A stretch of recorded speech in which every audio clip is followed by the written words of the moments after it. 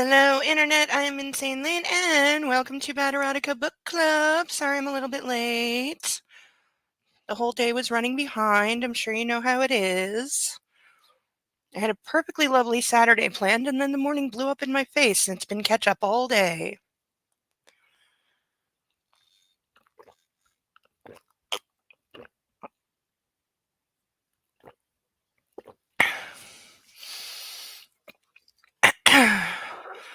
But now, as evening hath fallen, day is at an end.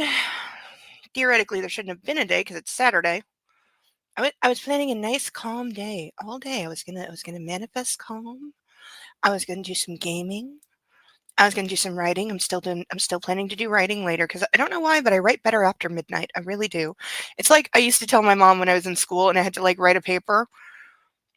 She'd be nagging at me to do it like during normal hours. This is way past the point when she knew her kid is an insomniac and had given up on any kind of a formal bedtime.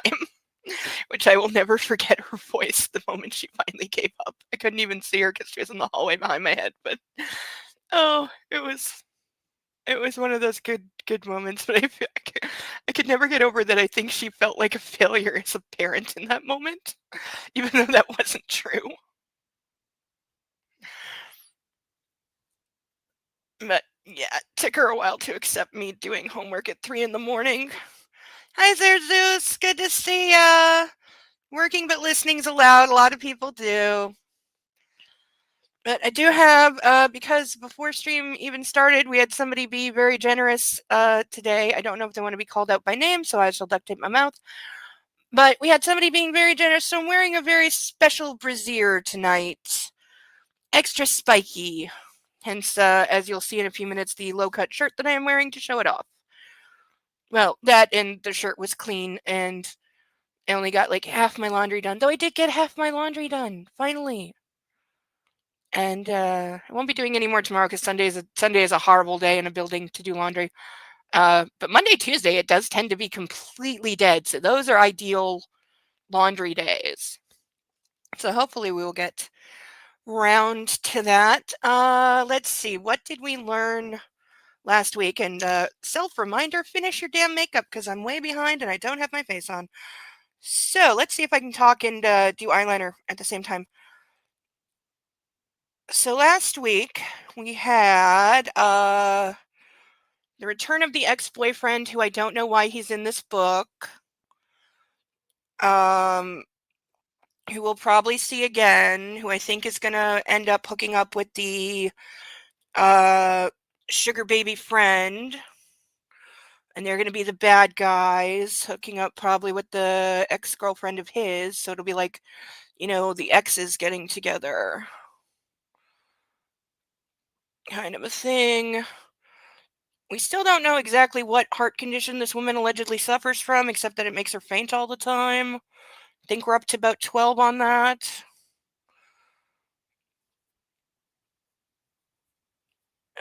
We found out that yes, she is pregnant, because it turns out if you do a pregnancy test way too early for it to work, you can't trust the result. How about that? Like, even I knew that. I don't think she's hi Sarah Bellum. I don't think she's actually even showing any signs yet. But she went to the doctor and they did, you know, an actual test. And yes, she is pregnant, but she hasn't told him yet. So there's that of like, when is he going to find out, or when is she going to tell him, or is she going to try and get rid? That would be an interesting, like if he caught her in the bathroom with, you know, I don't know, pills or drugs or something. I was going to say coat hanger, but that's a little, you know, not that that hasn't been making a comeback in certain areas of the world. And yes, I grew up hearing my mom make jokes about that and didn't understand them until I was much older, or that she was being serious, because I didn't realize that abortion was actually illegal in Canada until the like early 80s, I want to say, but I'm not sure. But it was illegal at some point, which just surprises the shit out of me. But I guess every country kind of has an evil history there, and I just totally streaked black all over my face, cause yeah. Cause let's just look really, really shitty today. Oh, would go with the day I'm having. Though on Monday I am gonna make sure, very much so, that a certain company here has a very bad day. Because I don't like it when people threaten me. I don't respond well to being threatened. You may get what you want, but my revenge is going to be legend. Revenge is something I do well. I'm like a Klingon. I'm aware that blind reading is flawed logic. You know what I mean? So yeah, what we got is ex-boyfriend doesn't want to go away. Don, whoever wants to kill ex-boyfriend. Oh yeah, we had a second ex-boyfriend because they went to a wedding. That's right. They went to a wedding.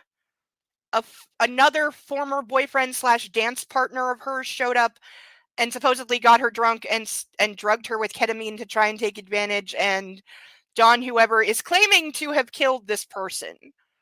We didn't see it happen. That scene is not in the book, as with so much else. But he claims to have killed this guy for trying to take advantage of his fiancée. Because, oh yeah, they're engaged and that's just a thing now. Even though, by the way, he proposed, she didn't answer, he jammed the ring on her finger, and now they're engaged. She never actually said yes. Just to be clear on that. But yeah, supposedly he murdered the ex who drugged her and tried to take advantage. And can we also, by the way, point out that she's probably been pregnant, doing the maths here. She's maybe like 5 weeks, 6 weeks at best. Assuming she got pregnant like the first time that they fucked. Yeah, at best she's like 5 weeks. But she has been drinking all of the champagne this entire time. Like more than 1 bottle a day. And apparently was dosed with ketamine. So I'm wondering, what does that do to the baby? But I have no doubt everything will be fine because this book doesn't like to think too hard. So for now, all rise for our national anthem. And then hopefully we shall finish this book because it's only 6 pages over page count. So as long as I can keep a decent pace, we are going to finish this book. And then I'm going to read the back cover for the second one, which did arrive, and it is here. So we'll read the back cover. And then tomorrow evening on my Discord, I will be hosting the movie of the first book that I have not seen. I've not seen it. I've not read reviews. I haven't read synopsis. I do know because somebody told me it has the rare honor of having a 0% on Rotten Tomatoes. But for now, this.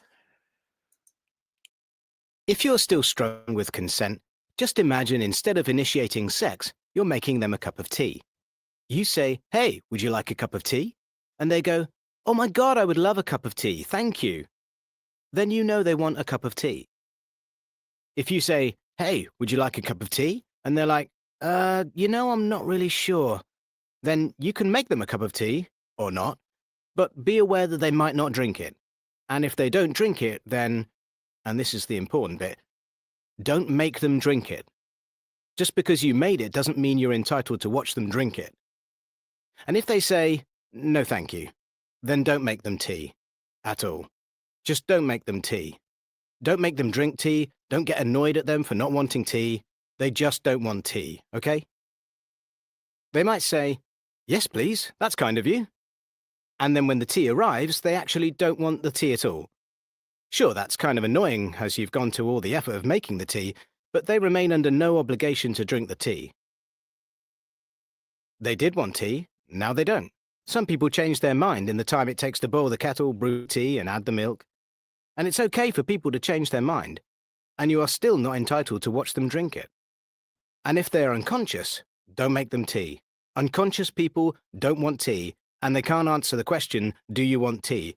because they're unconscious. Okay, maybe they were conscious when you asked them if they wanted tea, and they said yes, but in the time it took you to boil the kettle or brew the tea and add the milk, they are now unconscious. You should just put the tea down, make sure the unconscious person is safe, and this is the important part again, don't make them drink the tea. They said yes then, sure, but unconscious people don't want tea.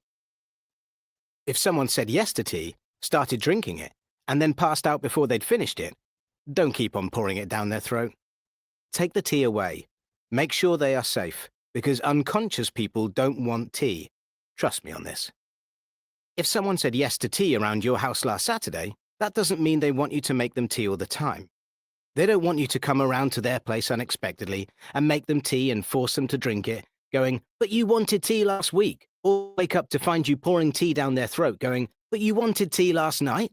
If you can understand how completely ludicrous it is to force people to have tea when they don't want tea, and you are able to understand when people don't want tea, then how hard is it to understand when it comes to sex? Whether it's tea or sex, consent is everything. And on that note, I'm going to make myself a cup of tea.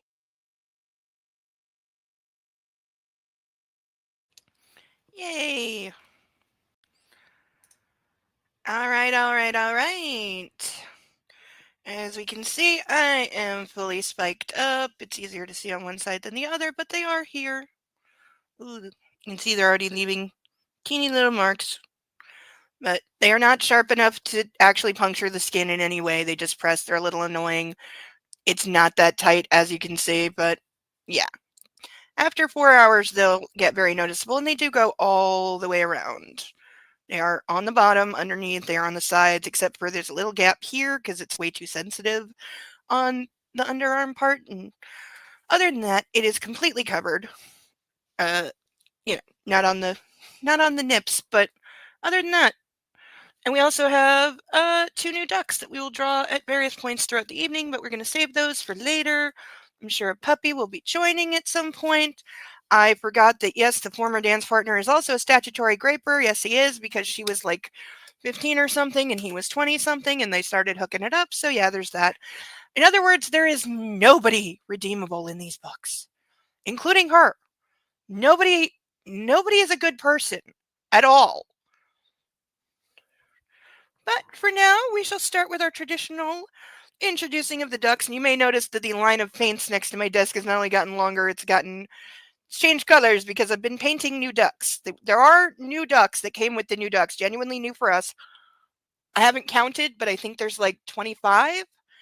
And then there's probably about 20 in a box over here that I will be posting pictures of over the next week because I need ideas for what to repaint them in. And I do have some new painted ducks that I will show off as soon as I show off our existing pantheon of wonderfully already sponsored ducks who have earned their place on our risers.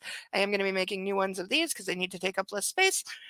But we will get to that. In other words, I got a lot to do. But for today, let's introduce our reigning champion ducks. We have Ralph, Charlotte, Steve, Paddington, Caspian. Yes, why am I second guessing myself?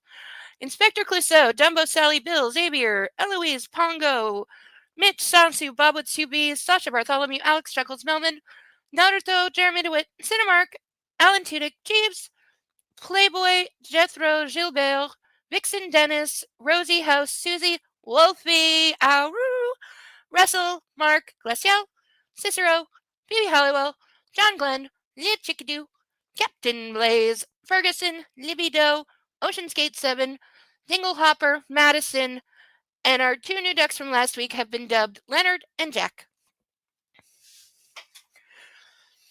And waiting to join them for the sum of $10 each, I will randomly draw one of these brand new ducks. This is a brand new bag that they came in. That's why it's all shiny and clean. And also, I realized the other bag for the ducks probably needs to take a run in the wash because it's a little dirty. But they have a brand new bag, all of their own. Yes, I washed these before I'm touching them again. I remembered. But these are all the new ducks. They are new. They're ones that we do not have any version of already on the stage. So these are brand new.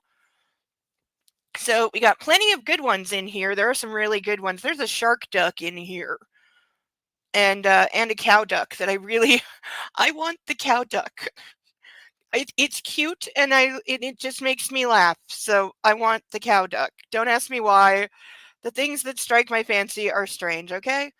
Oh, and one of my eyes looks way more black than the other one, and that's gonna bug me. A little bitter. But yes, there's plenty of new ducks in here. Some of them are really, really cool. Some of them are definitely interesting looking. Like there's a space duck, there's a Frankenstein duck. It is drawn at random, so we'll see. But those are the new ducks that are waiting to be drawn. And we have some painted ducks. I did get through some painted ducks this week. Starting over here, we have Raphael, the Teenage Mutant Ninja Turtle. He's got his Siles and his signature red bandana. We have a Christmas Story duck. Yep, that's Ralphie in the bunny suit. Hi, Nightwolf. We have Yoshi. Which Renner didn't hear that? It's Yoshi. It's Yoshi duck because it's a duck that's a dragon, kind of. And so what else could I do but make a Yoshi duck? Okay, I'm going to preface this duck by saying I was in a really macabre mood when I came up with this, so I apologize if it's a little, shall we say, mean-spirited. But it was the only thing I could think of for a duck with a diaper and a mohawk, and I added that to the back of it. So if anybody would like to take a guess as to what I have dubbed the duck with the mohawk and the diaper and the tire tracks down its back, you can go ahead and take a guess, keeping in mind I was in an evil mood. And there's your clue. And based on Sarah Bellum's wonderful suggestion, and I do mean this, I got to cut a duck in half. That was fun. We have the turducken duck. This side is the turkey. And then you turn it, and it's a duck. And yes, there's a chicken in there. I'm not taking it apart now because it's a pain in the ass, but when somebody sponsors this, I promise, I will take it apart and show off the chicken so you know it's in there, because there is a chicken duck in there. So that's what I was able to get painted this week. Me, evil? Yes, I'm sometimes evil, but that's also your clue for the duck with the tire tracks and the mohawk and, you know. So, yeah. If anybody guesses what the mystery painted duck what I've dubbed it while I was feeling evil and macabre, then thank you for enjoying my dark sense of humor if you get it. And if you just have any random idea of I would like to see a duck version of this, just put this either in the chat or in the Discord or in the comments somewhere. I will see it, and I will do my very best to paint you a duck of that thing. We got plenty of ducks to go through, so I'm sure I can find something. I'm very creative. I love you too, Nightwolf. Ow! Okay, my wolf howl is pathetic, I admit. I admit it's pathetic. But my purring deserves more credit. My purring is on point.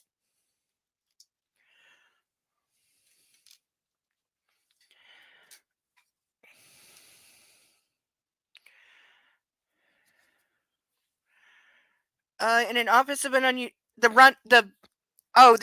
duck with the tire tracks? No, it has nothing to do with anything that happened at the Pentagon.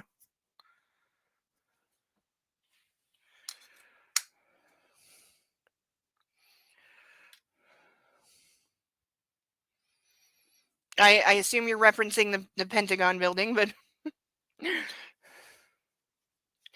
what did they do this week? Blow up the wrong thing again? Not the Pentagon. Okay.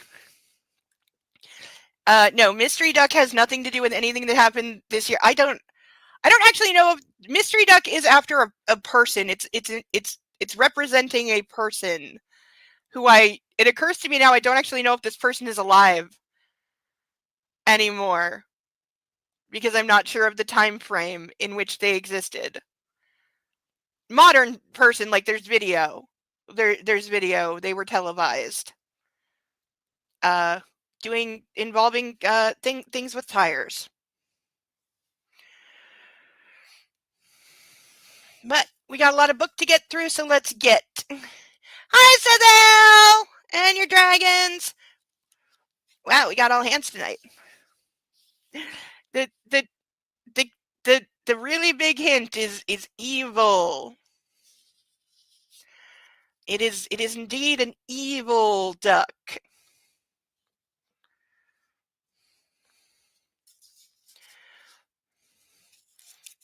So yeah, we only got 46 pages. Yes, that's a little high on the page count, but we can do it. I have faith in us. Oh, and I forgot to finish. Why am I a scatterbrained idiot tonight? Okay, so we have our usual ducks for 10. We have our painted ducks, all of which are also 10 at the moment. We also have our handcuffs, my personal favorite, for 25. There's a key in here. There's also a key on the string because we practice safety here, and these are real handcuffs that take a key. So we have 2 keys because safety here. So for 25 bucks, I will put these on for 20 pages and enjoy myself. And Sathail for the win. Yes, Evel Knievel duck. Yes, it is Evel Knievel duck, and that is why it is a duck with a mohawk wearing a diaper after being run over because he infamously got injured as much as he succeeded. Like, he did some really awesome things. He set, like, I don't even know how many records, but a lot. But he also, like, broke every bone in his body multiple times. So forgive my macabre sense of humor, but yes, this is Evel Knievel duck that I almost just dropped with the tire tracks on his back. And I said I was in a dark mood. Okay? I'm sorry if it's in bad humor. Though I also, from what little I know about him, I have a feeling Evel Knievel would have found this funny.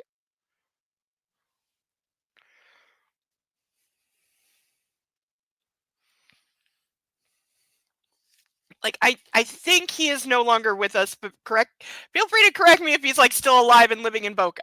I don't know.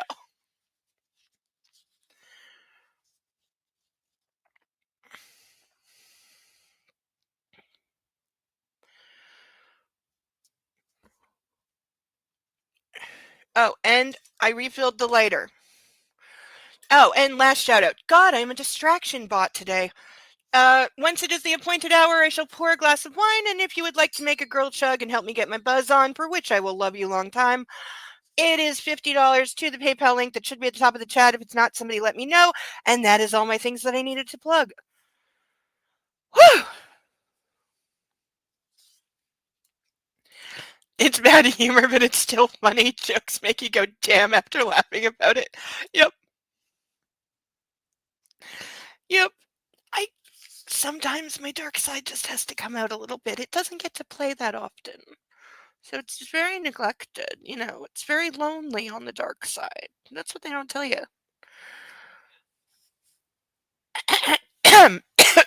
So we're like midway chapter 18. Something in Polish. I groaned in Polish, hiding my head between my knees. I know that word. I lifted my head and saw the man in black sitting next to me in the sand. You can't run away from the security guys, baby girl. There we go. There we go. Already I get to play with fire. I'm keeping a count because 10 is our break 10 is our record. So we're on 1. And wow, I really got to transfer this to like a new page so it's readable cuz it's a mess. But I've got our notes. We're still keeping our notes. So I've got burn baby burn, and I came up with a way to not miss when I need to burn something and then forget about it because I'm going to underline it. So I remember to go back and set fire to it.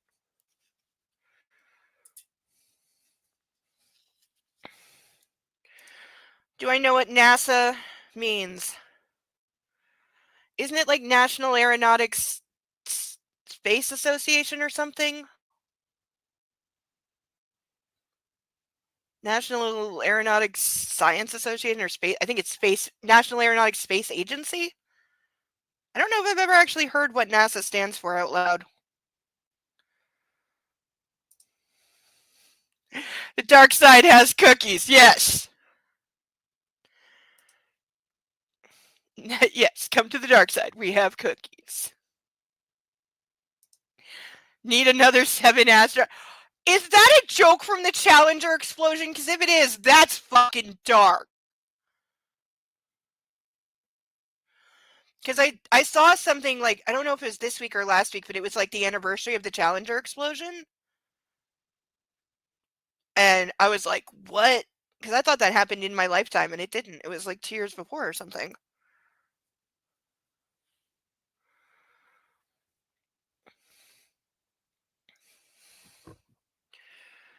It is agency. See, I got at least one of the words right.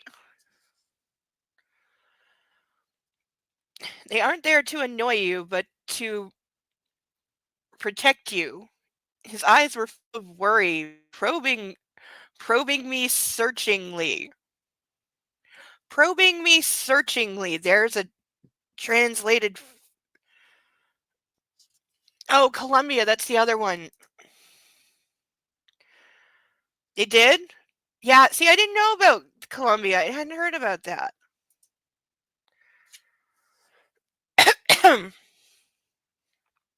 I know one of them was terrorism.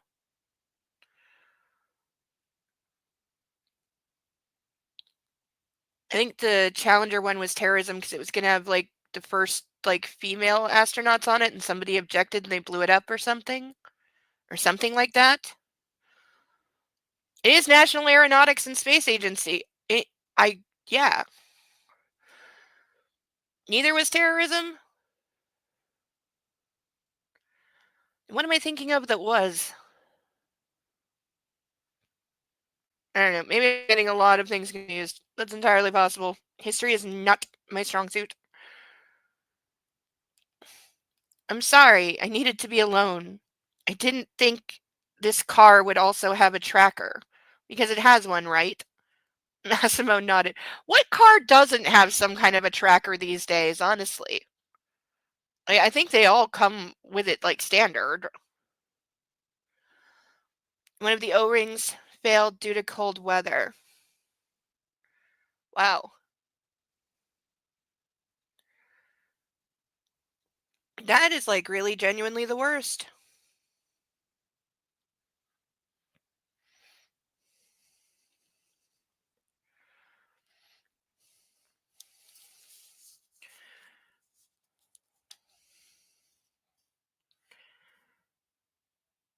He'll be in real trouble for letting you go. If a woman eluded them, how are they supposed to protect me? There's a sexist statement. Will you kill them? I asked, terrified. The man in black laughed out loud and ran his hand through his hair. No, Laura, that's no reason to kill a man. I'm an adult. I can take care of myself. You've shown no proof of it yet, girlie. Yeah, there was chunks of foam from the tank broke off, heat shielding, and that didn't end well.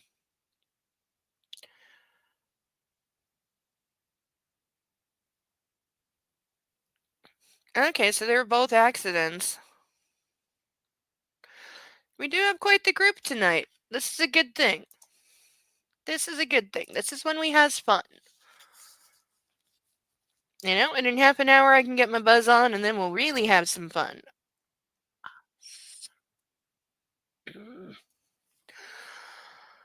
Oh.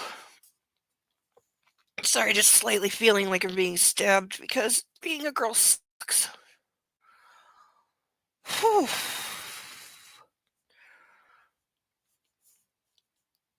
Uh, Massimo wrapped his arm around me, pulling me towards him. I don't doubt it. Now tell me, what was that about? Why did you go to that doctor? Like you haven't like hacked into her medical records yet, because like we know that like that's gonna be a thing, because like Gray did it. Thanks a lot, Dominic. I thought, disgusted by his lack of discretion. Girl, are you forgetting there's an RFID tracker in your arm? They can see everywhere that you went, you know? Get over having any privacy. Ah, Columbia was thought to be terrorism. Ah, okay, but it wasn't.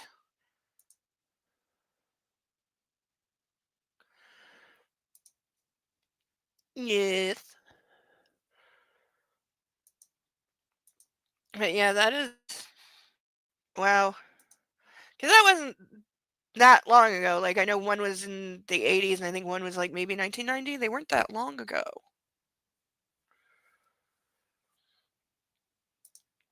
You know, and now we have billionaires making their own like rockets and sending, you know, pop stars into space. And William Shatner. I will say William Shatner going to space is cool. As a Star Trek nerd, cool. Also that he's roughly 112 and is still going on tours.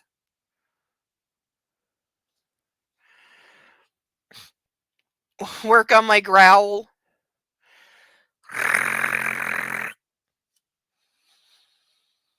And that's purring, not growling.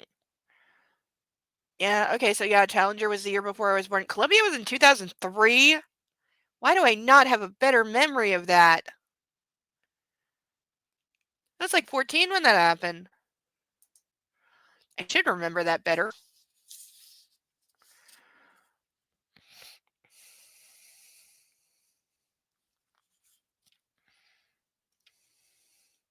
I stayed in Massimo's embrace, pushing my face into his torso. Should I tell him the truth? Or should I keep lying for a bit longer? I've had too much of everything. The stress. I went to the clinic to check if you told me the truth. You were right. There was ketamine in my bloodstream. That's why I don't remember anything. Did you really kill him, Massimo? See, because I don't believe him. I asked, pulling off my sunglasses. The man in black turned and looked at me and took my face in his hands. I hit him and then took him to the pond by the stables. I wanted to scare him a bit, but when I started, I couldn't stop, especially when he confessed to everything. So, yes, Laura, I killed him, and Carlo's man took care of everything else. Do we believe him? Because I don't know if I believe him or not. You know what they say in horror movies, right? No body, no proof.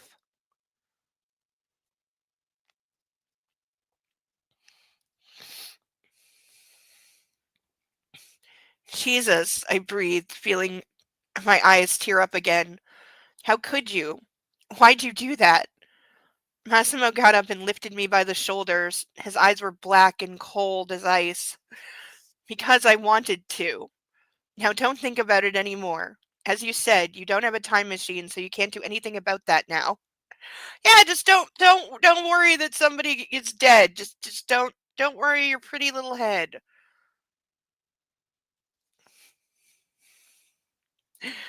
Yes, I remember when we were going to go to war with Greenland. You know what happened? And this is true. I just saw this yesterday. I saw this late last night. My very own, and I'm very proud of at this moment, my dear country of Canada has now opened a consulate. For you Americans, that's an embassy in Greenland. I think we're the only one. There was a ceremony and pictures and everything. Someone hurt the woman he kidnapped and is holding hostage. How dare he? I know, right? I know. I know. Hi, Persnickety. Hi, Sasha. Oh, and hello to Izzy, Ozzy, and Persephone. I believe those are all of Cerebellum's fur babies. If I've forgotten any fur babies, let me know. Yeah, I know. Like, who's like, when everyone's evil, who are you supposed to root for? Like, I'm gonna be high AF while I watch the movie tomorrow. Forget drinking. I'll take the day off from drinking. I'll just be really high. I think that's the only way I'm getting through the movie. Movie kickoff time is 8 o'clock tomorrow. We will be watching the first movie on my Discord. Oh, and I've been told it's not safe for work. As in, you see, like, full frontal everything, so be warned.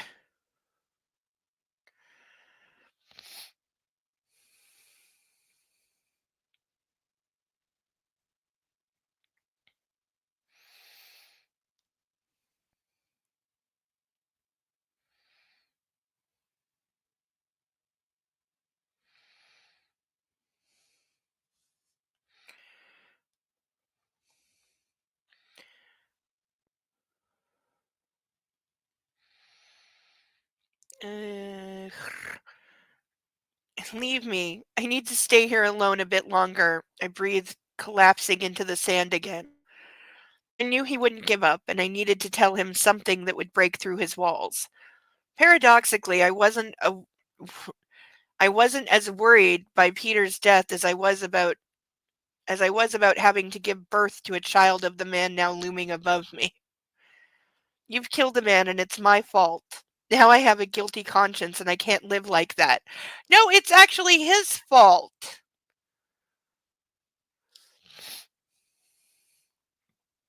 The only thing I want now is to get on a plane and never see you again. So either you do as I ask or this will be the last time you see me. Oh, you're threatening to run away? Because that's worked so well. You've done that twice already. Well, kind of 3 times. It hasn't worked yet, girlie. Are you taking the hint yet?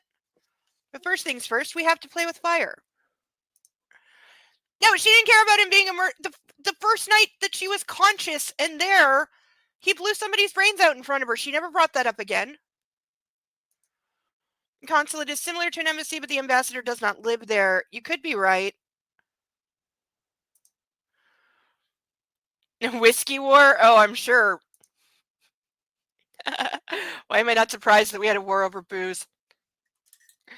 But hey, look, for anyone who doesn't know, the band, the comedy band, the Arrogant Worms, look up their song called the Wolf Island Ferry. It's a really good song. And Wolf Island is a real place. I've been there. It's just off the coast. It's just outside Toronto. And it occasionally goes underwater now because the tides come up so high. It occasionally goes completely underwater, which is a problem because people live there. But yeah, Wolf Island was, shall we say, and to quote the song, a really good port to smuggle booze in from the States. So during Prohibition, that was the crossing point, because Wolf Island is about 10 miles from, uh, hitting land on certain places. Of course, if you go further north and you head into the sea, you're going to hit France. But for now, we have our first burn, baby, burn for baby girl. 3, 2, 1.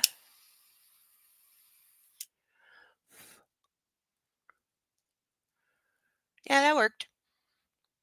Oh, it smells like fire again. Like proper wooden fire.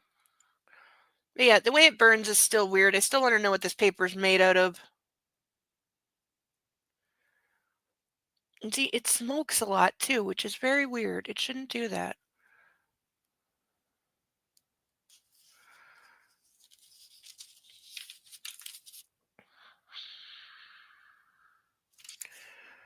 But if you just shut it for a second, it goes out.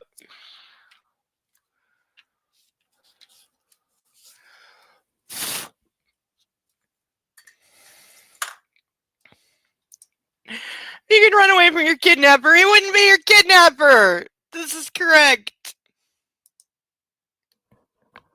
Ow.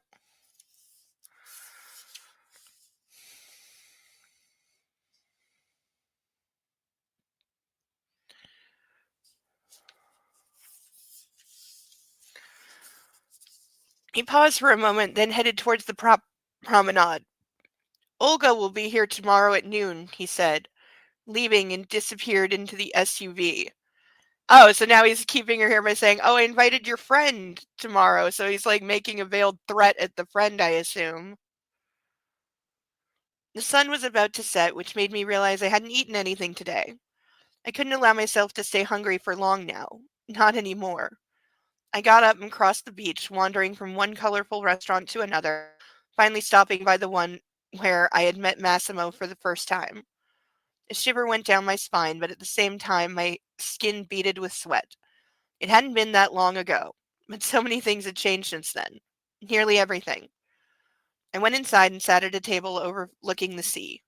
A waiter appeared immediately, greeting me in fluent English, and vanished equally as fast, leaving the menu. Leafing through it, thinking of what to have, wondering if there were some foods I shouldn't have in my state. This is true, and it's a long motherfucking list. This is one of the things I actually remember from a kind of hybrid home ec class I took once. There was the whole session on like being pregnant section on being pregnant and babies, and the list of foods you should not eat while pregnant is fucking long. Pretty much all fish, most cheeses, anything like pretty much anything raw, uh anything with like too much salt, like putting salt on things is a no. Caffeine, though I did hear they've like revised the caffeine to say like 1 cup of coffee a day is okay rather than a total boycott on caffeine. I don't know the latest, but it's a lengthy list of things you shouldn't eat while pregnant. Very lengthy.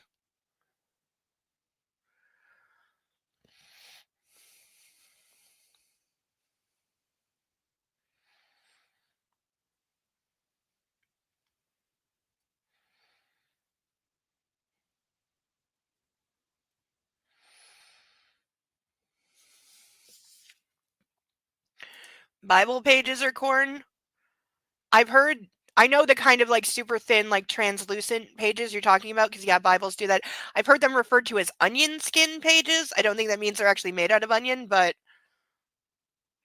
yeah, soft yep, soft or unpasteurized cheese because if it's not pasteurized, yeah, it can be bad for you. I only drink 1 pot of coffee at a time. Yeah, seriously, I don't think you have to worry. Those lists are bullshit. Those lists are legit. Brands wouldn't exist because they never read. Persnickety with the rare and valid point.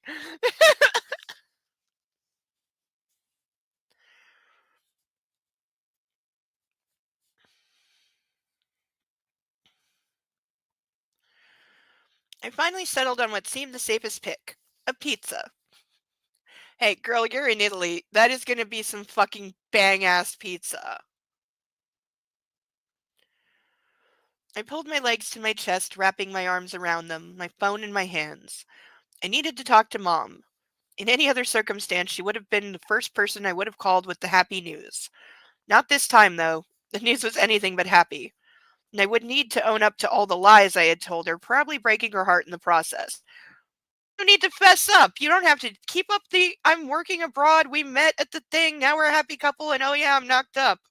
And we're getting married next week. Oh, yeah, because he also decreed they're getting married in like 6 days and then they're going to hide it and have like a real wedding for her family and that in like 6 months.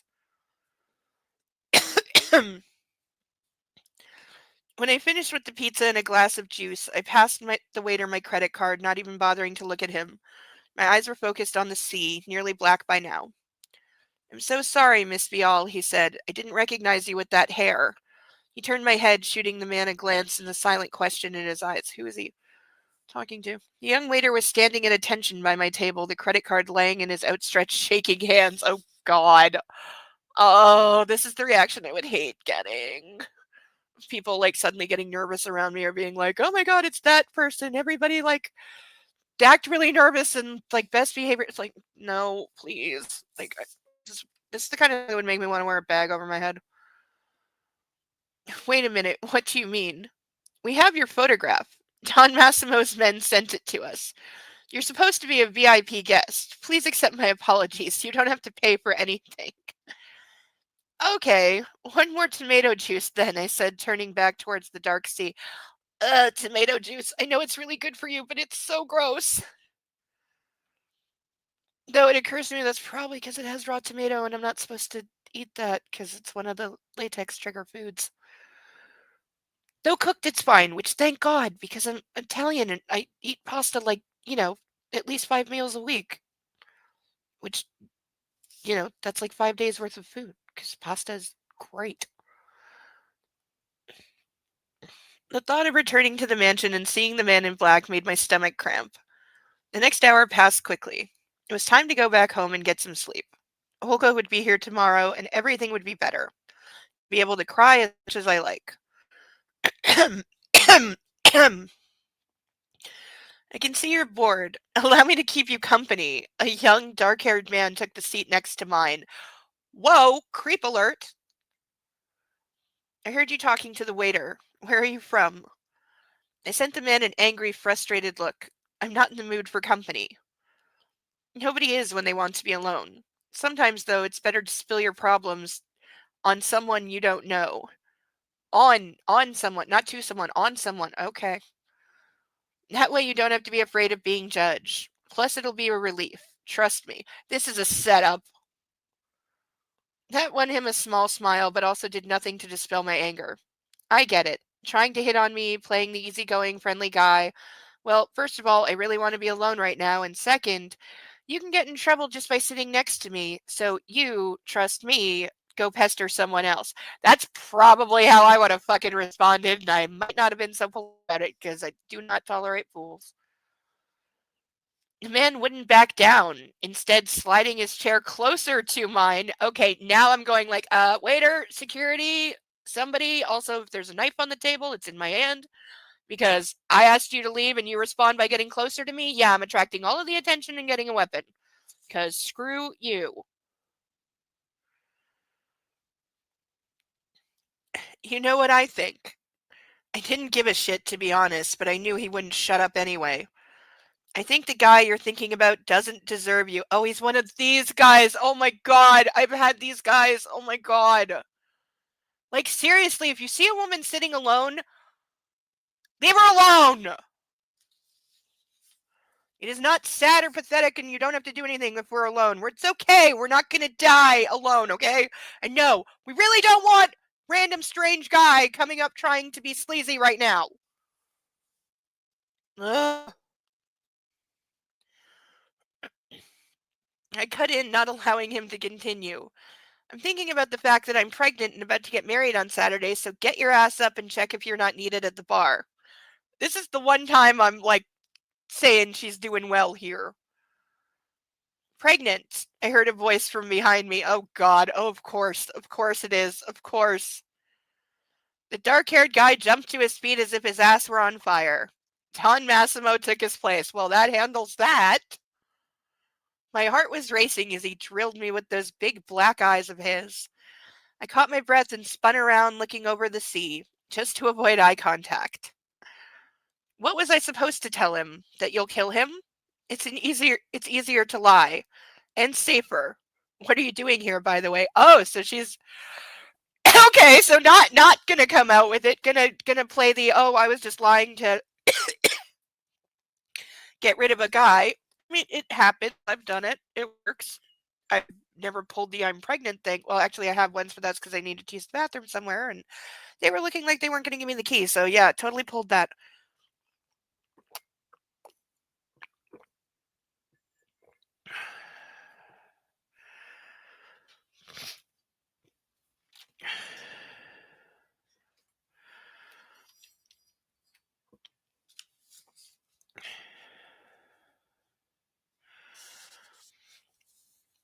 Uh, what are you doing here, by the way? I came to have dinner. No food left in the fridge at home? You weren't there, and I was missing you. Besides, I'm leaving tomorrow. I wanted to say goodbye. He is always leaving. I think they've spent collectively less than an actual week's worth of days together. I turned back to him, frowning. Leaving. I need to work, baby girl. There we go. I'm underlining so I don't lose it. But don't worry. I'll be back in time for our wedding, he said, winking. I wanted to take you with me, but since your friend is coming over, why don't you go out somewhere? You deserve a bachelorette party.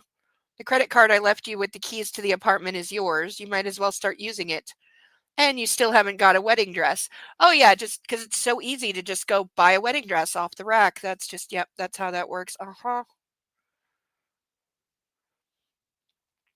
His warm and tender voice calmed me down, assuring me that it wasn't time to tell him yet. I was lost. Who was he? I mean, for real. At the same time, that unpredictability was one of the things I loved about him.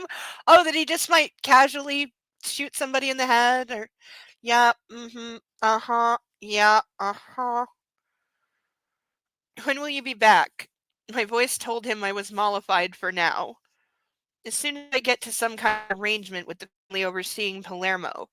Emilio's death caused some trouble, but you don't need to concern yourself with that, he replied, getting up and planting a kiss on my forehead. If you've eaten and you're ready to go, I'd like to say my goodbyes back home. We got to the Porsche and I passed him the keys. You don't like it? He asked, opening the door for me. I got in and waited for him. It's not that. The car's beautiful, but it's too complicated. Besides, I like it when you drive. For a while I hesitated, thinking if I should fasten my seatbelt. I'd read somewhere that pregnant women shouldn't do that. I think she's incorrect on this one. How do you know where I was? How did you know where I was? Massimo laughed and stepped on the accelerator, making the wheels spin, tires screeching. Remember, baby girl, I always know what you're doing. Yet he has a tracker implanted in your body. Have you just forgotten that? A few minutes later, he parked the car in the driveway, stepped out, and opened the door for me. I'll go to my room, I muttered, gently stroking my belly. You're going to give yourself away doing that? Okay, but I've relocated you. Let me show you to your new place, Massimo said, taking my hand. I like the old one, I groaned as he led me down the corridor. End of chapter. We got 2 burnings to do, but first I am going to stretch. Also, let me check. Yeah, I'm gonna read the other side of the page first because it'll yeah the fire is not the fire is not always so predictable. But we'll do one, then we'll read the other half, and then we'll do the other one. But for now, stretch. Oh, and it's almost time that I can start drinking. Almost. I do need to read faster though, but we'll get there. I am manifesting calm. Calm, because we've only read like 3 pages. I gotta move, but I would like tomato juice if it didn't have tomatoes in it. Yes, 100% with persnickety on that. You like fresh tomato juice, but not the stuff in the stores? Sethdale, what's wrong with the stuff in the stores? Oh, have you ever had clamato? It's a very Canadian thing. Don't ask me why, because it doesn't make any sense. But I'm curious. Anybody ever have clamato? Or do you know what a bloody Caesar is? She should ask, don't you know who my kidnapper is? Yep. Yep.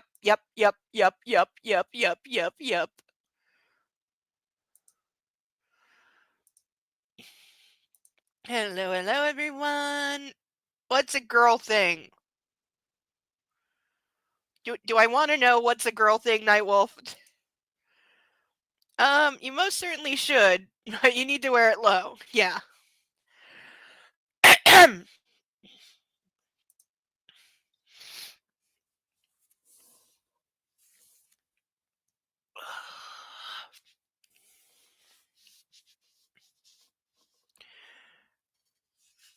All right. Cracking the whip tonight. Haha. Actual whip, huh? Should do more of that. Maybe I can just whip it to death.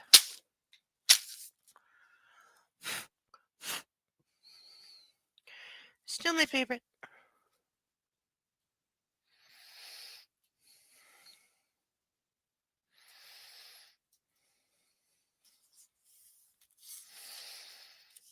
Oh yeah, I was playing with fire. All right, so for the second time tonight.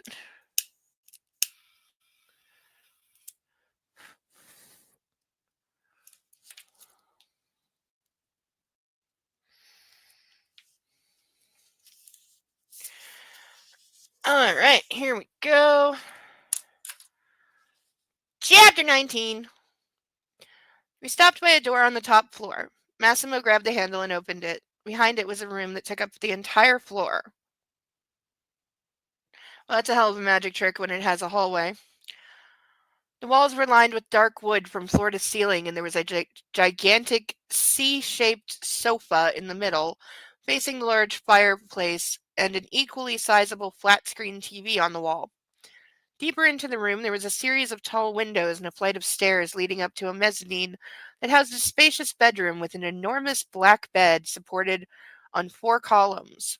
It made me think of the bedroom of some great monarch. The bedroom led to a closet and a bathroom, and finally to a terrace with a view of the sea. This is your new room, Laura. You're staying with me from now on. So what's the point of her having an apartment?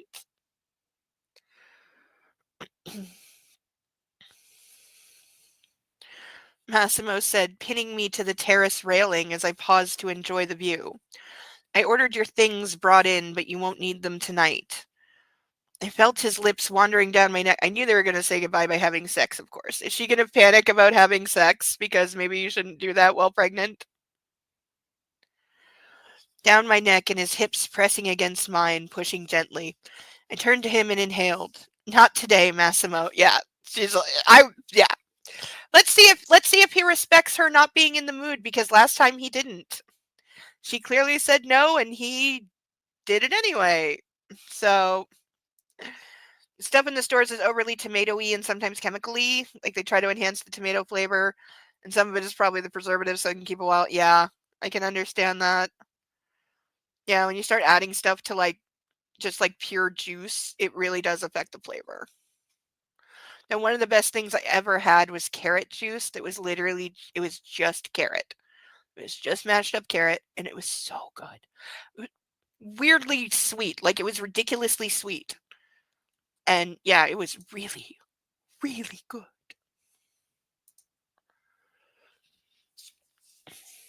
But that was from like a farm stall. I've never actually seen it in the store.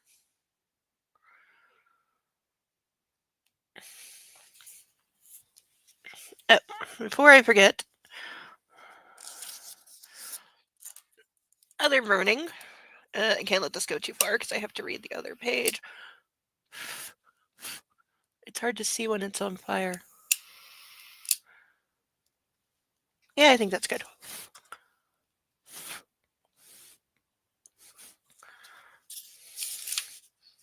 Okay, we're good. See, I'm getting better. Getting better at not setting the entire book on fire yet. Though I did clean my bathroom in anticipation of doing the burn video this weekend. The man in black propped his hands on the railing, enclosing me between his arms. His gaze was penetrating. What's happening, baby girl? I'm gonna run out of fire. We're up to 4. This is 4. We're literally we're only like 6 pages in and we're up to 4. Wait, where's somewhere I can keep hashtags on my page? 2, 3, 4.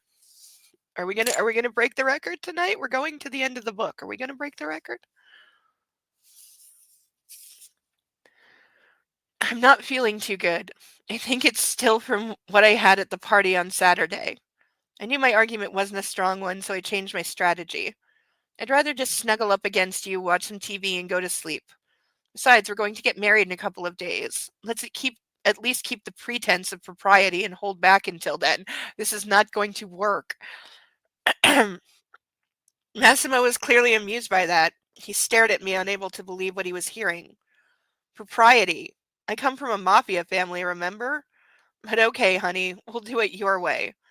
I can see something's wrong, so I'll just wash your back and that'll be enough for me tonight. He led me through the apartment. Oh, no, you won't. We both know how taking a shower together would end. Yes. An hour later, we were laying in bed watching TV. You'll have to learn Italian at some point. You know that. If you're going to live here, you should know the language. We'll start on Monday, Massimo said, switching the channel to local news. Will you learn Polish too? Or will I have to talk in English even when we visit Poland? Hey, fair play. How do you know I'm not already learning it? He asked, hugging me and running fingers through my hair. I'm glad Ogo will keep you company for the next few days. I think some freedom will do you a world of good. Well, freedom is a relative term in this context. But don't even think you'll lose the bodyguards again. I don't want to have to worry about you. He took my hand with a tight grip. If you'd like to go driving or go to a party, tell Dominic. He'll have everything prepared, Massimo said seriously. Remember that a lot of people already know who you are. I'm very concerned with your safety. You'll have to cooperate with my men if we want this to work.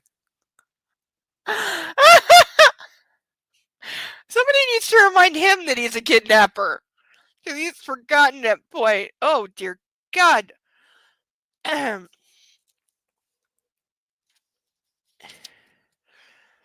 sense of those words got me thinking. So did Massimo's worried expression. Am I in danger? Baby girl. Now we're up to 6. We might break the record. And yes, I still have to burn the other page. I have to read this side first. Your life was in danger the very first moment you arrived. So just let me take care of things so you stay safe. He literally just pulled the "Don't worry your pretty little head about it" card. Ugh. Like, if you told me this was written in 1950, I'd be more likely to believe you than that it was written in 2020. On instinct, I put my hand on my belly under the sheets. I knew I wasn't responsible only for myself anymore, but for the little human growing inside me. I'll do whatever you ask. Never, ever, ever say that to anyone. Massimo lifted himself on his arm, sending me a puzzled look and frowning. What's with the sudden obedience, Laura? I knew he had a right to know about our baby. I also knew that conversation wasn't something I could run away from, but I didn't want to talk about it just before he had to leave. This wasn't the proper moment. You're just right. I get it now.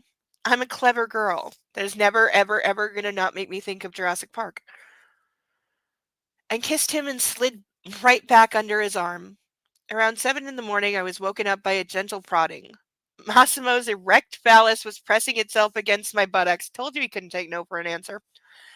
I turned my head his way, discovering with some amusement that he was still asleep.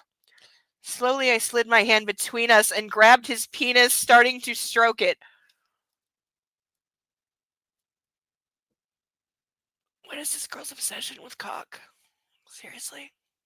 Seriously. If she gets on her knees, I swear I reserve the right to gag. I propped myself on my elbow and watched his reaction. My grip tightened and my movement grew faster. Suddenly his eyes snapped open, but when he saw me, he closed them again. His hand slid under the sheets and started to softly rub my lace panties. Harder, he whispered. I did as he asked, and I felt his hand venture deeper, reaching my wet snatch. That's on the list! That makes 7.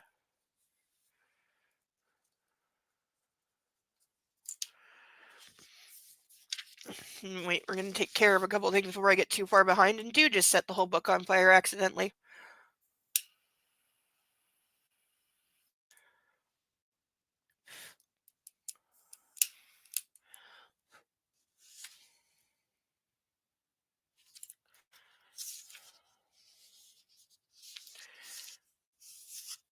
Readable.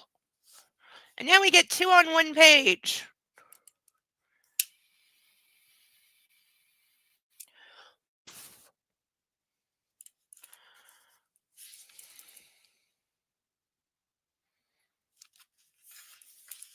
At least it snuffs out easy. Notice, look at my poor bookmarks. Look at them. Look at my bookmarks. They're freaking charred. I laughed so hard when I saw that. I gotta make some new bookmarks. Like, sorry, bookmarks. I didn't mean for you to be collateral damage.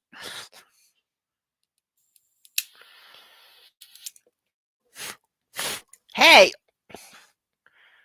That went up fast.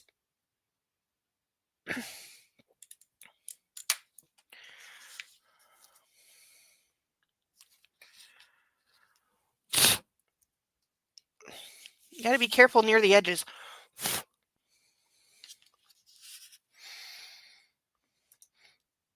Great grandmother would take tomatoes, boil them for a bit, peel them, and blend them. Oh, that does sound good. A little bit of salt. Yeah, you know what's really good is if you take green apples and slice them in with a little bit of salt. At least it's not so easy, said the YouTuber moments before disaster. Said Dale, you're always writing my obituary, which I approve of.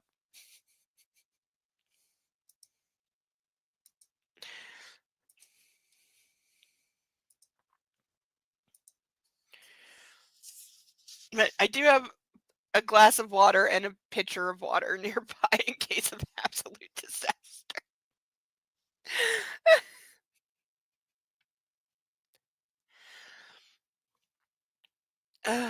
His phallus grew longer and harder, so we know he's a grower, not a shower.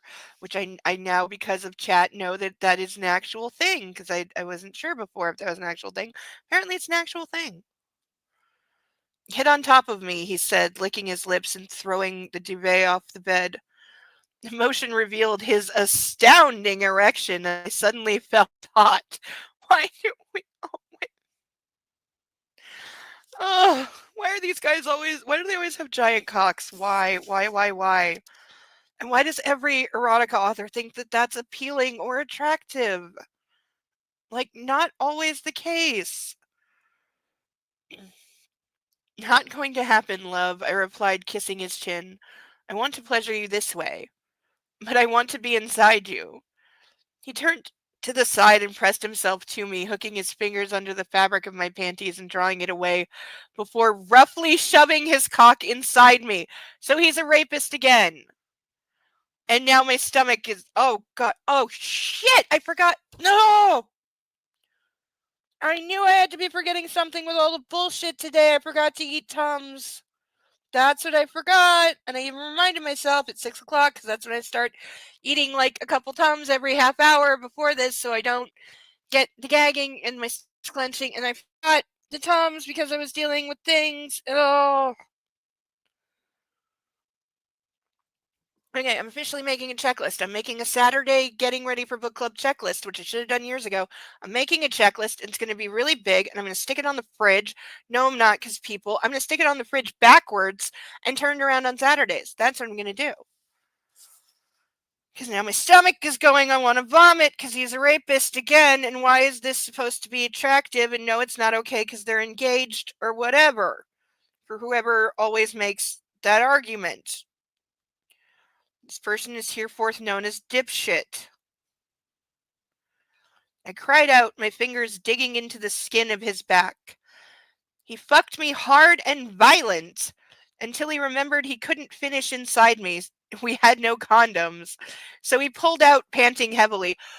By the way, that is a really, the pull-out method, for anyone who doesn't know, because it's effectively what he's doing, not considered birth control. Doesn't work. And moved up over my head. Oh God, it gets worse. It gets worse. Why does it have to get worse? Why does it have to get worse? Why does it have to get worse? Placing his hands on the wall behind my bed, finish me off, he whispered, sliding his cock into my mouth. I sucked him passionately, my fingers delicately stroking his balls. A moment later, I felt his body growing tense, and a wave of sticky semen flooded my throat, and I'm really gonna throw up. Ugh! He bellowed loudly, his hands clutching the headboard. When he was finished, Massimo collapsed on the mattress next to me, trying to catch his breath. You can wake me up like that every morning, he breathed, smiling. I tried swallowing his load, but felt myself gagging. I jumped out of bed and sprinted to the bathroom, slamming the door shut behind me, as I'm so tempted to do right now. Leaned over the toilet and threw up. When I was finished, I sat back down with my back on the wall, suddenly becoming acutely aware that I was pregnant. Jesus, this is bad. Come on. Oh, come on, Curly. Oh. This is bad. I thought if each blowjob was going to end in throwing up, I wouldn't be able to do it at all. Oh, please let that be true. I will give anything if that's true. Massimo stepped into the doorway, crossing his arms. Is he going to magically figure it out now? That pizza last evening must have been bad. I knew something was wrong with it. The pizza, huh? Yeah, he's going to know. He's going to know. Also, after 9? What after 9? Oh, thank you. You are best girl. Can I set anything on fire? No. He didn't say anything I can set on fire. All that, and he didn't say anything I can set on fire. That is not fair.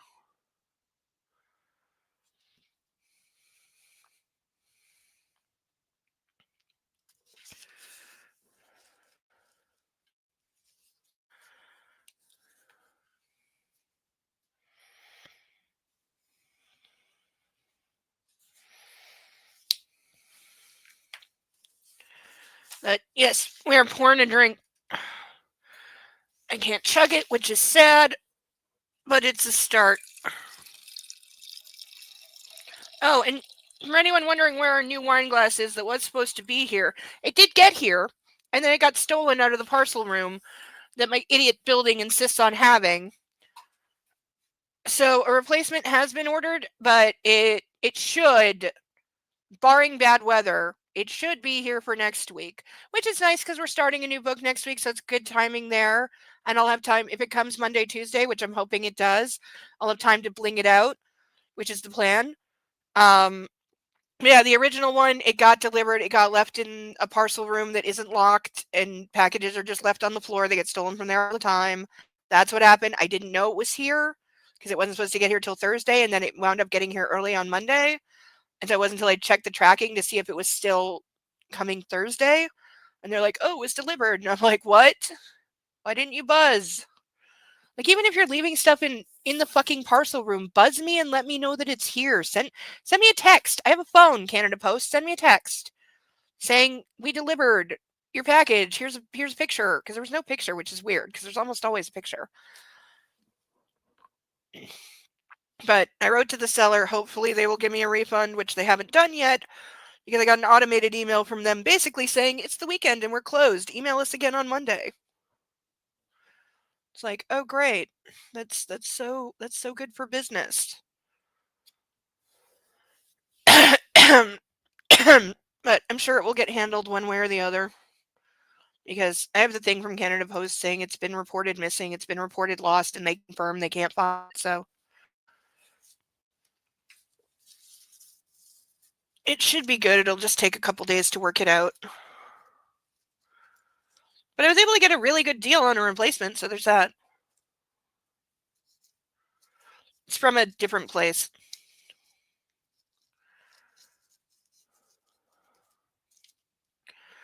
And hopefully, it'll be good.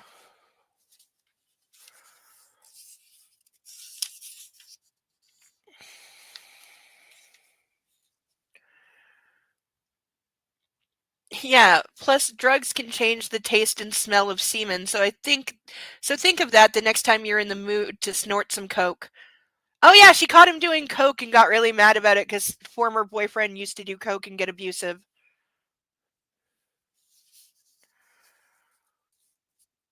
I said, getting up and grabbing a toothbrush. The man in black leaned against the doorframe, taking a moment to study me. Yeah, he definitely knows. I finished brushing my teeth and kissed him on the cheek on my way to the bedroom. It's early. I think I'll lie down for a while more. I slid into bed and switched the TV on. Massimo was still in the doorway, but turned and was facing me now. I was switching channels mindlessly, feeling his eyes on me. Want a physician to take a look at you before I leave, he said. I want a physician to take a look at you before I leave, he said, walking across the room to the closet. He knows. He knows, he knows, he knows, he knows, he knows. My heart skipped a beat. I didn't know which doctor he would call. Not even a witch doctor wouldn't be able to discover I was pregnant only from taking my pulse. Or so I hoped. Doesn't being pregnant actually make your heart go faster? I'm sure that's not definitive, but I think it's a thing.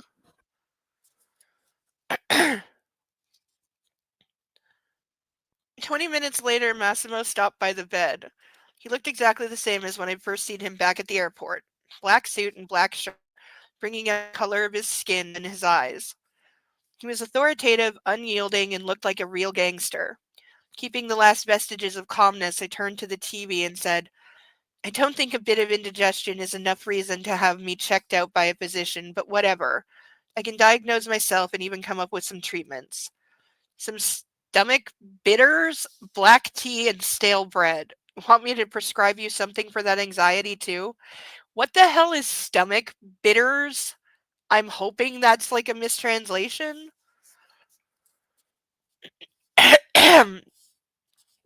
Massimo took a step closer, smiling gently.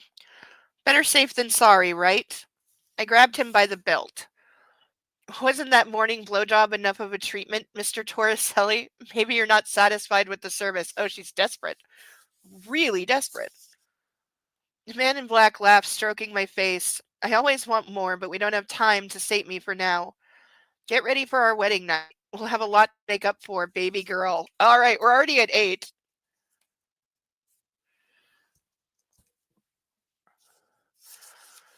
He leaned over me and kissed me on the lips passionately before going down the stairs. Remember, you promised you won't run away anymore. I have an app on my phone that allows me to see where you are. I installed the same app on your phone. Dominic will show you everything. If you don't like the Porsche, the drivers can take you everywhere, but please don't take any of the sports cars. I'm afraid, excuse me, I'm afraid you won't be able to handle them. This is actually good advice. Because, yeah, driving cars that can go 0 to 300, you should have to take lessons before buying one.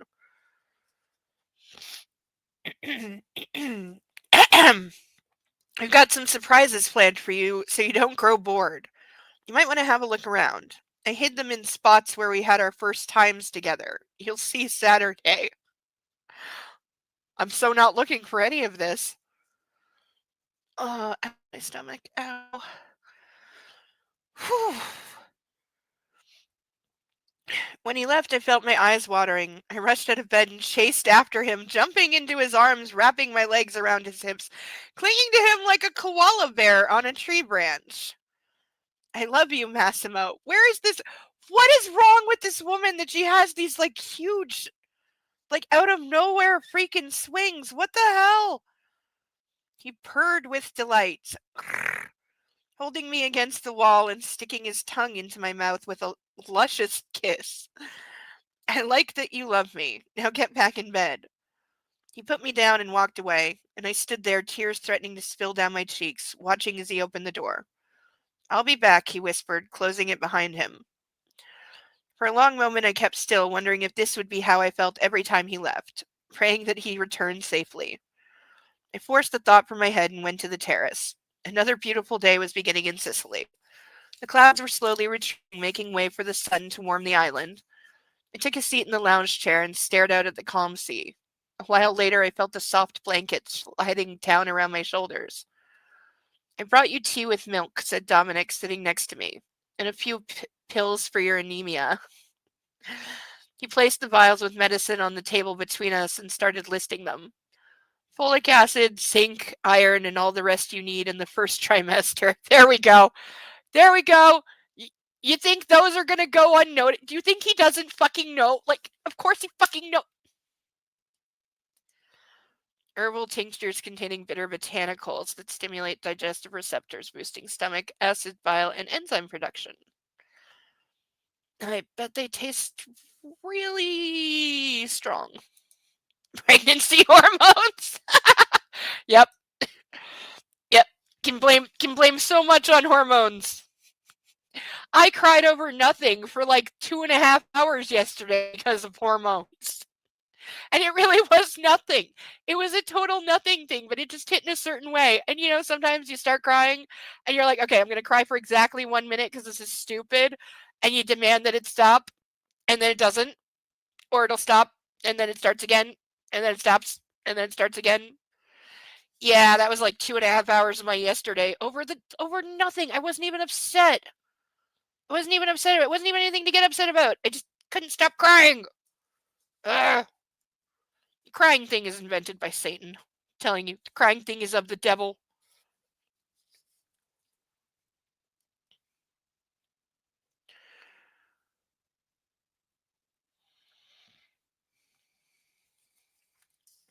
I have no idea. It's that reaction on steroids. Yeah, no, I know. That's what birth control did to me. It made the crying thing happen 40 times in one day for about 3 weeks. That's why I literally said I would never again in my life trying birth control, because if I never feel like that again, it'll be too soon. Oh, it just gets to the point where you just feel crazy.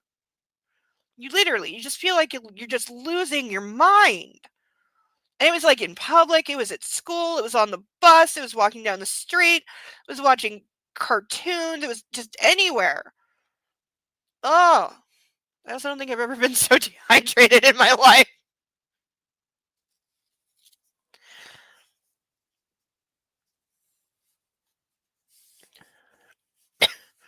I froze, gaping at him. You know I'm pregnant.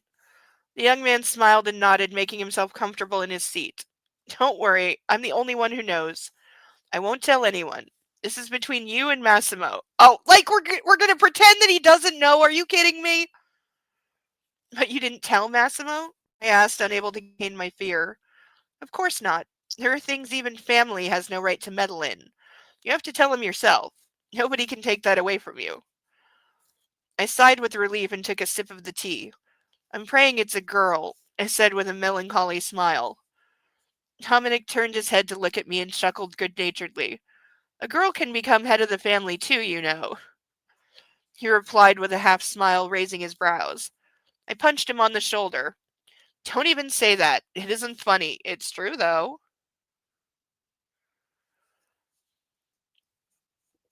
Have you thought about a name yet? Okay, we're way too early to be thinking about names, dude.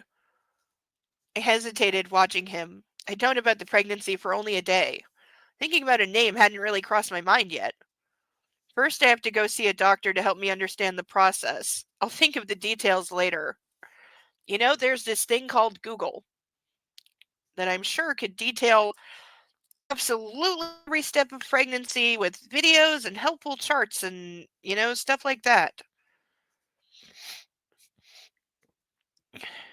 I booked you for a spot tomorrow, 3 in the afternoon, same clinic as yesterday. Now put some clothes on and let's go have breakfast. Me knowing your little secret means I've got to take a bit more interest in your diet. Yeah, that's what's going to get her caught. As we crossed the bedroom, I noticed a large box occupying the center of the bed. What's that? I asked, turning to Dominic. A gift from Don Massimo, he explained, giving me a big smile and heading towards the staircase. I'll be waiting in the garden. I opened the box, revealing two smaller packages with the Givenchy logo on them. I took them out and opened them. Both held beautiful boots, the beautiful boots that Carlo's wife had had on when we met in the restaurant in Warsaw. I was in love with those shoes, but nobody in their right mind would have paid what they cost. I jumped up and down, squealing with joy. Who jumps up and down like that when you're a grown woman? Both pairs were the same, only different in color. I grabbed the boots and hugged them to my chest and went to the closet, scanning all the gorgeous things on the hangers. I wouldn't be able to fit into any of those things in a few months. I'd missed the New Year's Eve binge and all the parties with Olga. How the hell would I explain all that to my parents? Well, you're going to kind of be visibly showing by then, so I think that will explain. Resigned, I plopped down in an armchair, still clutching the boots, thinking about all that frantically. Also, you might want to buy some flat shoes, girly, 'cause your spiked heels ain't gonna cut it at 6 months. Then it dawned on me. I needed to go see my mom before my pregnancy showed.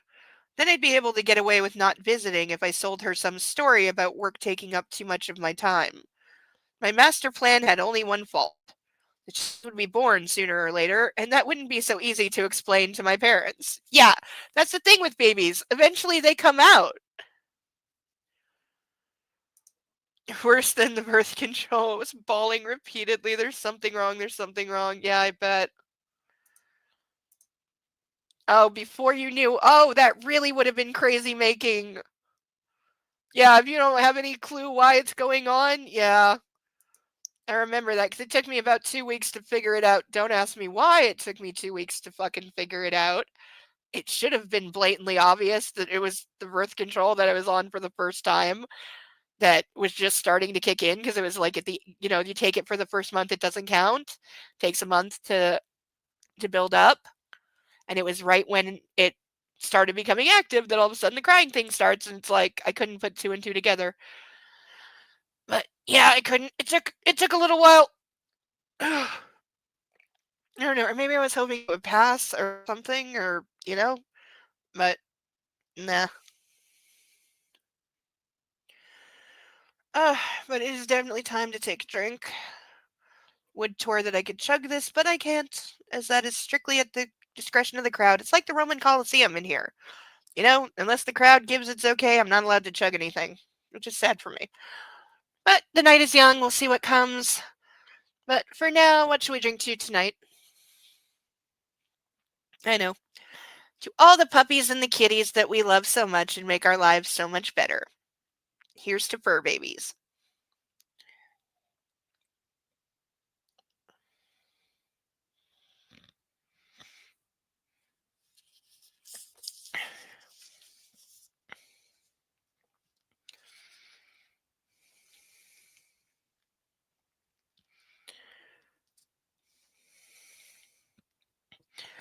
God damn it, what a shit show. I groaned, getting up. As long as my figure was still perfect, I decided to take as much advantage as possible of the contents in my closet. For my first day with Olga, I picked the boots that I'd gotten from Massimo. They'd go great with white shorts and a flowy gray shirt with long rolled up sleeves. I applied some delicate makeup and brushed my hair, putting my perfect bob in order. It was past 10 when I was finished. I moved my fingers to an off-white Prada handbag and put on gold aviators before turning before leaving the apartment. I stopped to look at myself in the mirror, unable to keep myself from letting out a gasp. God, could she think any more highly of herself or her looks? My outfit had cost as much as my first car, not counting the ridiculously expensive watch. Including that, the total price would probably reach that of the whole apartment. I felt attractive and very, very chic. But was this still me? No. I hadn't thought Dominic would be so concerned with my condition. When I joined him for breakfast, he fed me practically against my will, just like my mom used to do. Oh, so this is why she has an eating disorder, which she clearly does because she starved herself for 11 days out of pouting that he had ditched her. But yeah, if she grew up with mommy force feeding her and she's so obsessed with her looks and, being skinny and fashionable and fitting the pretty clothes. Yeah. Dominic, for fuck's sakes, I'm not starving, I groaned, irritated when he put another portion of eggs on my plate. I don't want to eat anymore. I'll only get nauseous again.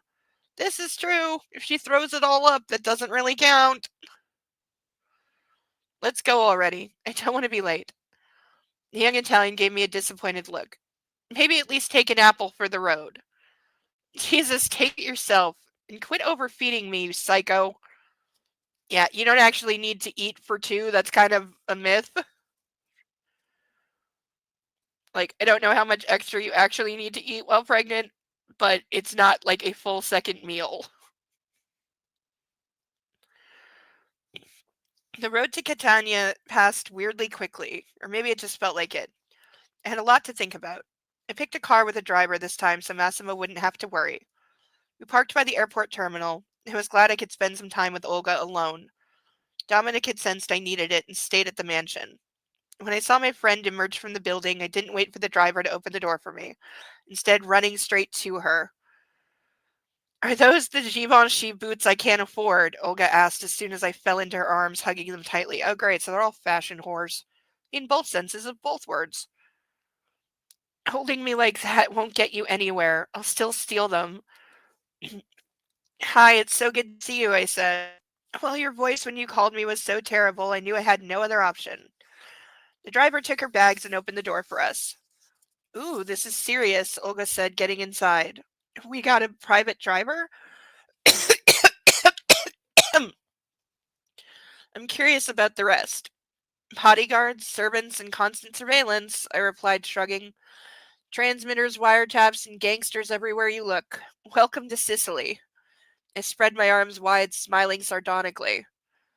Olga frowned, giving me a quizzical look. What's happening?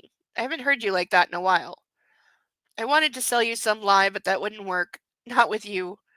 I'm getting married on Saturday, and I want you to be my maid of honor. What would you do if somebody you knew, guy or girl, just came up to you randomly and said, oh, by the way, I'm getting married in 4 days, while having previously said nothing about being in a relationship or being engaged?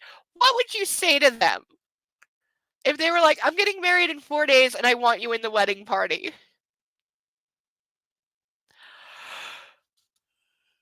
Ugh.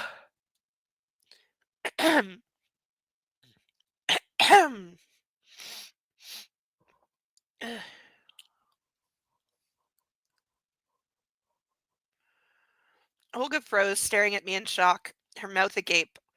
Are you out of your fucking mind? She screamed. See, that's an appropriate answer. This is why the friend is the only good person in this whole thing. Because that is the correct answer. I can understand falling for that gangster guy and wanting to take a shot at being with him, especially since he's offering you a life straight out of a fairy tale, has a knee-length dick, and looks like a god. But marrying him after like 2 months? Am I supposed to be the one who believes in divorce? I'm supposed to be the one who believes in divorce, not you. You always wanted it to be romantic, till do us part. House, kids, all that stuff. What's happening to you? See, this is a good friend. This is a good friend. He made you do it, right? I'll fucking rip him apart. He can't keep making you do things. You left the country. He turned you into some kind of doll straight out of Vogue. Now this? She yelled, barely breathing at all. This is a good friend. I want this friend. This is a good friend. Take her temperature and ask when the last time she had a brain scan. And now, oh my god, that is so season 1 Hannibal Will coded. That is Will in season 1. Oh, now I'm thinking of Winston. Winston, best boy. Oh, we never find out what happened to Will's dogs from the end of season 1, but in my head, they all got adopted and have loving homes, because I feel bad for the doggos. Because they never explain what happened to all the doggos, because he had all the dogs, and it's really sweet. And yeah, for those who don't know, in season 1, Will has a brain condition going on that Hannibal knows about, but he wants to see what it makes him do, so he lets it go until it almost kills him, and then like he saves him, of course, kind of, sort of. But after letting him think he killed like 2 people, he didn't kill anyone. We find out he didn't do it. He just let him think that he did, just to see what would happen. Yeah, there's like, draw a clock on this page.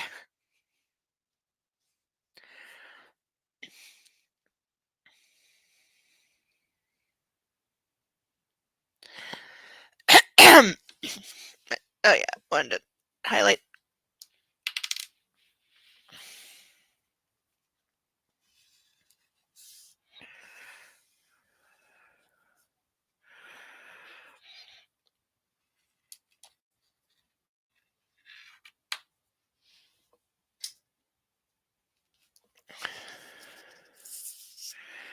I turned my head away from her, unable to listen to her anymore.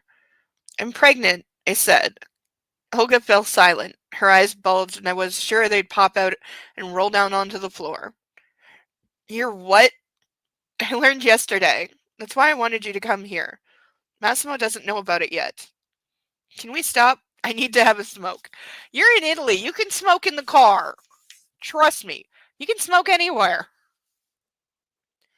I asked the driver to stop at the first place he deemed suitable. Olga jumped out of the car and lit a cigarette with shaking hands. After having one, she immediately lit another. She took a drag and said, You're living in a gilded cage, but it's still a cage. And now this? Are you aware of what you're getting yourself into? Again, the friend is right. The friend is right.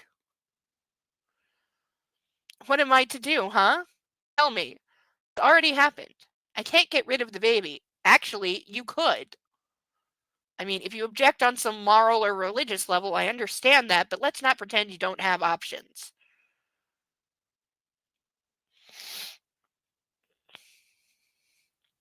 I remained in my seat, glaring at her, raising my voice as I continued. You yell at me as if I'm some kind of idiot, clueless to what I have done. Yeah, I was stupid. Yeah, I wasn't careful. And I fucked up. I don't exactly have a fucking time machine, so unless you have one, shut the fuck up and start being supportive. Fuck. She is being supportive. She's telling you, get your ass the fuck out of here now. Okay, Cerebellum has a point. No smoking in the car with the pregnant lady. Okay, I apologize. No smoking in the car with the pregnant lady, but still.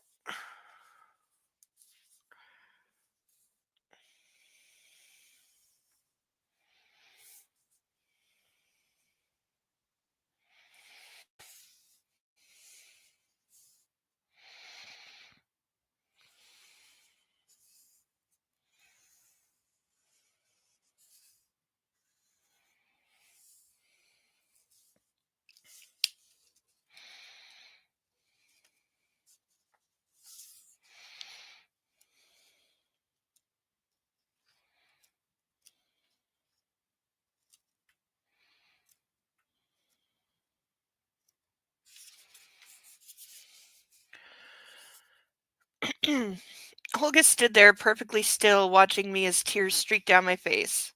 Come here, she said, flicking the cigarette away and getting back in the car to hug me. I love you.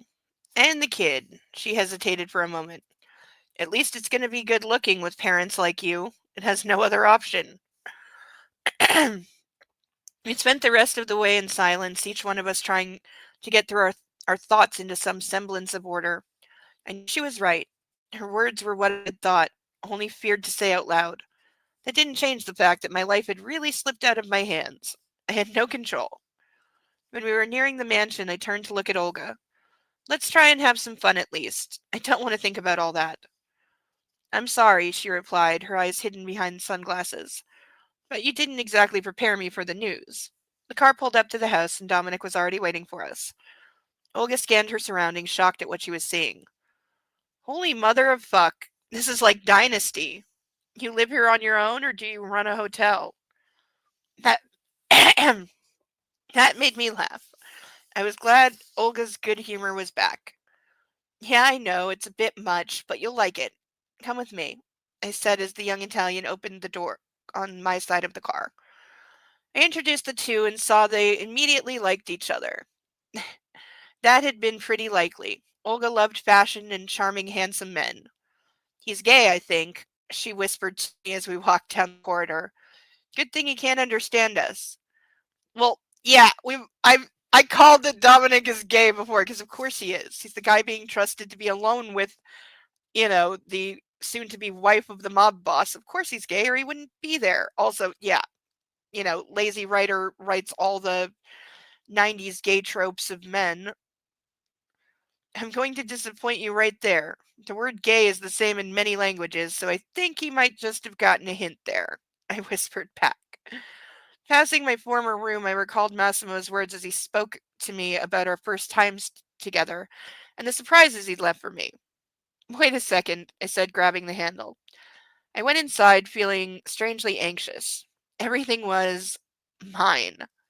So unfamiliar, untouched. Only the sheets had been changed and the closet emptied of my things. There was a black envelope laying on the bed. I sat down on the edge of the bed and opened it. Inside there was a voucher for a luxury spa and a short note. Whatever you'd like. I hugged the note to my chest, already missing my man in black. Okay, these emotions are not warranted or earned or anything. He could surprise me even when he wasn't around. I took out my phone and called him. We'll be at the end of the corridor, Dominic said, pulling Olga along. 3 rings later, I heard a familiar voice. I can't stop thinking about you, I breathed to the receiver. Me too, baby girl. Here we go, that's number 9. Hey, 1 more and we tie the record, 2 more and we beat it.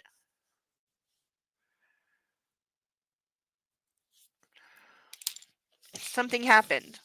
No, I just found the envelope and wanted to say thank you. Only one? He asked, surprised. There's more? You have to do better, Laura. There's more than one first time for us. Has Olga joined you already? Yes, thank you. We're already home. I have to read the other side first. Then fire, fire, fire, fire, fire. Have fun and don't worry. Everything's going great. I hung up and went to search for the other surprises. I could think of at least a few options, but I didn't know where to begin. It would be logical to retrace the steps of our recent past. The library, I whispered and headed that way. Can I just say she's being very rude to her friend? There was another black envelope on the seat of the armchair where I had sat that first night. I opened it and found a credit card with another note. Spend it all. Oh God, I didn't even want to think about how much money was on that thing. Then I went to the garden where I'd first kissed Massimo. I found another black envelope on the canopied beach sofa. Inside, an invitation to our wedding and the few words I wanted to hear. I love you. I pressed the envelope to my chest and went back to the house in search of my friend and Dominic.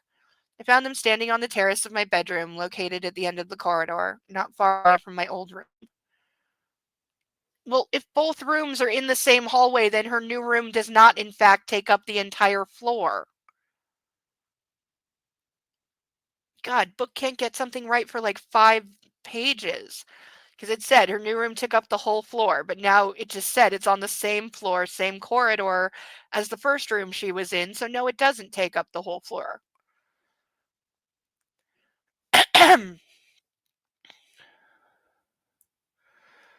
It appeared that they both liked each other. Champagne for late breakfast, Olga said, raising a glass of Moet Rosé. Your mafioso did his homework. She pointed to a huge vase filled with ice and several bottles of my favorite drink sticking out. Houston, we have a problem.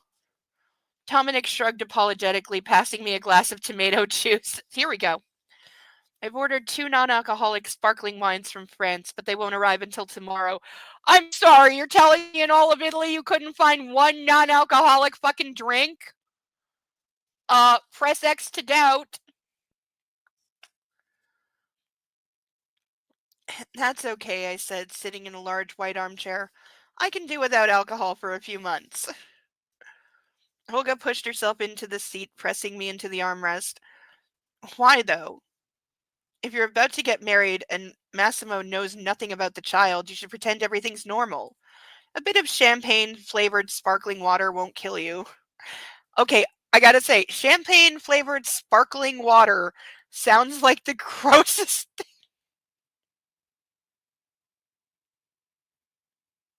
Like, I already don't get the point of sparkling water. I don't get the point of adding carbonation to anything, especially water. And I don't like anything carbonated, and I don't like champagne, but champagne-flavored sparkling water, ugh, that just sounds so gross and icky. And just, no, no, no, no, no, no, no, no, no. I was afraid of the thought of having to rearrange my whole life, fully submitting to the needs of someone who hasn't been born yet. And that was just the beginning. I knew the most difficult part would come in a few months. Are we talking about giving birth or when you can't wear a size 2 anymore? Because I don't know which one she'll find more upsetting. But first we have fire to play with. Our recent past. You mean your entire relationship? Yes. That is their entire relationship. They only have a recent and no past. This is true. All right, for the 9th time. Burn, baby girl, burn. It's been baby girl 8 of those times. It was only one other word once.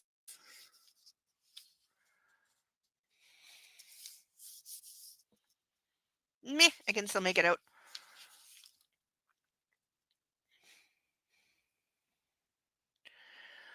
Dominic, I'd like to have lunch in town. Would you book us something? He poured another glass for my friend and left. Why didn't you tell Massimo about the kid? As long as he doesn't know, I have a choice. I didn't want this child, Olga, but I also know I won't be able to get rid of it. Besides, Massimo was just about to leave, and I didn't want him to change his plans because of me. I'll tell him after the wedding. You think he'll be happy? For a moment I stayed quiet, looking out at the sea. I know he'll be. You could say that this unplanned pregnancy was his plan. He did admit that. I grimaced, shrugging, while Olga kept staring at me. The fuck does that mean? I told her how I got the implant and about our first night on the yacht, explaining why he had lied to me. I also told her that this had all happened during my fertile days and about the test that had shown nothing. So I think, however stupid this sounds, that I got pregnant when we made love for the first time. Yes. Olga sat in silence for a couple of seconds, mulling over the story, before taking a sip from her glass and saying, I don't want to sound like some crazy fortune teller, but maybe these things don't happen very often. So maybe it's fate. Maybe it just had to happen. You used to tell me everything in life happens for a reason. Have you thought about a name yet? What is with everybody asking if she has a name yet? Like, give a girl some time. Like, Jesus. It all happened so fast. I haven't had a chance yet. Polish or Italian? Oh, that's going to be an argument and a half. I looked at her, trying to come up with an answer. I don't know yet. I'd probably like both at the same time, but I'll wait for Massimo. Let's not talk about this anymore. Come on, let's grab something to eat. We spent the afternoon talking and reminiscing about our childhood. We'd always known we'd become mothers someday, but the plan was to, well, plan it, instead of counting on a happy accident. It was late when we returned, and Olga was clearly tired. Come sleep with me tonight, I said, making begging puppy dog eyes. Sure thing, darling. Oh, darling, I believe is on the list. Now it's darling girl, and it's not from him, so, well, damn it. Damn it, doesn't count. Damn it. I grabbed her by the hand and pulled her with me upstairs. She stopped dumbfounded as we entered my apartment. Holy shit, she said with that natural charm of hers. How much money does he have, Laura? Well, you saw the size of the place. I shrugged and took the stairs to the mezzanine. I don't have any idea, but probably a fuckload. It's really a bit overwhelming, but I've got to tell you one thing. You get used to all the luxury so fast. I've never asked him for anything, though. I didn't have to. He gets me everything I need. And the really expensive boots that you actually hugged because you're that superficial and shallow.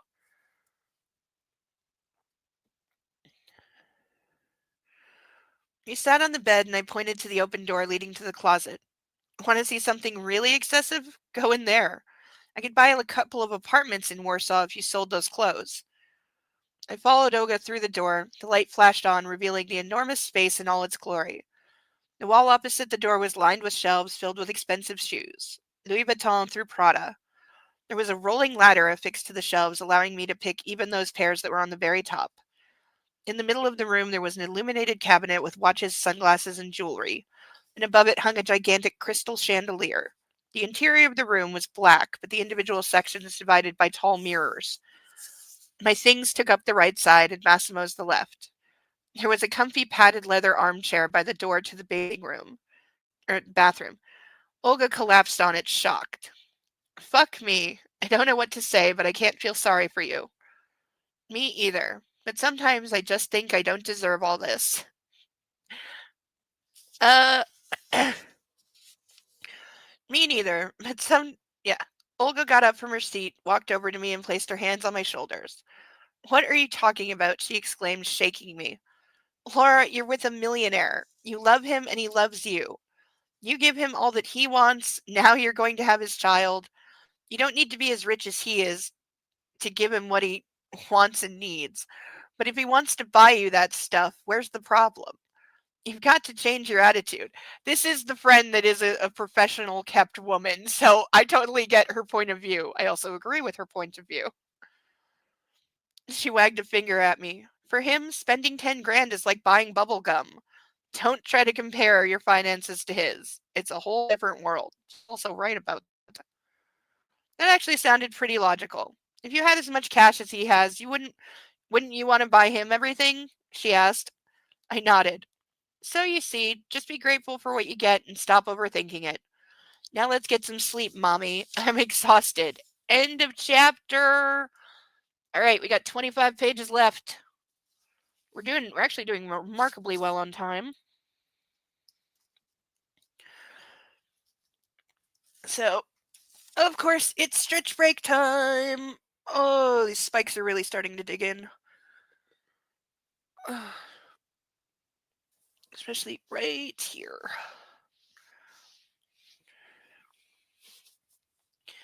Because that's where they tend to press a little more than they do here. Let's see, how are we doing on marks? Oh yeah, coming along. Sounds like the equivalent of oxymoronic Mountain Dew, caffeine-free diet Mountain Dew. Yeah, that also sounds gross. Happy accident. Are we now Bob Ross? Oh my, oh, he does say that. I've seen the clips. Oh.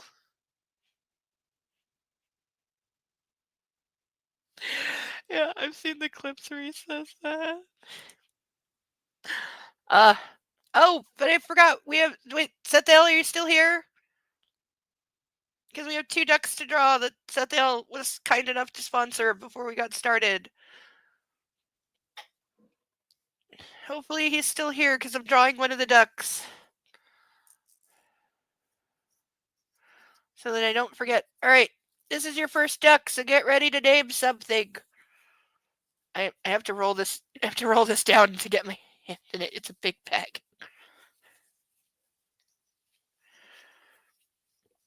Okay, duck bag. Okay, eyes closed, head back, not looking. Hand in the duck bag. Round and round, round and round, round. I'm gonna get to the bottom. Make sure I really sort them up. Round and round, round, round, round, round, round, round, round. This one. Hey, I dubbed this one Cotton Candy Zebra Duck.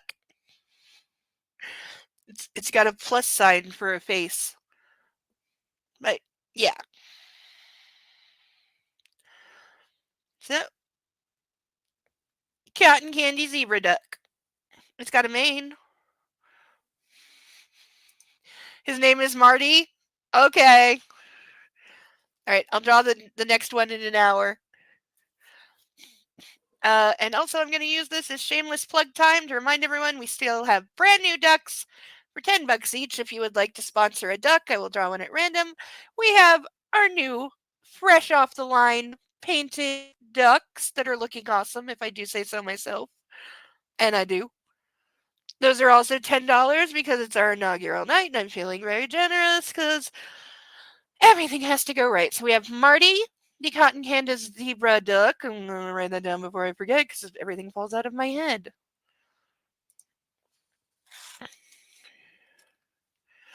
Oops, new line.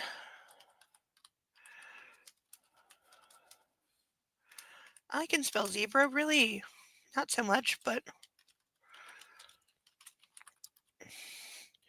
All right, our cotton candy zebra duck, officially dubbed Marty. Oh, he looks really good next to Jack and Leonard.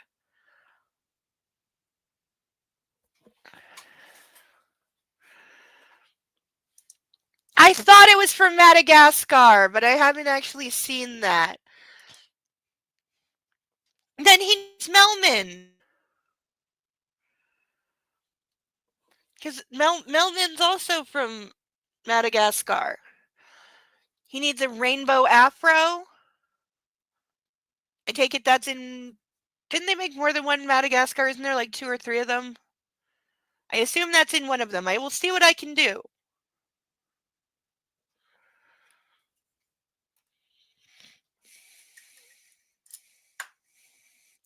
But we have plenty more ducks if anyone else would like a duck. And of course, handcuffs are still an option. And as always, my, second only to handcuffs, personal favorite, making a girl chug a glass so I can get my buzz on, which I am seriously in need of.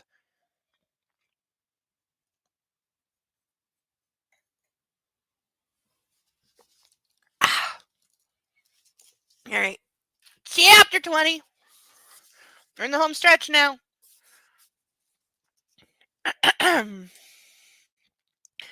Afro Sisters, the whole song. Okay, I will see what I can do about making a rainbow afro for Marty so he can look his best. Because all ducks should look their best. I might have some pom poms somewhere I can cut up. This is possible.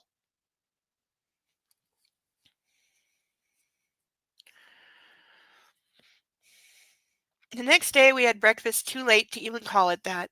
We spent the morning in bed doing nothing until noon.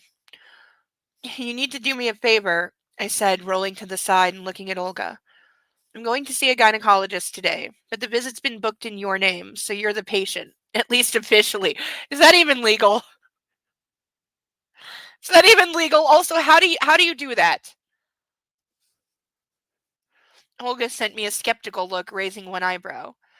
I don't know how deep Massimo's control reaches. The plan is to tell him you forgot your birth control pills and we had to go to the clinic. That way he won't be suspicious of our visit to the clinic if he checks where I am. Some thought has been put into this. None of it good.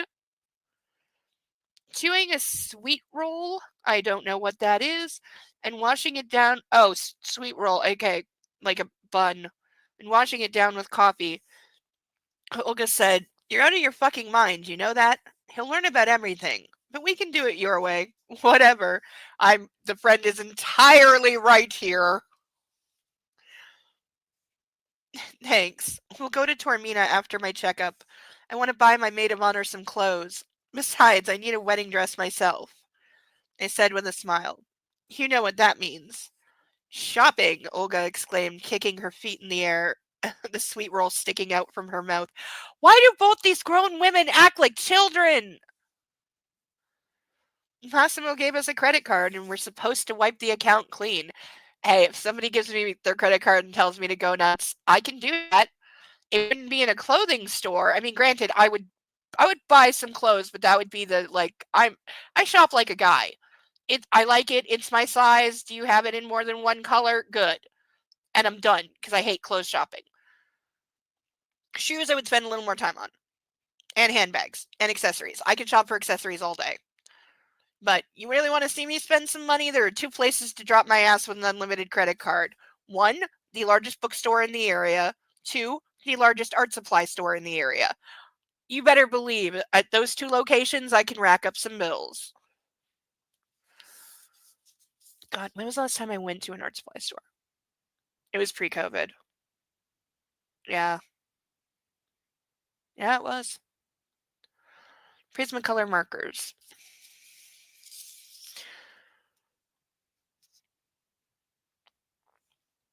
Ow.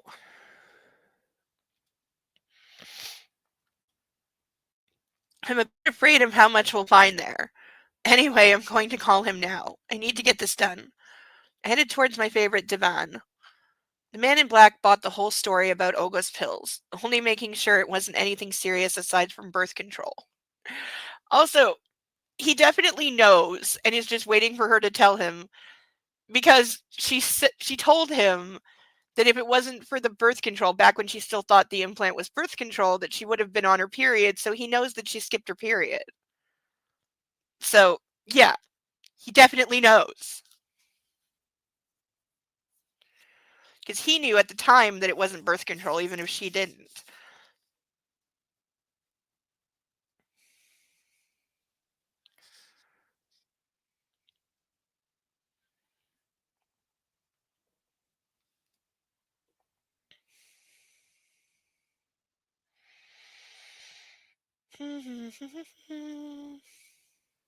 He swiftly switched subjects, starting to talk about our wedding. He said we wouldn't have a wedding party and that it would be very private ceremony. At the end, he fell completely silent. Unlike him. Everything all right, Massimo? I asked, suddenly anxious. Yeah, I just wish I was home already. Only 3 more days and you'll be back in Tormina. Silence was my answer. Finally, he sighed and whispered, It's not about the place, but the fact that you're not with me. Home is where you are. I don't care about the building, Lara, especially since we also have an apartment in Palermo. We. It felt so good when he said it like that. I really started missing him. I only realized that when I dialed his number. I need to go, Laura. I might be off the grid until Friday, but don't worry. Use the app in your phone if you feel the need. I returned to the table, hugging the phone. What is with the hugging of everything suddenly? Are we supposed to think she's suddenly like maternal because the hormones are kicking in, so she's hugging everything? Like, I don't think that's a thing.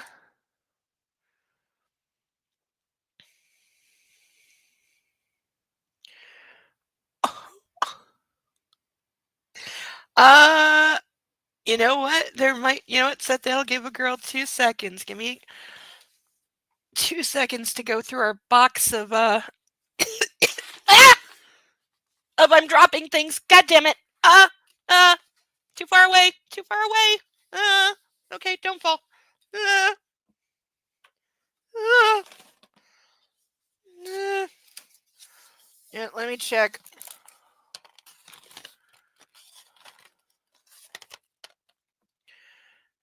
No.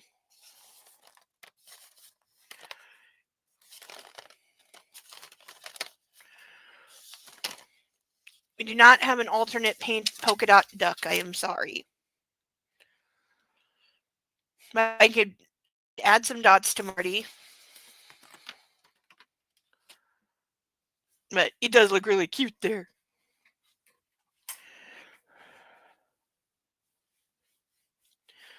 But no, I don't think we have a second bill. These polka dotted. Nope, sorry.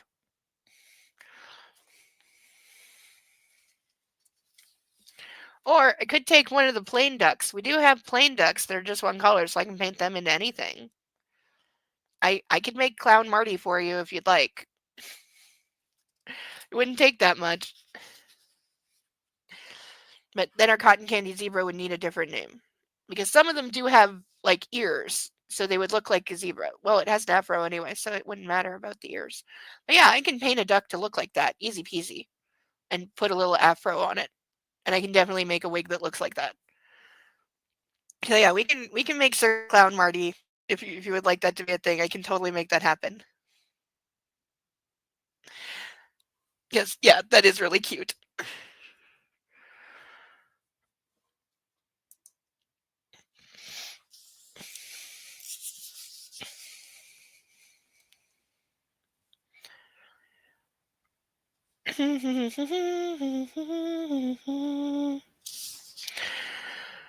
You really love him, don't you?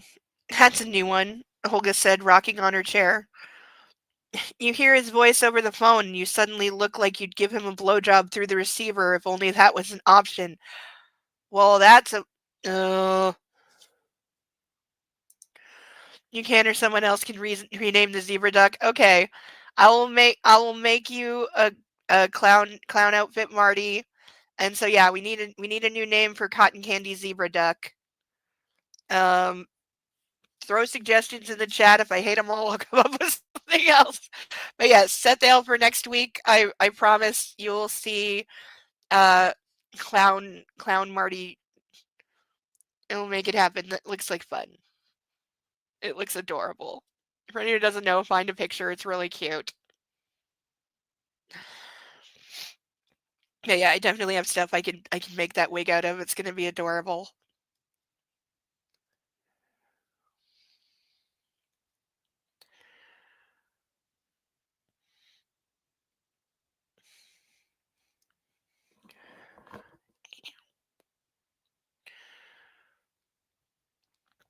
Oh, shut up and come on. Let's find something pretty in my closet. After we're done with the gynecologist, we're going to spend some cash, so let's look like Vogue babes.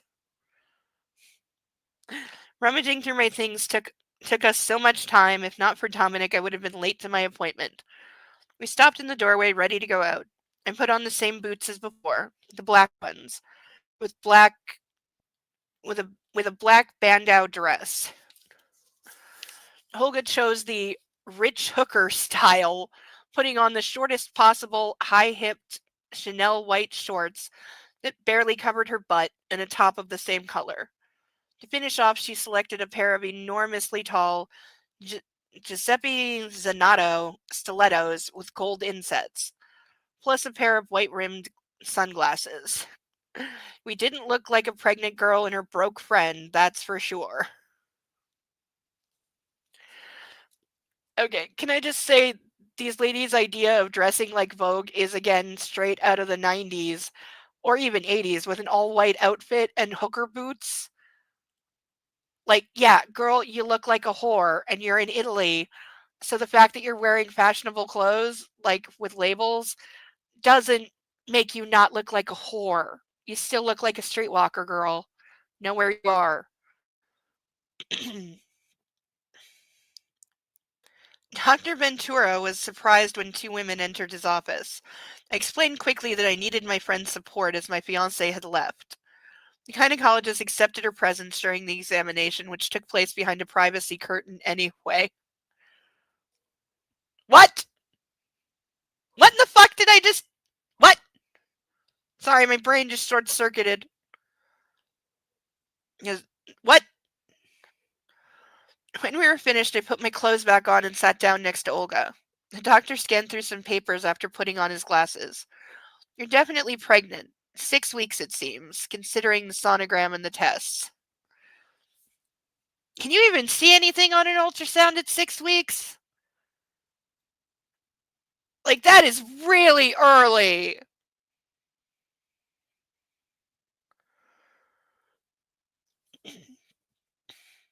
Wait, don't you have to be like X number of months before an ultrasound even works?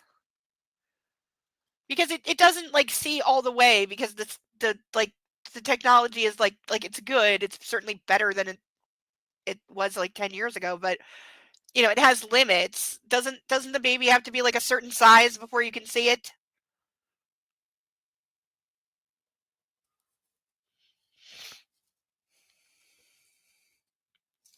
Is there a heartbeat at 6 weeks? Like, I don't know when things form. It would look like Yipes, the zebra mascot from the fruit striped gum. I don't know which one is the fruit striped gum. I know Juicy Fruit.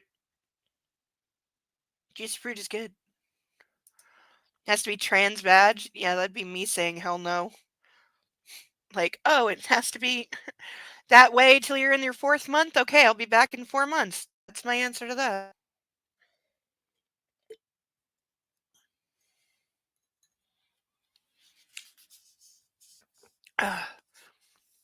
Did that once. It's on the top of my list of things I would never ever do again. And I broke my collarbone once, didn't know about it, and couldn't breathe or sleep for 5 days or move without screaming. I would rather live those 5 days over twice than have a transvaginal ultrasound again. And I would still like to take the person who was doing it and beat them to death. Well, maybe not to death, but like halfway.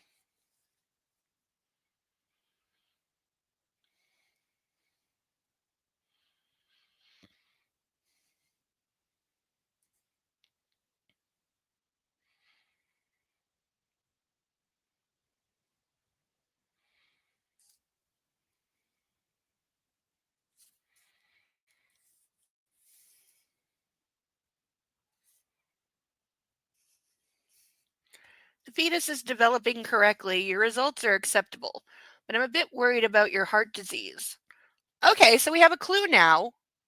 Whatever's wrong with her heart is something that is classified as a disease rather than, I don't know, like a birth defect or something else. So that's got to narrow it down a little bit.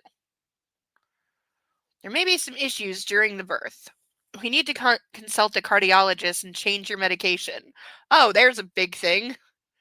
Yeah, I'm pretty sure the list of meds you can't take while pregnant would circle the globe if it was written down.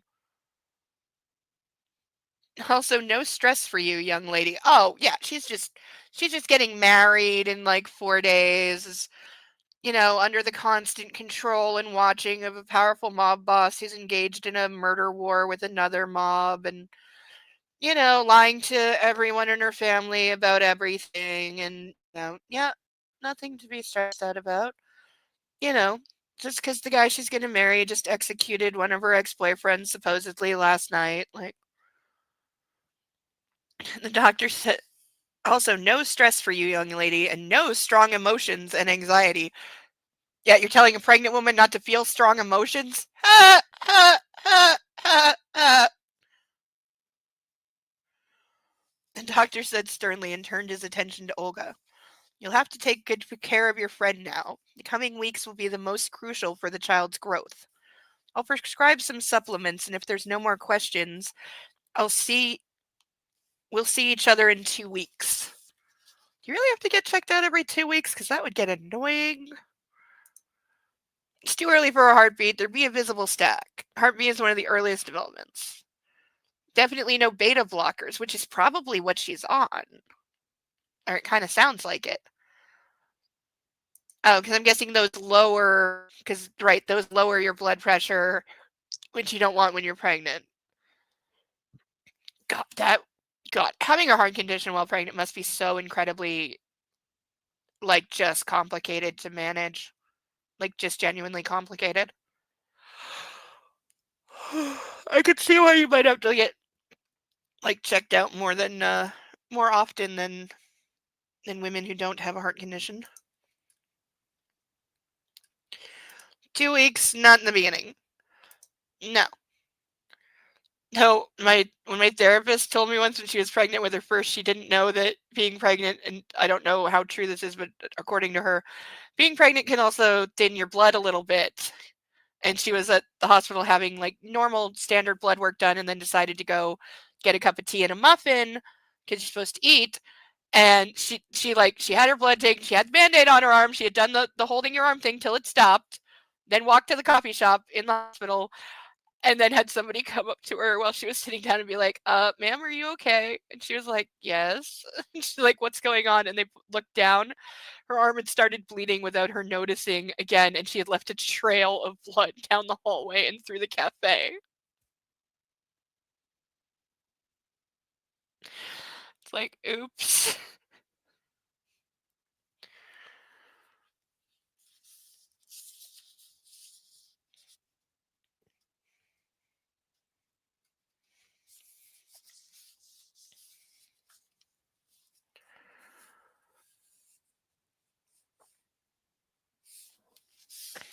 Of course I lost my space. Oh wait, did I forget? I forgot to burn something, didn't I? Did I? When she was on the phone, didn't he say something, or did I burn that and forget?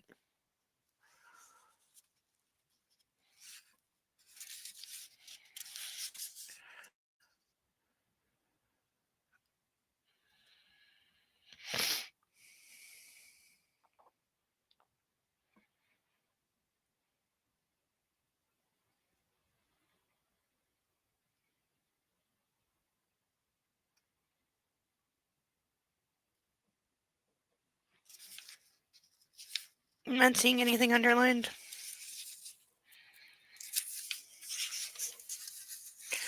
Okay, I hope I did not screw up and forget.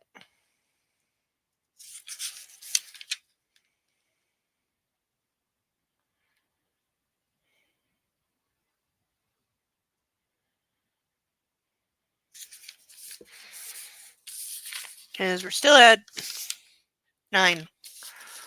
2 more. 2 more and we break the record.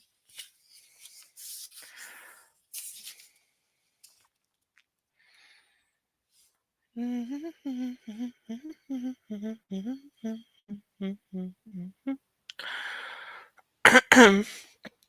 just have one question. Why am I losing weight? You can tell already that you've like dropped a couple pounds. Like how often do you get on a scale? Dr. Ventura reclined in his seat and took his glasses off. This happens sometimes. Women may gain or lose weight at the beginning of a pregnancy. You need a balanced diet and to refrain from overeating even if you're hungry. When you don't have any appetite throughout the whole day, make yourself eat something anyway. The child needs food to grow. How about sex? Olga asked. I'm sure they get this. That's probably like the most frequently asked question. Is like, okay, so I'm pregnant. When should I stop having sex, or like, is there any kind of sex I should not be having? The doctor cleared his throat, shooting me a puzzled look. With my fiance, of course. What? Are there any contraindications? The man flashed a friendly smile and replied, none whatsoever. You can have as much sex as you want. Thank you very much, I said, and shook his hand, and we left. High five, we're pregnant, Olga said with a grin as we drove to Tormina. We need to drink to that. I mean, I need to drink to that. He'll just watch me. You're a dumbass. I trailed off thinking. Jesus, it's good everything's fine with the baby. I drank so much during those last weeks. Yeah, how are we 100% knowing that everything is fine with the baby? Did she admit to the doctor that, by the way, I've been drinking like a fish for the whole 6 weeks I've been pregnant? And by the way, somebody drugged me with ketamine like 2 days ago? Did we offer up any of this information? Because how would you know? How would you know if the drinking and the drugs affected the baby at this point? I don't think it's possible to know that yet. I drank so much during those last weeks and those drugs. Olga frowned, turning towards me. Drugs? He never did any drugs. I told her the story of the wedding party, omitting the detail of Peter's death. What a prick, she spat. I always told you he was an asshole. I wish he died, the fuck. Well, actually, he did, I replied in my mind, shaking my head to get rid of the uncomfortable memory. By the way, is anybody going to question that that guy went to a wedding to see her and never came back? Like, or is his death slash disappearance just going to go completely unremarked on? I mean, technically, well, I was going to say she was the last person to see him alive, but, if somebody comes looking, there's going to be people at that wedding that said, oh, yeah, he hooked up with his old dance partner and they went off together drinking. And then she's the last person that saw him.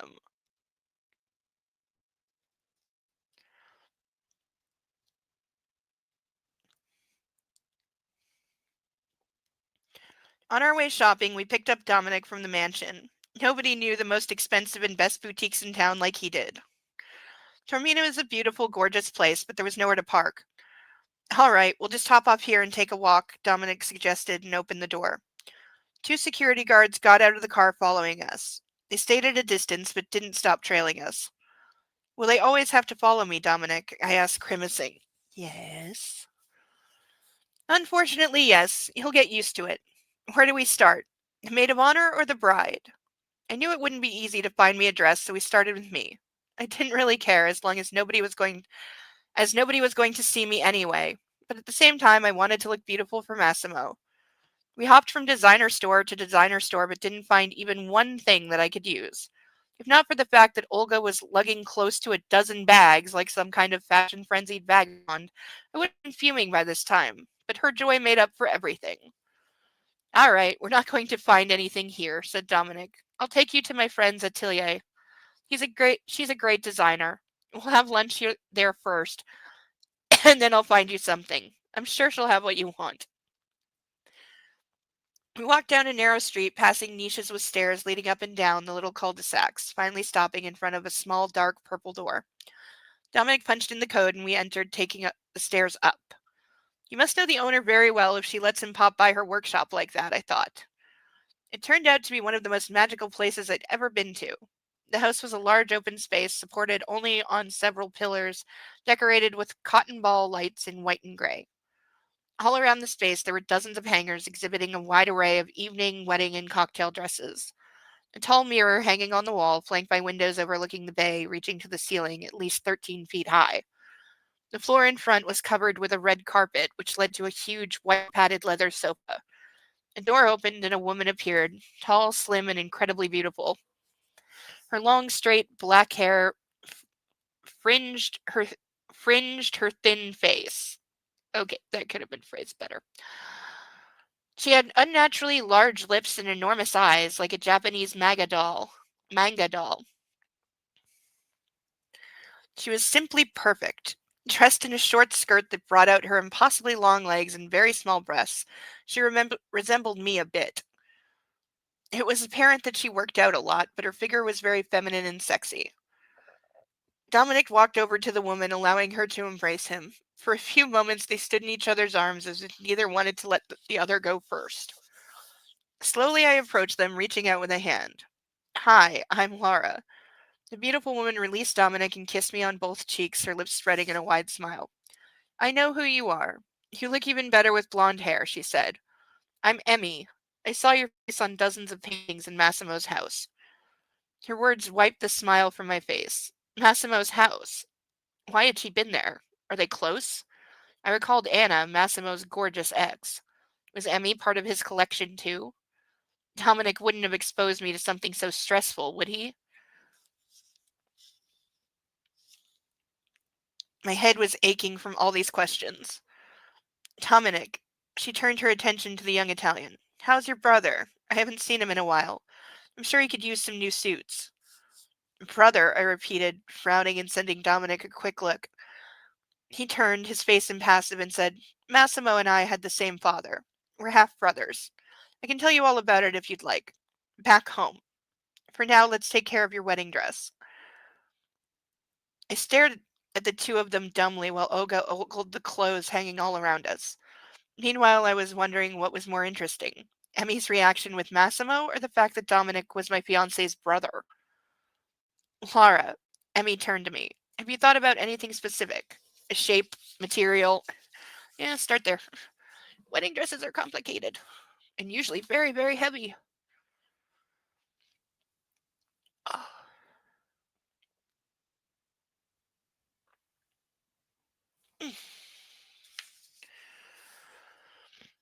I shrugged, making an uncertain face. Surprise us, my love, Dominic said, slapping Emmy on the butt. My jaw dropped. I'd been sure he was gay until now. Okay, him slapping her on the ass does not. Wait a minute, I said, raising my arms while all three pairs of eyes turned to me. Explain something to me. I'm lost. Who are all of you? Who are you all to each other? Emmy and Dominic burst out laughing, and the woman wrapped an arm around my young assistant. We're friends, she said, smiling. Our families have known each other for years. Massimo and Dominic's father was best friends with my dad since primary school. I even had a crush on Massimo back in the day, but he wasn't interested. So I allowed the younger brother to take his place. She planted a kiss on Dominic's cheek. If you need the specifics, yes, we slept together. A bit less often since you've arrived, but we managed. She's his fuck buddy? She said, winking at me. Want to know anything more, or shall we pick you a dress? I don't fuck Massimo, if that was your next question. I prefer my men younger. Is she like secretly a dominatrix? Because I'm going with that's the kind of sexual relationship they have. Oh god, now I'm flashing back to me trying to explain to my not terribly bright and very sheltered, very, very, very sheltered and naive. Not in the bad way, but just in the inexperienced way. Trying to explain to her once upon a time the difference between love and sex. And yes, we were both in our 20s. We had both been in relationships and neither of us are virgin anymore. Which I did confirm before answering her question because I didn't know and I didn't want to spoil things. But yeah, watching her try to get her head around the her trying to get her head around me explaining that you can sleep with somebody without being in love with them. That's a thing. That casual sex exists. And that you don't have to be in a relationship or be in love with somebody to have sex. And also that just because you had sex with somebody does not mean then that you love them. That's not how that works. Yeah, she had extreme difficulty with the concept of ultra casual sex.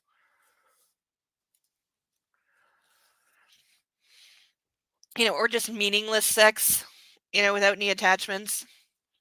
Because she also couldn't wrap her head around, like, how can you see somebody and never want them again? It's really, really easy. Oh, I think I hear the sound of a puppy. Yep, I hear the sound of a puppy stirring. I hear the flapping of ears.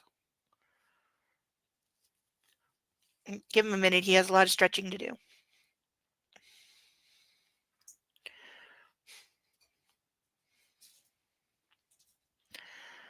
I was embarrassed, but at the same time, a wave of relief washed over me.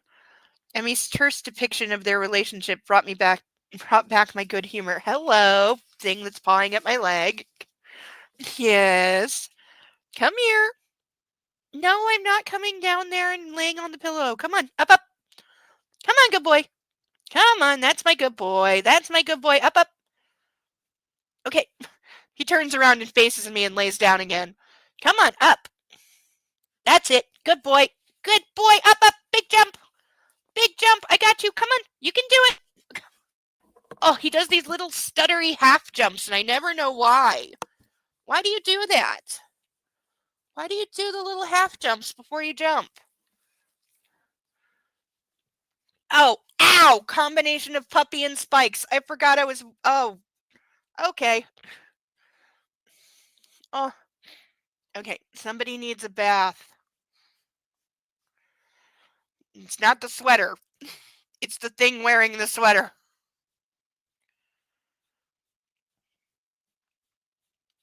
Everyone say hi to the puppy. Look at how pretty he is. Look at how pretty he is. He's still a little sleepy. Yes, he's still a little sleepy. But that's okay. Yeah, that's okay. Nice and warm and happy. Yeah. You are such a good puppy, aren't you? Yes, you are. Yes, you are. You're such a good baby. Yes, you're my little baby. Yeah, good baby doggy.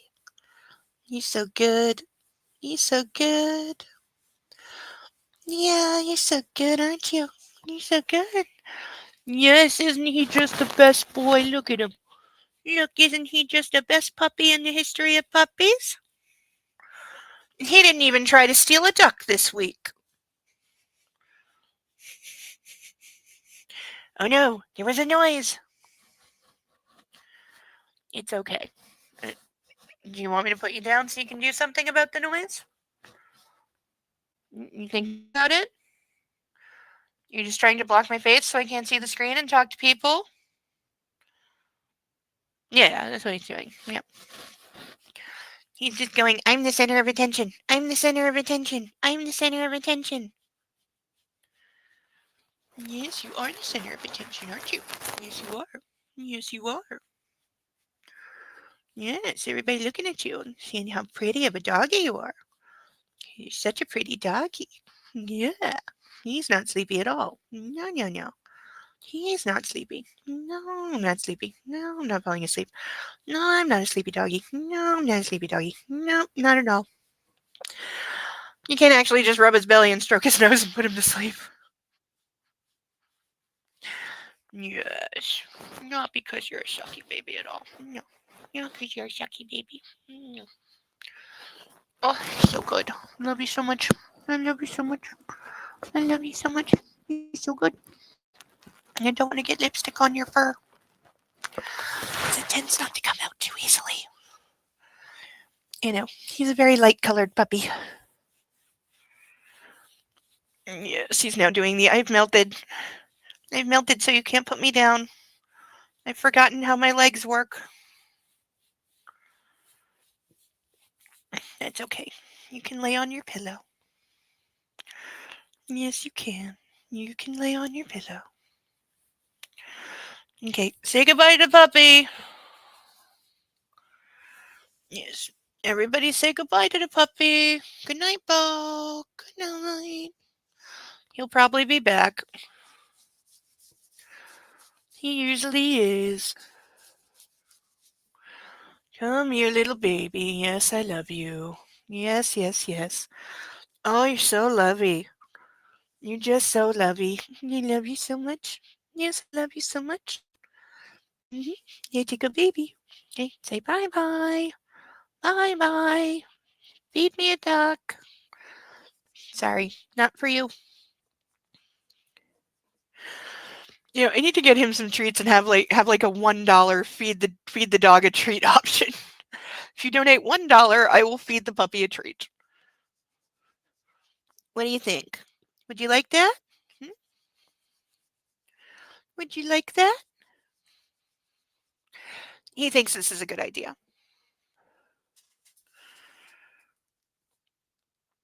Good baby. I have soot on my nose. I might have soot on my nose. Right, puppy dirt. He does need a bath.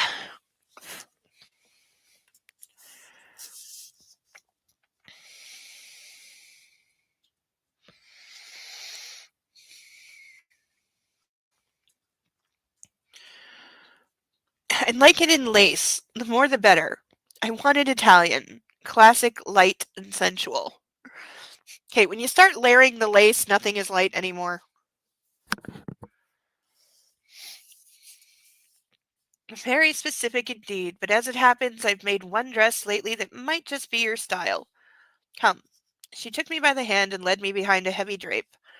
Dominic, order us some lunch and get us some wine from the fridge, please. I always find it easier to think after a glass of white. 10 minutes of struggling with the dress and having it pinned with what felt like a million sewing pins. I left the changing room and stepped onto the dais between the white sofa and the mirror. Fuck me sideways, Olga grunted. You look. She trailed off and tears streaked down her cheeks. You're so beautiful, honey, she whispered, stopping behind me. I raised my eyes and looked at my reflection. I was speechless. For the first time in my life, I had a wedding dress on. It was the most beautiful thing I'd ever seen. It wasn't pure white, but slightly delicately peach colored. The dress featured a bare back and was covered with thin lace. It was tight fitting from the waist up, while the lower part was flowy and loose with a very long train, at least 6 feet long. The perfect V-shaped neckline went perfectly with my small breasts, allowing me to wear no bra. There was a delicate crystal embroidery beneath the breasts, perfectly complementing the gown with its gentle glimmer. It was perfect. Ideal. I knew Massimo would love it. What do we bet he rips it taking it off of her? I don't know who thinks ripping somebody's clothes off is like, if you want to do it for the funsies, like wearing old clothes or something just for a role play, that's fine, but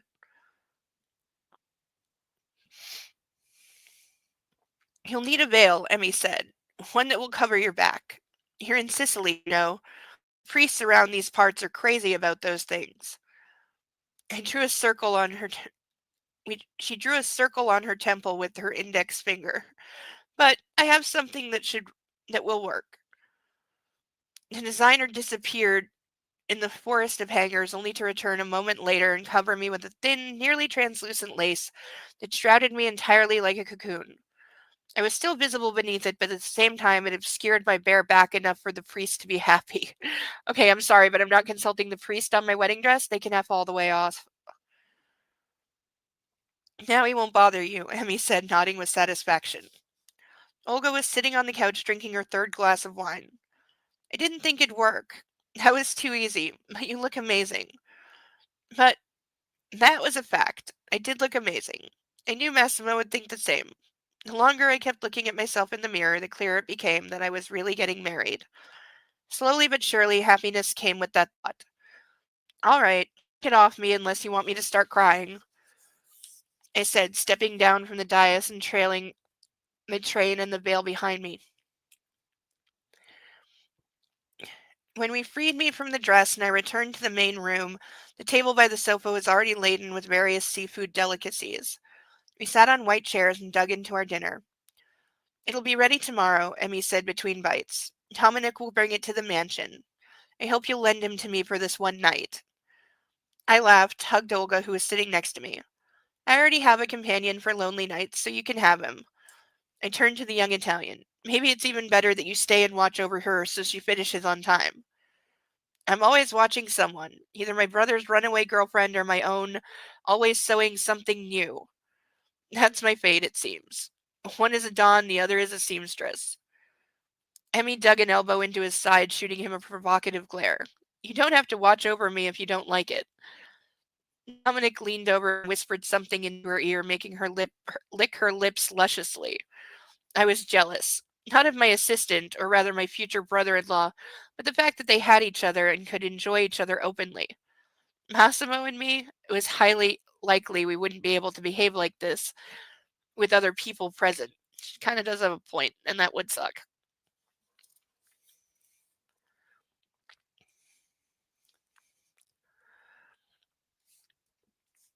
What about me? Olga asked.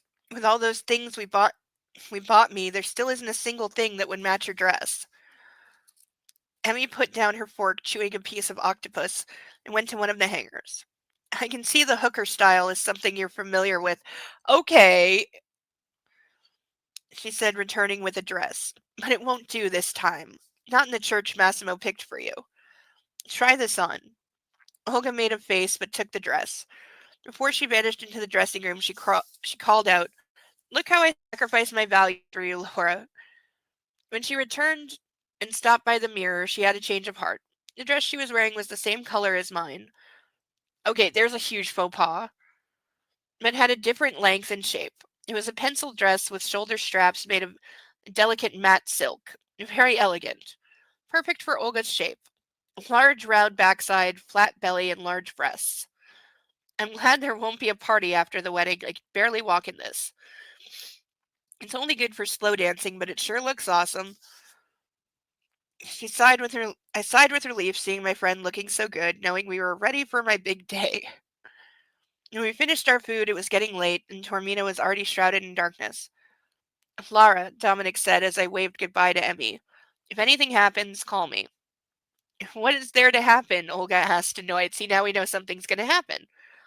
You're worse than her mother. I'll walk you to the car, he offered. You know what? I'm not that tired. I'd like to go for a walk. How about you, Olga? I asked. See, this is where something's going to go wrong. Why not? It's warm outside. I've been here for 2 days and haven't seen anything. Dominic didn't look so happy with our idea, but couldn't exactly say no, especially since we had our security team. Give me a moment, I'll call the guys. When you go downstairs, wait for them if they're not already there. Or, you know what, I'll walk you downstairs. You're impossible, Dominic, I cried, pushing him through the door. I'm nearly 30 and I've always coped without a band of armed men. I'll be all right, so quit being so overprotective. Can we point out the last time you really went off on your own? You got kidnapped by this guy. So let's reassess your being able to take care of yourselfness.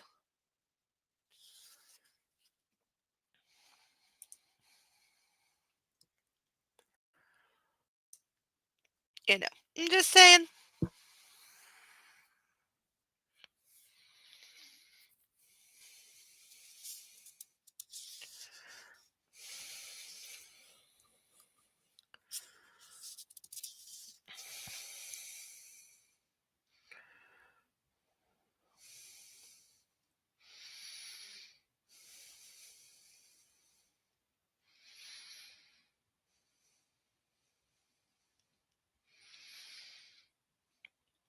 The Italian stood watching me, arms crossed on his chest.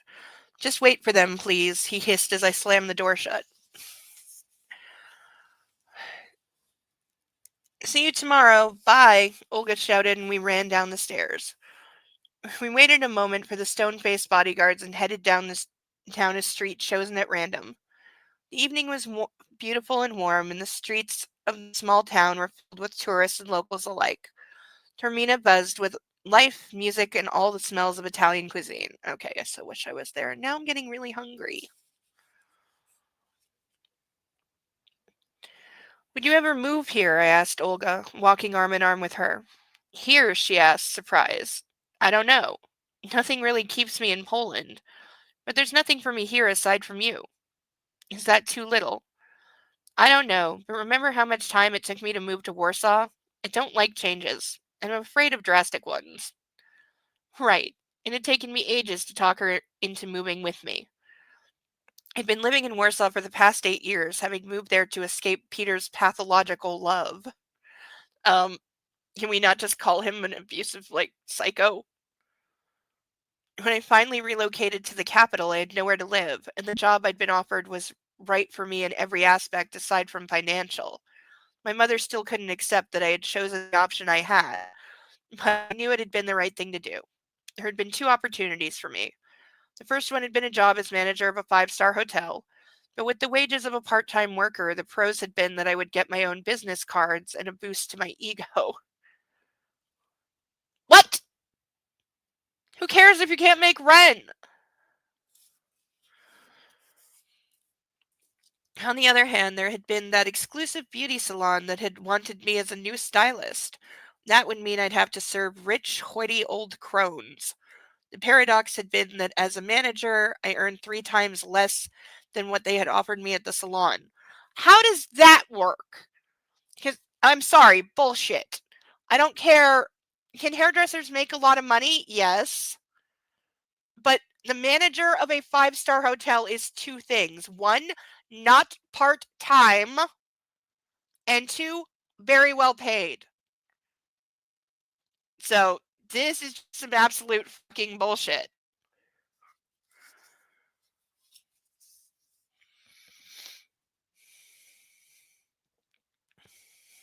In the end, the lure of a prospective career that would grow had won me over, and I went with the hotel. After that, there had been other hotels and other failed relationships. When you work in that industry, your job is your life. There's no time for anything else. It can be awesome if you're single, but when you're in a relationship, it just doesn't work. The choice between your job and the person you love is a constant struggle. It's exhausting. So you fuck up either your relationship or your job. In the end, I decided to be single and climb the steps of the corporate ladder, finally reaching the position of sales manager. Okay, again, you don't start as the manager of the entire hotel and then downgrade to being sales manager. That's the other way around. That's when something broke inside me. I'd saved a lot of money so I could quit my job and for something more satisfactory. Martin had supported me in that decision. He used to say they were using me at work. The truth is that he had simply needed a full-time cook and cleaning lady at home. Do we think this lady cleans? 'Cause I don't.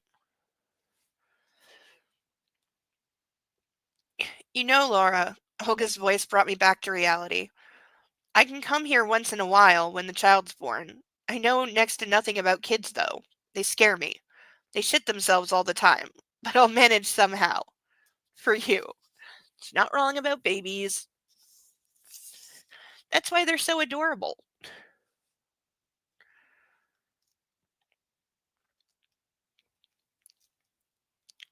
Better tell me how I'm going to manage, I snapped, shaking my head.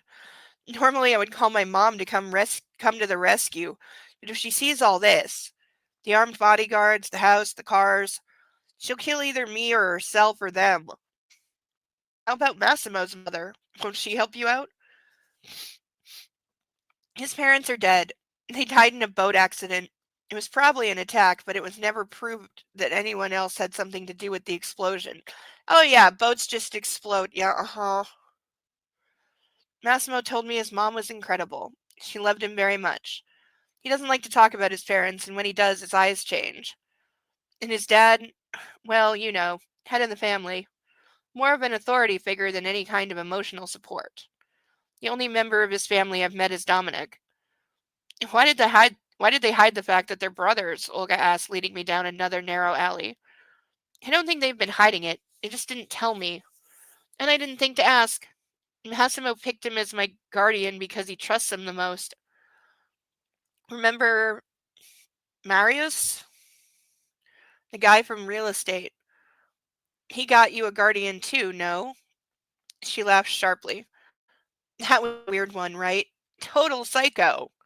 Okay, so she's got a history of dating psychos. I nodded, frowning at the memory. You used to go out with a guy who really liked to show off. I used to go out with a guy who really liked to show off, trying to conquer my heart by playing someone he was not. He had lived above his means, as it turned out, but in the beginning there was one situation when he told us that he couldn't go with us to a club, but he'd send, quote, his man with us instead. He gave the guy some cash to pay for our drinks and so on, and at first he really did his job, shooing away all my potential admirers. But at some point he had one too many, and it turned out he was a psycho. He started hitting on Olga and me, making scenes and shouting and swearing. But as my friend knew all the bouncers at the clubs, our guardian ended up on his ass outside the club with a black eye and crying like a baby. Yeah, that was pretty intense. But I have a better one. Remember when we went to the club on our own and everyone thought we were hookers? Says the woman who intentionally dresses like a hooker and is a hooker. The fact that she is in long-term relationships with the guys paying her money doesn't make her not a hooker, it just makes her a higher-end hooker. Not that I'm disparaging, because totally suitable profession if you want it. Oh yeah, she exclaimed. We wore white and that guy had his birthday. What a party. I huddled against her arm. You know it's not going to be like that anymore, I said regretfully. Everything's going to change now. I'll have a child, a husband, the whole package. All that in only 2 months. You're overreacting, Olga replied. You can hire a nanny. You'll have to anyway with all of Massimo's trips. You won't have to cope alone. Besides, who will you leave the kid with when you go out to a ball or some formal dinner? You better start thinking about it already. Do we think mob boss guy is going to become with a nanny? Oh god, we were just watching The Hand That Rocks the Cradle last night.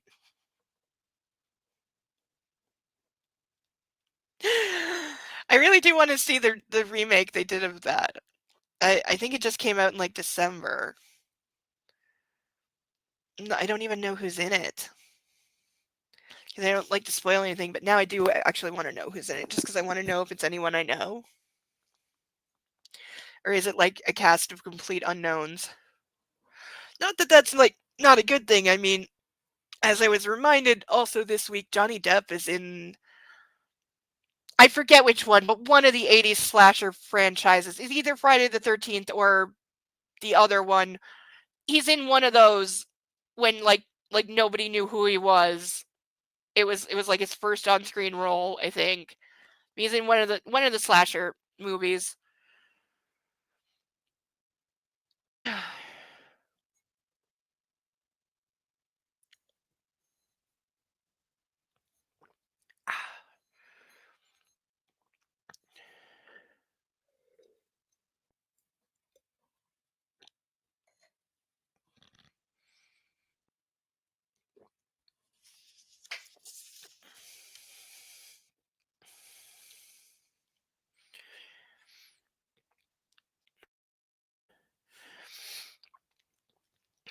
Why wouldn't I? I asked, shrugging.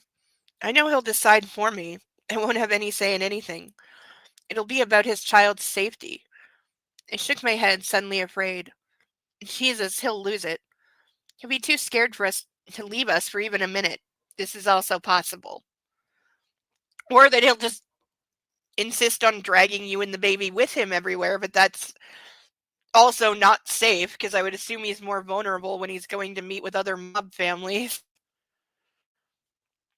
I mean, he was recently in a shootout. Helga burst out laughing, and a while later I joined her. Or he'll keep you in a cellar just to be sure. That's also the option. I'm willing to bet at some point during her pregnancy, he physically locks her in a room because he disagrees with whatever she's about to do. And he'll say he's protecting the baby. And I'm willing to bet that's going to be a recurring theme that's going to make me want to cut this guy's balls off even more than I already do.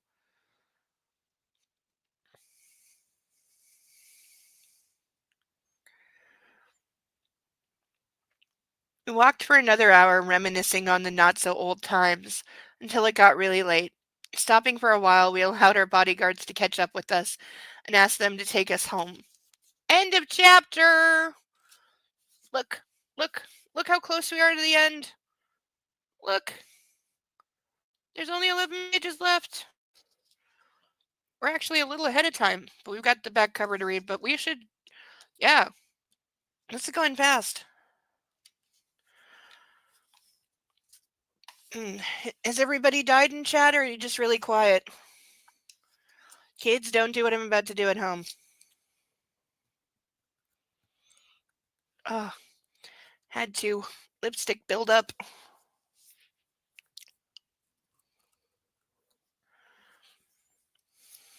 There we go. Much better.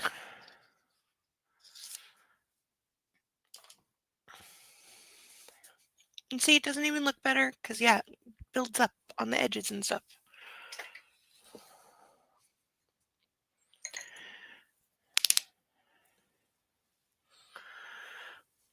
One more stretch. Oh,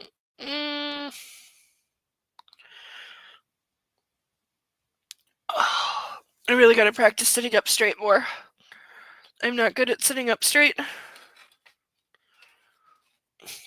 You ever get a teacher that like pulled your shoulders back when you were in school, or like pulled your back to the chair because you're like doing this, and they would make you sit up?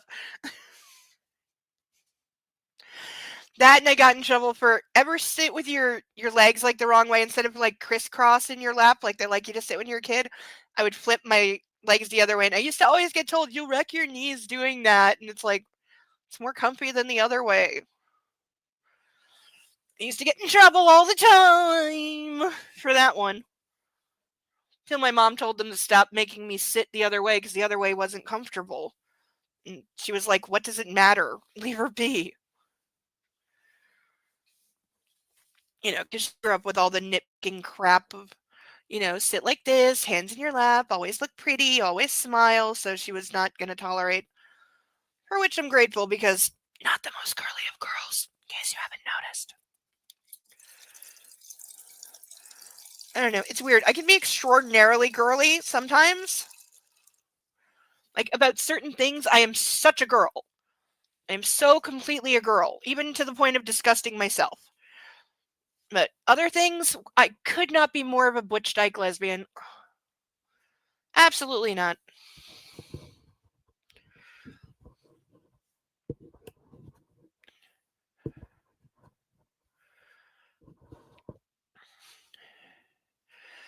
All right, since we are in the home stretch and we do only have 10 pages left, well, 11 actually, and back cover. This is my last shout out. Oh, we have one more duck. Sethale, are you still here? Because we have one more duck, and it's time for another duck. I will still make your clown zebra duck this week. I definitely will. I've got it in my head, so that will happen. But we have one more duck to draw. I'm glad that you're here. Okay, here's the second duck. So,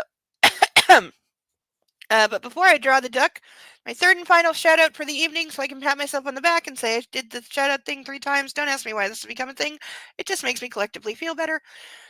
For anyone else who would like a duck, they are $10 to sponsor a random duck. We also have our 5 brand new and beautiful painted ducks available.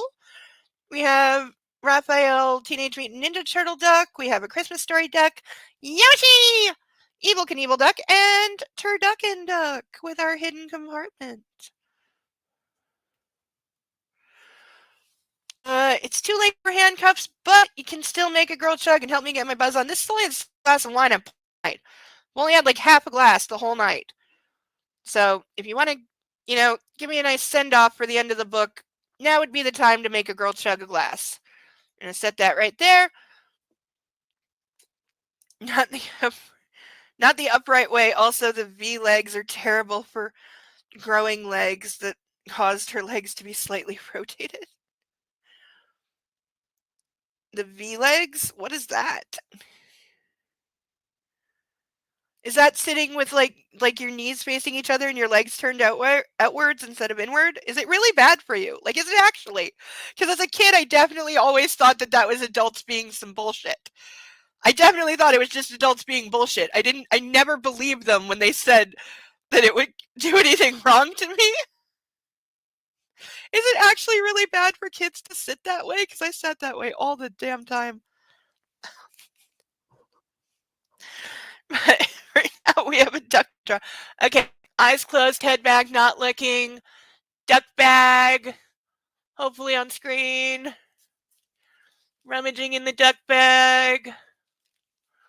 Want to make sure I go through everybody and don't spill anyone out of the bag. Nope, not feeling it yet. Where? It's got to be the right moment. It's like inspiration striking. This one. What do we get? Oh, yes. I remember. I dubbed this one Sunburned Hawaiian Duck.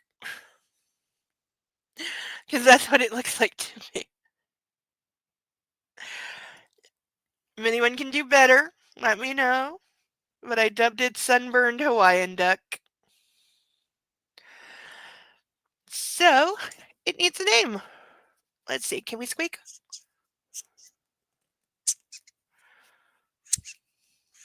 Not quite. Yeah, these just have a whole lot of squeakers in them. That's probably for the best go, because there's a puppy. And when he hears something go squeak, he goes nom. Which would not be good. This is cute though. I like the little lei that it has. And the little flower in the hair. And the flower on the whatever it's wearing. So I give you Sunburned Hawaii Duck, who's gonna crowd on with Dinglehopper, Madison, Leonard, Jack, and needs a name. What are we gonna name not Marty while I make the new Marty? What are we going to do? For some reason, ow! Why is that there? No! Hit that spot on your arm where they say you hit your funny bone and it's not funny. Ow! For some reason, the name Jacquard is coming to me for the cotton candy zebra. Maybe we'll rename him Jacquard. But plenty of ducks left. There is a shark duck in here somewhere. There's a unicorn pride duck. There's a baseball duck. There's like a and the cow duck that I really really like. There's an Uncle Sam duck. There's a Frankenstein duck. There's a honeybee duck. There's a bikini. There's a lot of ducks in here. There's a lot of ducks.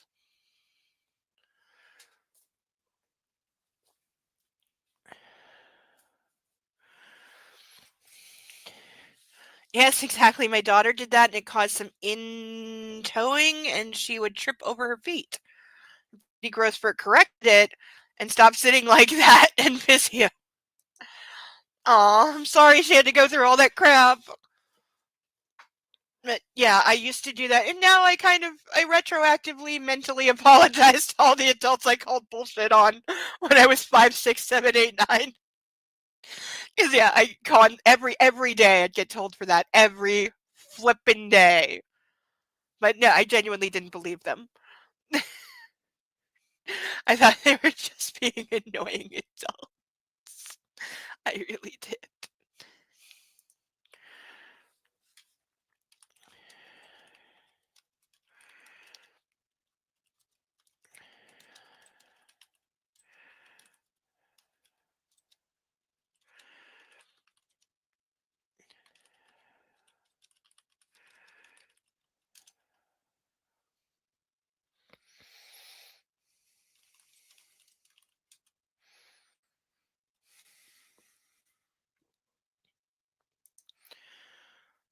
Alrighty then.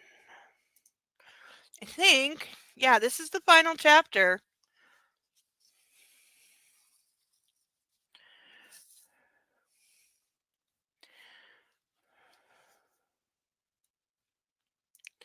He's having surgery where they sever your leg bones and rotate them properly. Is that a real thing? I'm assuming because you said it, yes, it's a real thing. But also, bleh.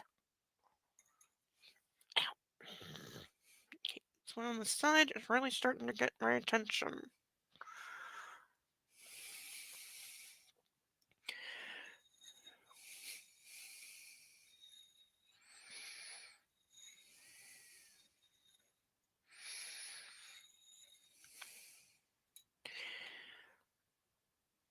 Yeah, as usual, here's to us, here's to love, here's to all the times that we fucked up.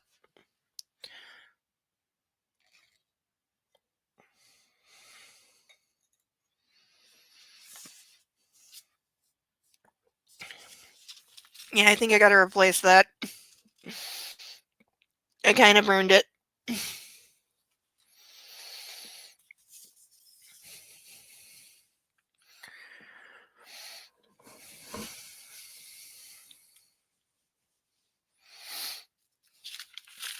Oh, but please tell me I'm not gonna get blue-balled by the burn list.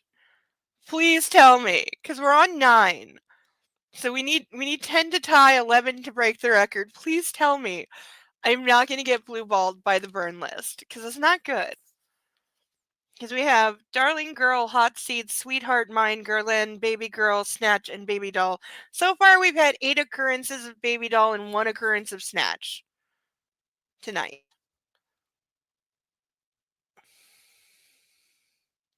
And we've had nothing to add on any of the copy list. Oh, wait, we do have a couple. Yeah, there was a couple of copied 50 Shades moments.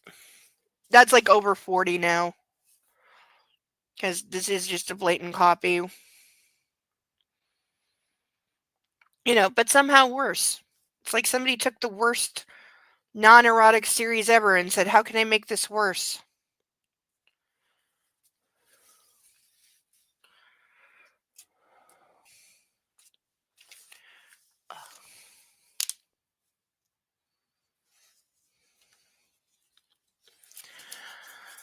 Chapter 21, final chapter.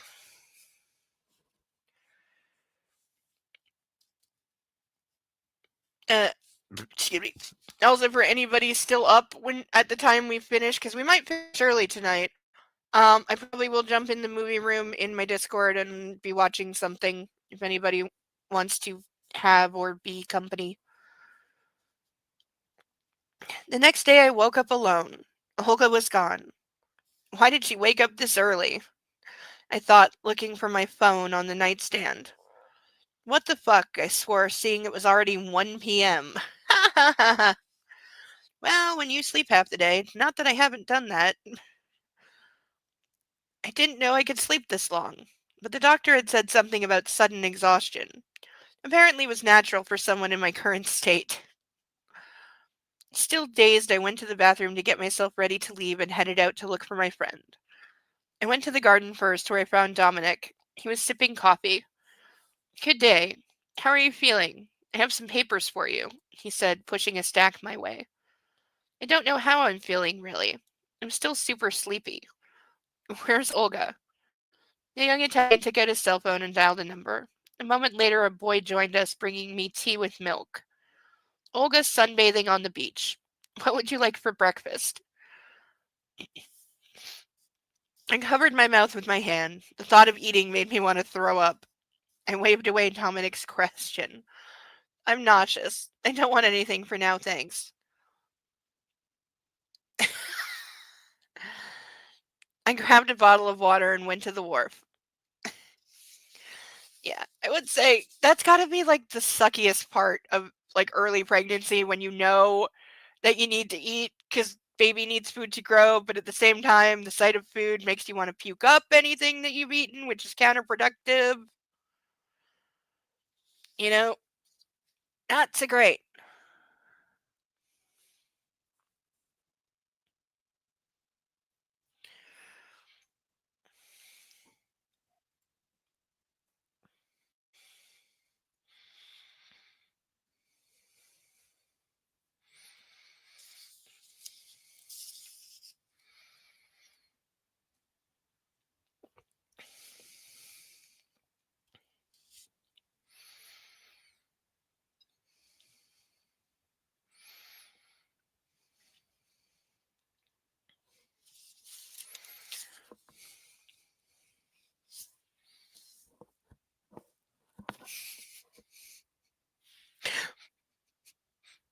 At the back of the puppy cage, there is a giant pile of blanket and then half a puppy sticking out from under it.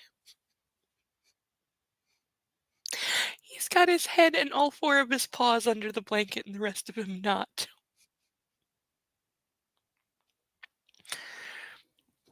How did you do how I don't even know how he did that.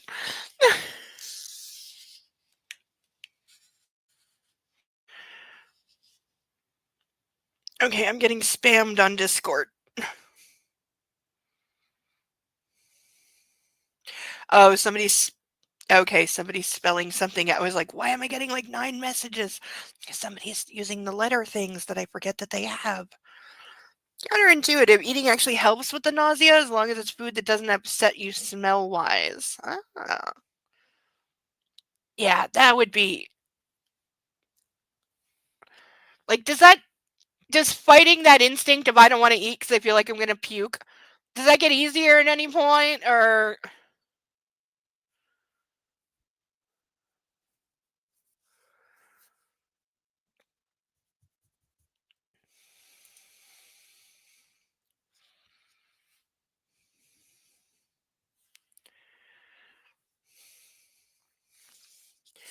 Because one of my friends, she could not absolutely. One of the things she craved, and this was like so weird. She actually craved fried chicken, but could not be anywhere around the smell of frying chicken. Like literally, she would go outside while the chicken was being fried and then come back in to eat because she just couldn't be around it being cooked. Eating it was fine. Once it was cooked, the smell didn't bother her anymore. But the smell of it being cooked was nope, nope, nope, nope, nope.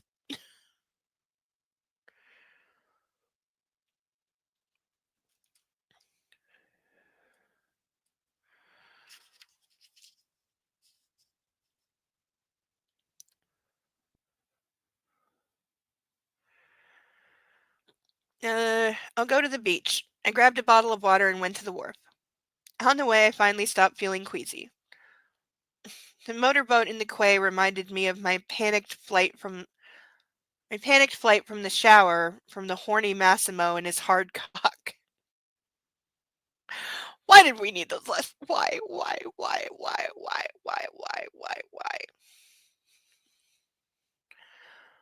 Why are you ogling that poor boat as if you'd like to fuck it? I heard a voice and saw Olga half naked emerge from the water. You two fucked on that boat, didn't you? She asked. Yes. With a mysterious smile raising my brows, I turned to face her as she approached. I like your boobs, I said. Now I know why Dominic was so awkward.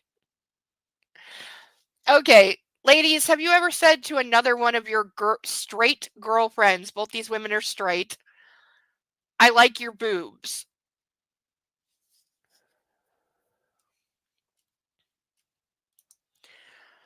Fighting that does help. Also, eating something that comes up easy also helps if you know you can't avoid it. Oh, that would suck so hard. That would suck so very, very hard. This is why I think I could not survive being pregnant. I think I might be female. I may have had the equipment and the place to put the baby, but I don't think I could have survived being pregnant. I mean, thank God I don't have to worry about that much longer because things are coming to an end in that department. Not fast enough, by the way. You know, now that I'm fully in all the menopause hell, if it could just hurry up and get to the being over with, I think I'm going to enjoy that part of my life. Of never again having to have cramps or worry about pads or tampons or do I have something in my purse or did I bleed through my pants and should I have to tie my jacket around my waist and I'm not wearing a jacket. The day I never ever again have to worry about or be curled up in bed screaming into a pillow with horrific contractions or throwing up constantly or dizzy or all the other crap or hot flashes that make me want to live in my freezer, which I'm still considering. The day that that is definitively over, I feel like I'm going to be so happy. Like, so happy. Like, get naked and dance in the street happy.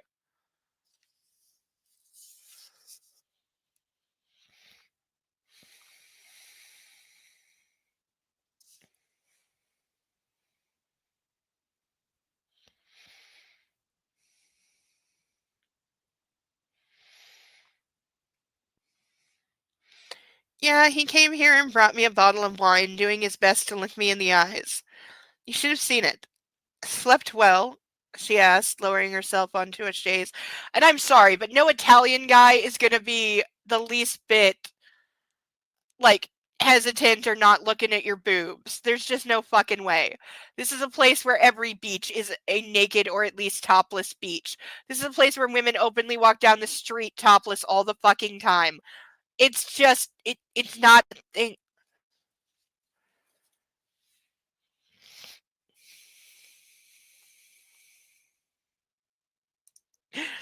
Why do you think I don't have a third?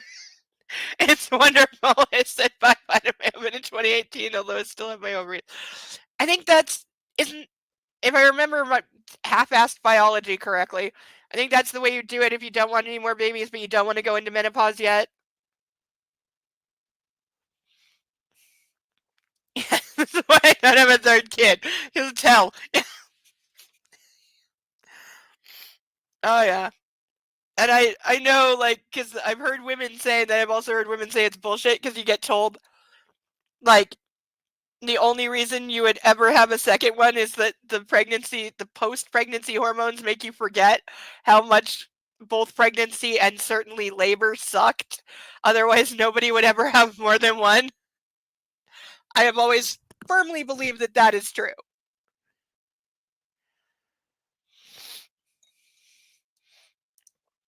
Oh, also osteoporosis. Yes, yes, yes, yes. That's a thing. Yeah, that's like a common thing that postmenopause women get. Yeah. I actually heard about that. I should maybe pay a little more attention to that because I'm in that zone. Like, I think you're just supposed to like some like take like calcium supplements or something, or drink milk, which I never do. I actually can't remember the last time there was even milk in this house because I don't drink milk. I just don't. I don't put it in like coffee or tea, so I just never buy milk because what's the point? I never use it. It just sits there forever.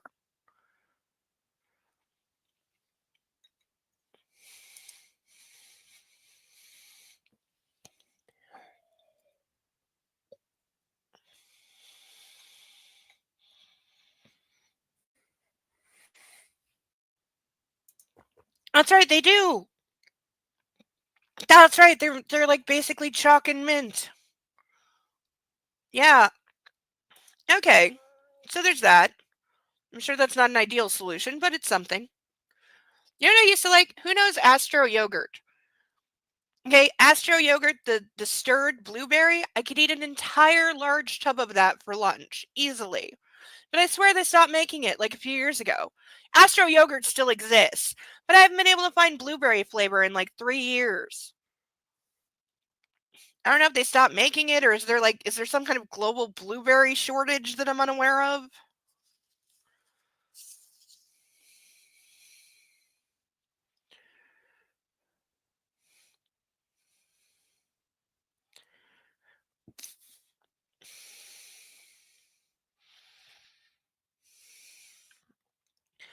I lay down next to her, closing my eyes and turning my face towards the sun.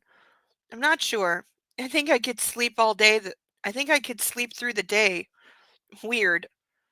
You've nothing better to do anyway, so go get some sleep or grab a bathing suit and let's catch some sun before that wedding. I didn't know if I could even sunbathe. I hadn't thought to ask the doctor. Can I sunbathe pregnant? I'm pretty sure that's okay. Pretty sure getting a suntan while pregnant, okay.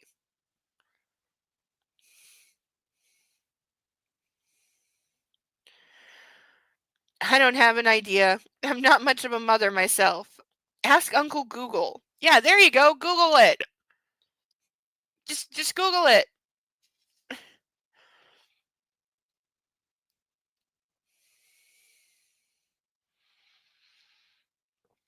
Right. That would be logical. I took out my phone and tapped in my question. A while later, I rolled on my side facing Olga. No sunbathing for me. Okay, is this actually a thing? I swear to God, is this actually a fucking thing? Listen to this.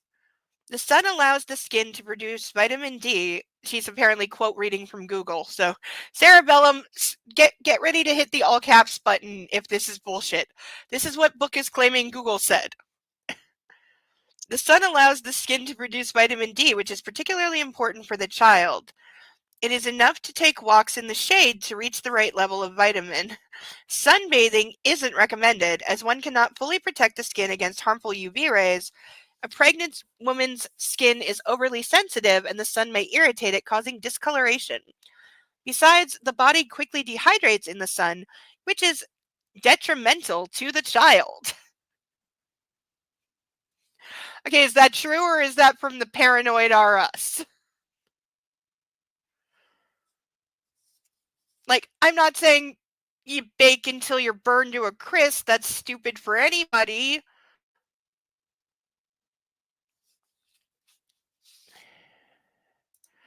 US is the largest blueberry. Oh, you are so smart. I hadn't even thought of that. I had not even thought that it was getting fucked up with all the tariff bullshit. That's entirely possible. Because it's not just blueberry flavor that disappeared. Some of the other flavors have disappeared too. Like, I only eat blueberry and vanilla, but they both like disappeared, and I'm pissed. Because I'm sorry, but plain yogurt just isn't that good. Okay, seriously, did I actually pop a blood vessel in my eye? I cannot tell.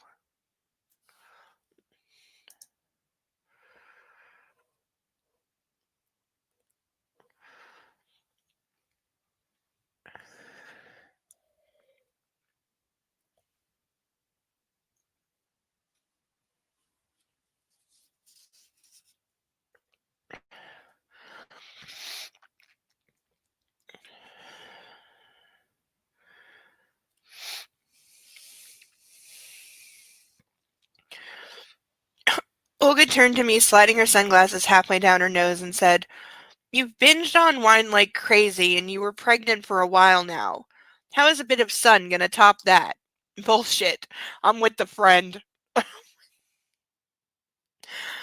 Well, now I know I'm pregnant. I'm not gonna risk getting an ugly hormonal splotch on my chin or something. Anyway, we have an invitation to a spa. So choose. Either you stay here and grow old by the second with all that UV light, or we go have some fun. Like, I'm sure like tanning beds and that are probably not recommended, and whatever the hell spray tan is made out of, I would think definitely the spray tan chemical shit is definitely not allowed around pregnant women. I get that, but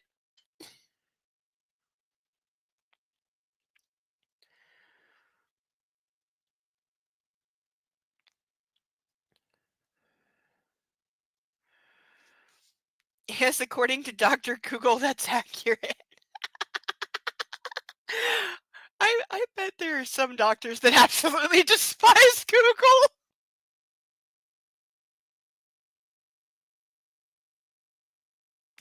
That and what's that site? Who?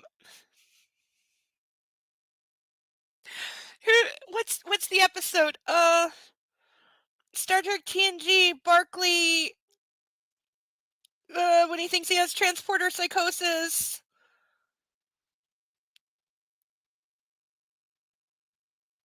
And Crusher tells him, what did we say about you staying out of the medical library? Because he starts like he's like a hypochondriac sometimes, and he's been diagnosing himself with everything, and she rolls her eyes when she knows he's been reading through the med library trying to self-diagnose.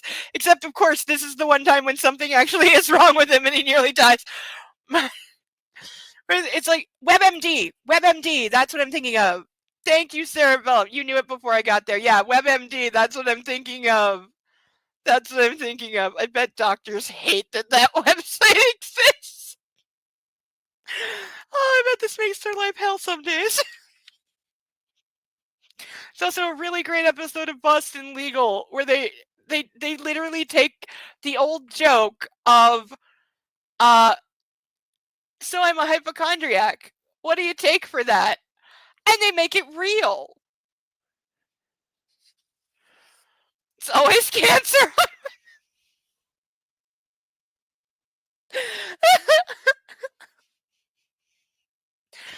I admit to having occasionally Googled the odd medical thing, but it's mostly it's like minor fucking shit.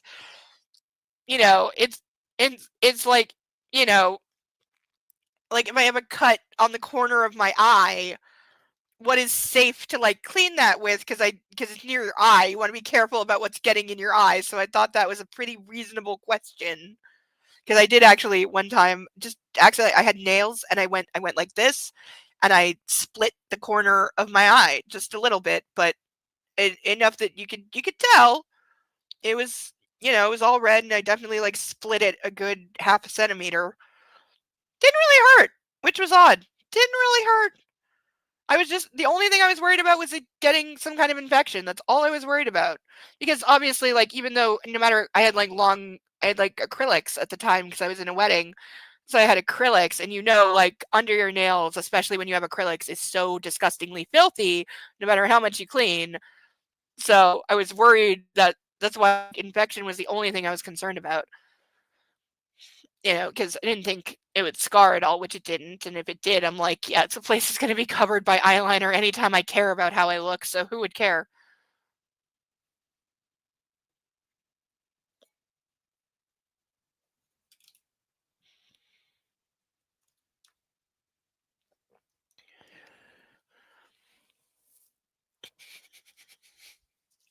Oh, silly puppy, so cute.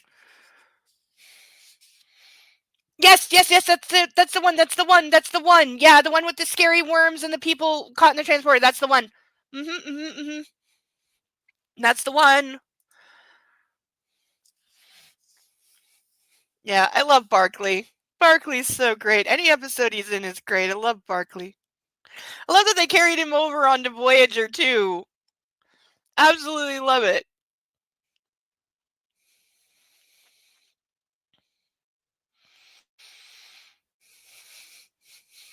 And come on, Hollow Pursuits is one of the funniest episodes ever written. Like, the Riker stuff alone. Also, Riker being his most asshole to Deanna is in that episode.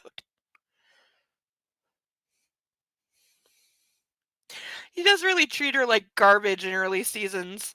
Like, no wonder there's like alternate universes on whether they end up together or not. He's a jerk.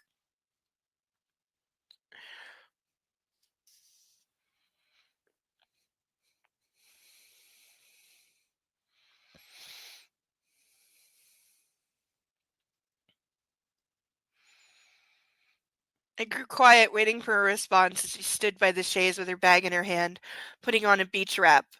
So, are we going or what? In another hour, we were ready to leave, and Dominic parked my cherry Porsche on the driveway.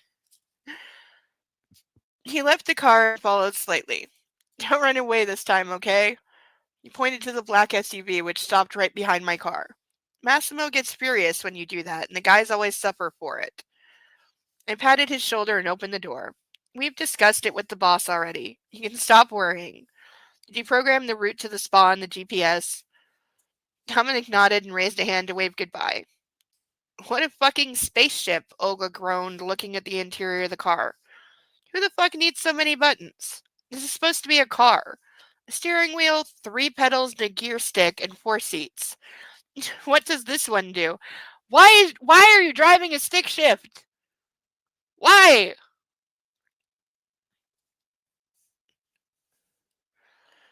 And also, I know 3 pedals means one of them is a clutch, which means I'm not moving this car anywhere. Not that I can drive, but I mean, if I can drive. Okay, I don't have a license, but I did drive for like 6 months. So if I absolutely had to get from here to there and if it was like an emergency and I had to drive somebody somewhere, I'm fairly confident I could get us there alive. I'm not saying it would be the best driver, that I wouldn't, make some mistakes, but I could get us there alive. That's why I carried my old license, even though it was expired for years, because I was always like, if I ever absolutely have to drive, I at least can show that, yes, at one point I did have a license. I still accept being in trouble for driving without one, but, just to show that I wasn't a complete novice, so I was fairly confident I wouldn't kill anybody. Also, if you put your hazards on, people tend to get out of your way. Jesus, don't push them. It'll catapult us through the roof or something. Oh, it's James Bond's car. They're in an Aston Martin. I slapped her hand away as she tried touching some other unidentifiable button. Don't touch it. I shook my head. I said the same thing when I got it, but they tell me it's safe. I added, shrugging with resignation. There's also like 40 other cars you could take. Or, again, you have the option of a driver. If I'm going to the spa, I'm so letting the driver drive me. I'm in the back of a town car lounging. Like, not a limo. A limo's too ostentatious and it's annoyingly big and spacious and it's a good idea, but then it's not that comfy. Nice town car. That's what you want. It's a clutch or a decelerator pedal. I don't mean another name for a brake. What is a decelerator pedal? You are speaking Sanskrit to me, darling. What is it?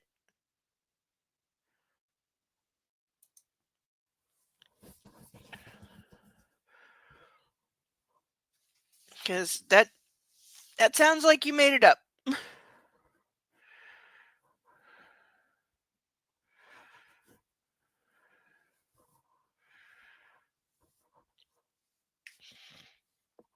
God, my hair really has reached its full winter black color. Which means in about a month it's gonna be half red. I'm gonna hate it.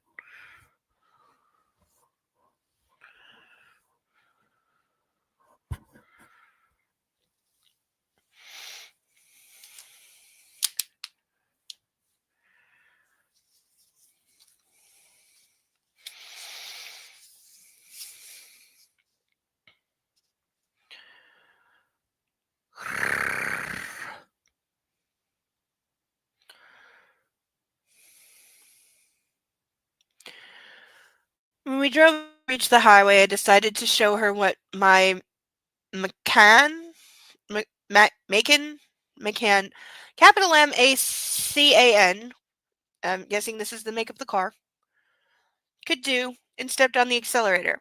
The engine roared and the car shot forward, pressing us both into our seats. This thing is fucking fast, Olga cried out in delight, turning the music up. I promise you, in Sicily and pretty much all of Italy, unless you are on an empty highway, which you're not, there ain't no way to gun a car like that. Not without running over several people. That's why having a flashy sports car is considered such a dick move. Because there's no point in it. You're not getting anywhere any faster.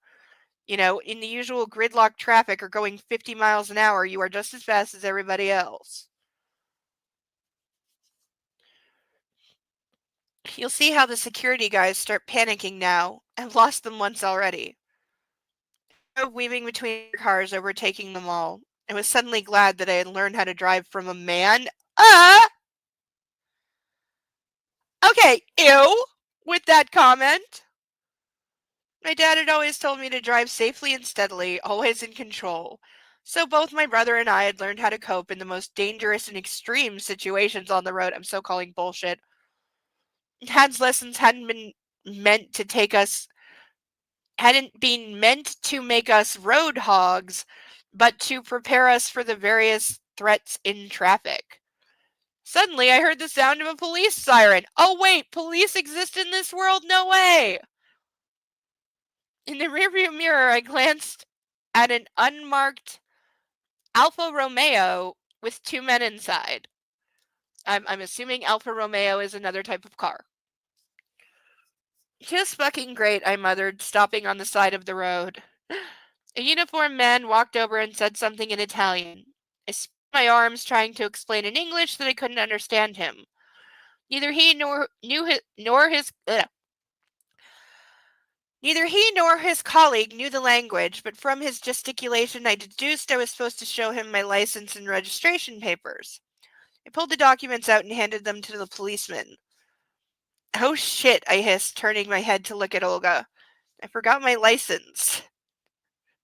How do you not, girl, do you not have your wallet, like, at all? Like, wouldn't that be in your wallet? Like,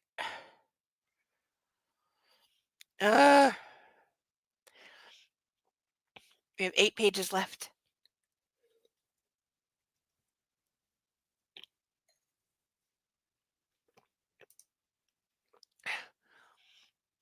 Some vehicles made for construction will have a throttle, a brake, and a decelerator pedal. You can use the throttle like normal or lock it in place. If it's locked, the decel pedal reduces the throttle. How is that not another form of brake? Or am I not understanding what throttle is? Which is entirely possible, by the way. Some stuff has all 4 pedals, throttle, brake, clutch, and a decel, that mean you have to shift too. Ugh. My brain is hurting. This is part of why I don't drive. I swear, half the reason I don't drive is because I would just overthink the shit out of everything. And then I wouldn't move. And then people honk at you. And then I get anxious and have a breakdown because people are honking and yelling at me because I'm trying to be safe and I don't trust myself because I literally don't know what I'm doing, which at the time was fair because I didn't. I was on a learner's permit. I was learning. I did a really shitty instruction. I paid over 10 grand for really bad driver's lessons.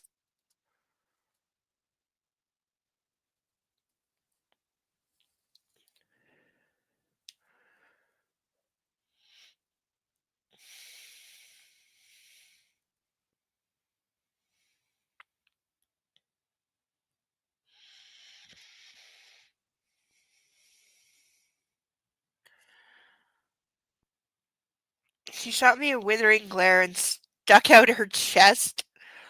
Well, then, I should probably go and give those two a blowjob. Okay, what is with the book's obsession with blowjobs? Stop it. That isn't funny. I'm being serious. I don't know what the law is in Italy. Don't think, just drive. Famous words from my driving instructor when I started over, thinking, yeah, I needed that. I also needed a competent instructor who knew how to deal with somebody with PTSD from being in a car accident. Those factors were missing.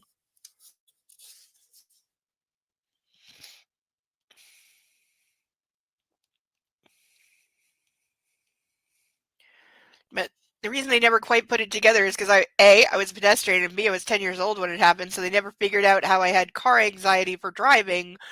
And it's like, because I don't want to kill somebody. Because I was in an accident where people died. I don't want to grow up and become the person that does that.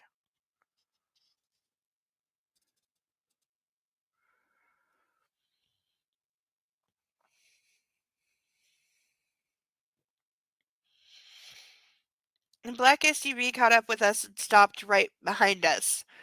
Two of our bodyguards stepped out. Okay, this is going to go like really good or really bad. Are we about to learn that like one word from Massimo's bodyguards can make the police turn into cowards too? I do regret not finding like better driving lessons, because I did eventually tell the guy that I was with to fuck off, but I regret not finding better driving lessons and keeping with it and just giving up and like letting my license expire and never trying again. Because certainly nowadays I definitely wish I could drive, but too late now. Two of our bodyguards stepped out. Watching them, Olga said, "Now we're really screwed." The two groups approached each other and shook hands. I also don't think that's happening. It looked more like a meeting between colleagues than a police inspection. They talked for a moment, and then the officer walked back and handed me the papers. "Scusi," he muttered and saluted briefly. I'm sorry, do they have like a fake diplomatic ID for her? What? Because no officer is going to say, "Scusi," salute you, and hand you back your papers and tell you to go. They're not going to salute you because why the fuck are police don't salute? It's not a thing.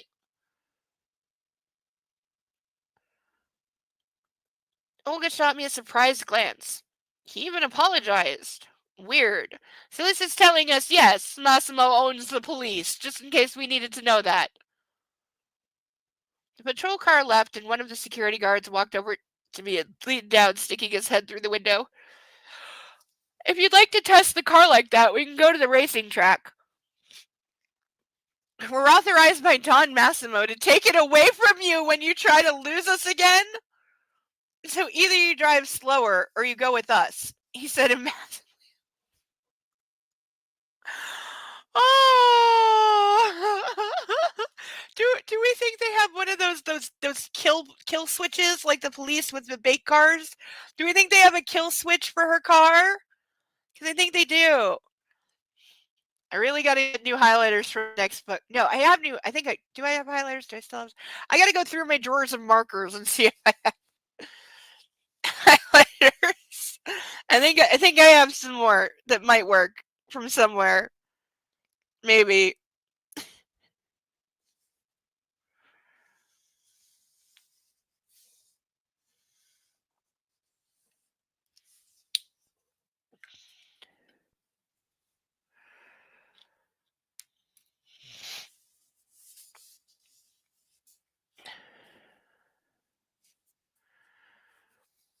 I frowned but nodded. "I'm sorry." The rest of the way passed without incident. We took our time. The spa was luxurious and opulent. It offered a wide range of treatments and rituals, including options for pregnant women, so I could partake without worrying about the fetus. I was gonna say, isn't there like things at a spa you're not supposed to do when you're pregnant? Like, I'm sure I heard that somewhere. We spent almost 5 hours there. Hearing that, a man would have thought us crazy, but a woman knows how long it really takes to take care of herself. This is so. Scrubs, massages, facials, pedicures, manicures, and getting your hair done. Okay, if they did all that, 5 hours is actually really quick. Thinking about Saturday's ceremony, I picked colors similar to that of my wedding dress. I needed to be 100% ready for the occasion. I trusted the hairstylist and told him to touch up my roots only. The man's name was Marco, and he was gay as it got. He dealt with the dye perfectly, so I decided to shorten my hair a bit too. Smelling like heaven and totally relaxed, we took our seats on the terrace while the waiter served us dinner. You're not eating enough, Laura. This is your first meal today. You shouldn't do that. True. Oh, give me a break. I constantly want to throw up. I wonder if you'd have an appetite if you felt like that. Besides, I'm already nervous with the wedding just a couple days away. Got doubts? Remember, you don't have to do this. A kid doesn't automatically mean you have to get married, you know? And marriage doesn't have to be forever. True and truer. I love Massimo, and I want to marry him. I want to tell him we're going to have a child. I'm tired of keeping this a secret. It's been 1 day!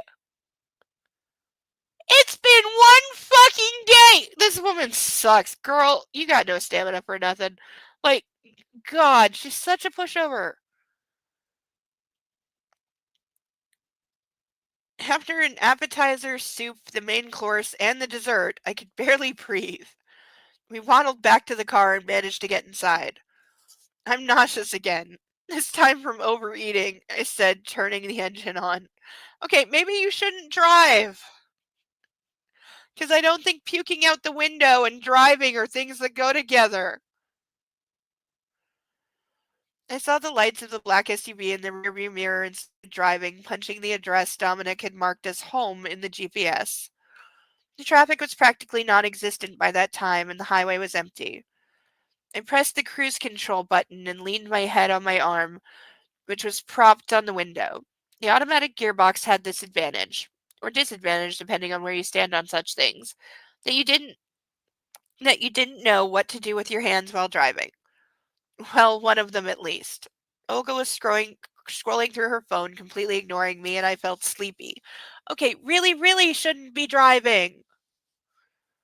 Driving along the slopes of Mount Etna, I watched the mystic mountains and the stream of lava running down its summit. The view was incredible and terrifying at the same time. My eyes on the spectacle, I didn't notice the black SUV gaining on us. I turned to glance in the mirror, but in the moment the car lurched, hitting us from behind. See, I told you something was going to happen. What the hell are they doing? I screamed. Car bumping the Porsche again. Because it's not your black SUV. And we're only 4 pages from the end. So, like, she's going to get kidnapped by the other family or something. If they kill the friend, I'm going to be pissed. I'm pouring one last drink. So, last chance to grab a duck or, get a girl drunk.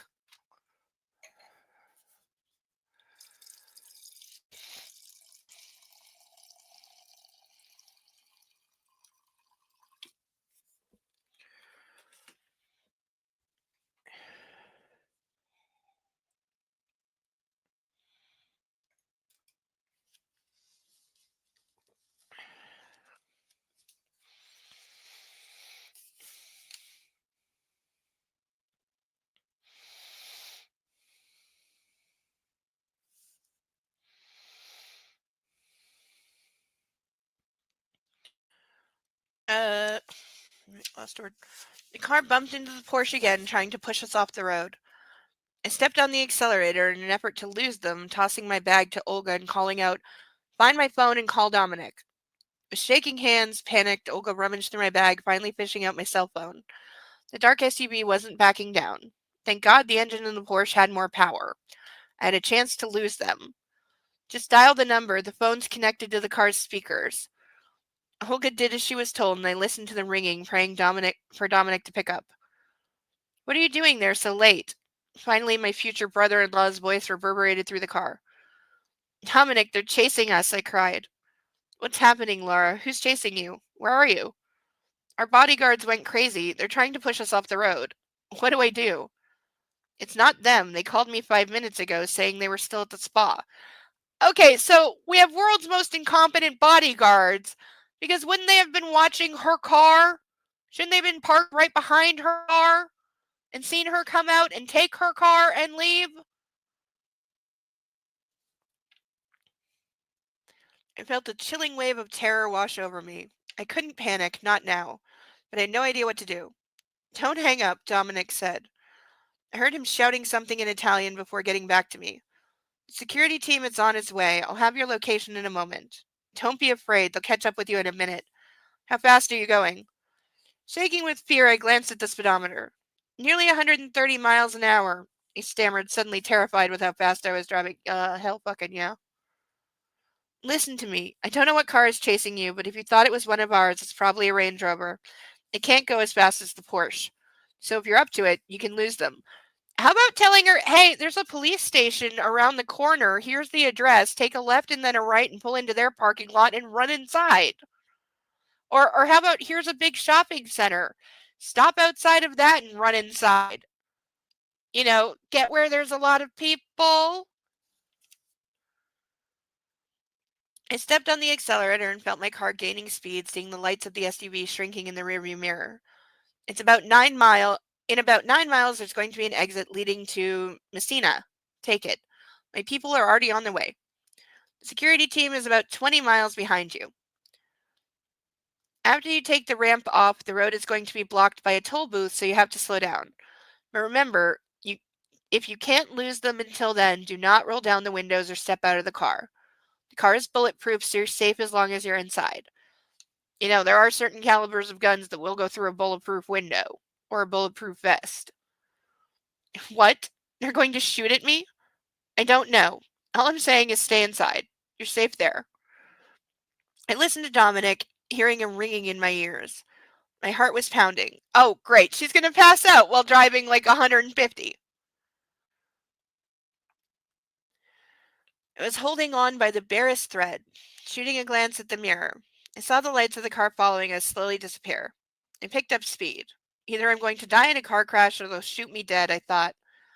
Then a sign appeared on the road. The exit. I can see the exit, Dominic. I heard him shouting something in Italian before speaking to me, switching back to English. Good. My people are nearly at the toll booth. A black BMW with 4 people inside. You already know Paolo. When you see him, stop as close to him as you can. I started braking to take the exit from the highway, praying for Dominic's men to hurry. Passing the turn, I saw the black BMW stopping and the 4 men jumping out. I stepped on the brake pedal and the car skidded to a halt, nearly hitting the security detail. Paolo opened the door and pulled me out of the Porsche. I was shaking uncontrollably. He tossed me back inside to the back seat. I got behind the wheel and drove through the toll booth, tires screeching. I was doing my best to breathe slowly, to calm down my racing heart. I heard Dominic's voice calmly explaining something to the driver. Where was Olga? I'd completely forgotten about her. I looked up and saw her sitting in the front passenger seat, looking straight ahead. You all right, Olga? I asked, grabbing her by the arm. She turned abruptly, and her eyes were full of tears. She unfastened her seatbelt and scrambled to the back, pressing herself in my arms, crying. What the fuck was that, Laura? Okay, she actually told you the truth, so what the hell do you think it was? Are we suddenly making the friend stupid? Because I'm going to be angry if the friend is suddenly stupid.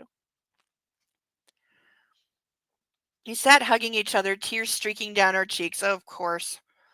Can't possibly be anything other than crying, shaking, hysterical women. Of course not. And shaking as if the interior of the car were minus 20 degrees. I felt how absolutely terrified she was. I'd never seen her like that. Despite feeling like that myself just a minute ago, I knew I needed to support her now. Again, ugh.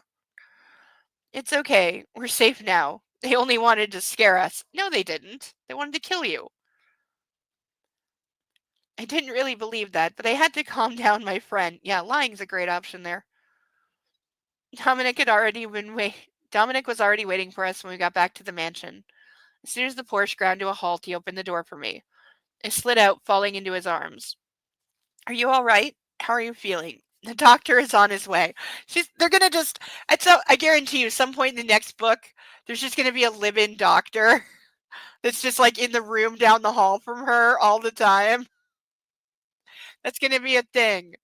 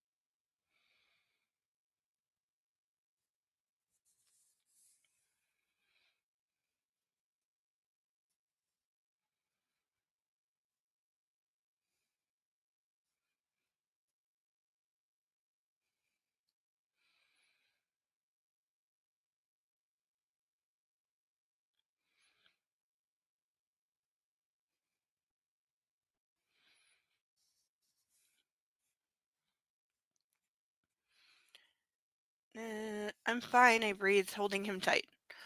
Olga stepped out of the car and snuck into our embrace, joining us. Dominic took us to the grand lounge on the ground floor. The doctor arrived 20 minutes later, checking my blood pressure and giving me some heart pills. It wasn't hurt. We're never going to find out what's actually wrong with her, I swear. Then he turned his attention to Olga. She still couldn't cope with what had happened, so he gave her some tranquilizers and sleeping pills. Isn't it great when everybody just drugs are the answer to everything? That's so fuck me. Dominic took her to her bedroom. When they disappeared, the doctor told me to see a gynecologist right away to check and see if the child was okay. Because God, why wouldn't they? Dominic is the only person that knows she's pregnant. Wouldn't he have gotten why? I felt all right as much as I can feel fine after experiencing something like that. And I was sure the baby was okay. You don't know that. I'm not trying to diss like women's intuition, which I rely on, or mommy intuition whenever that kicks in, but you do not instinctively know if you're okay or if the baby's okay. You don't. The collision with our car wasn't that serious. The seatbelt only grazed my collarbone, not really tightening over my belly, but better to be safe. Dominic returned after a while and the doctor said goodbye and left. Listen to me, Laura. You need to tell me what happened. All of it. Like, are we saying any car she's driving doesn't have cameras, like, in every fucking direction? I don't know. Like an Italian, I didn't take a look. What is with the constant referencing of where everybody is from? Like, oh, I know most of the cultural stereotypes about Italians. I really do. Most of them are true. But I don't know what that means. When we got into the car, a dark SUV started following us. I thought it was the security. Then we drove to the highway and it all started. You know the rest. I talked to you the whole way. Dominic's phone rang and he left the room fuming. Worried, I followed him. Dominic really nearly ran through the main entrance, heading towards my bodyguards who were just parking their car on the driveway. When the men stepped out, he slammed his fist into the first one's face, toppling him to the ground.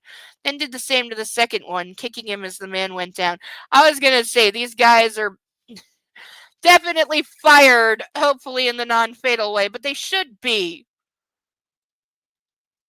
Like, even if this was not a mob situation, I had hired these guys as my security and they let me leave without following me because, what, they were in the bathroom, they were getting a coffee? What? Like, how did they let her leave without noticing that her and the car were gone? And they have a tracker app that tracks the thing in her arm. They should know immediately that she was moving. I do not underestimate the magical powers of mommy, okay? I don't. I know that mommies have magical powers. They can make little ones stop crying. You can kiss an invisible boo-boo and make it go away.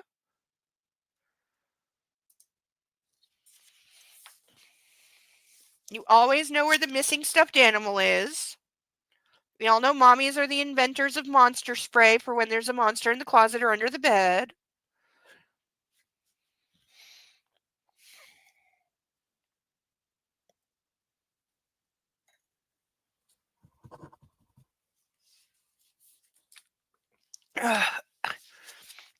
Yeah, like 2 pages left. And then back cover of the other book.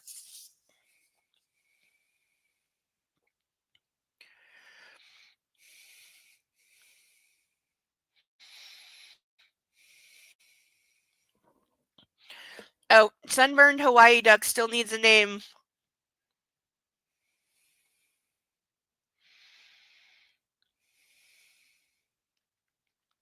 And if up to me, I shall name Cotton Candy Zebra Duck Jacquard. And then we will make Clown Melman, or Clown Marty, sorry. Clown Marty will be on the stage for next week. Because I can certainly make that happen. It's going to be really cute, too. I can already see it in my head. It's going to be really cute. I know just the one I'm going to do, too. That'll work. That'll definitely work. Yes.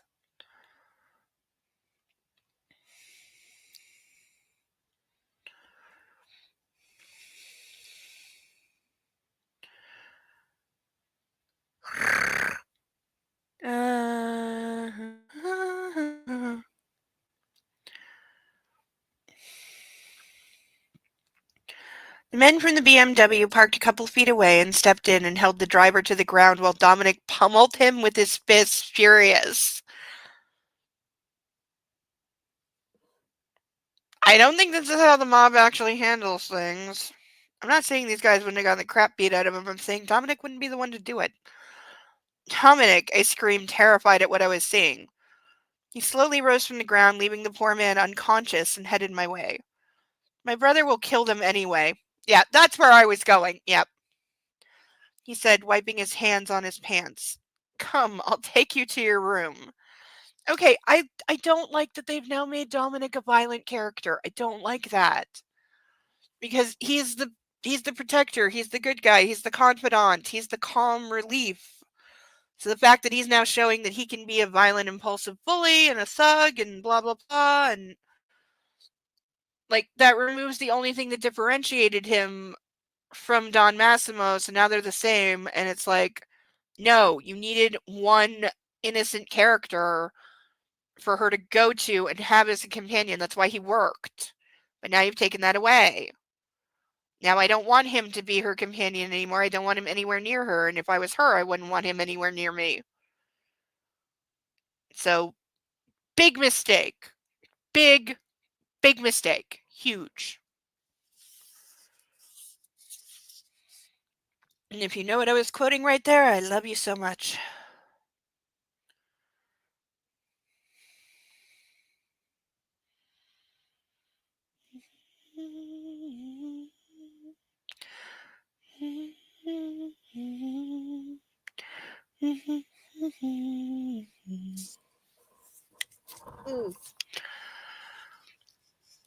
Come, I'll take you to your room.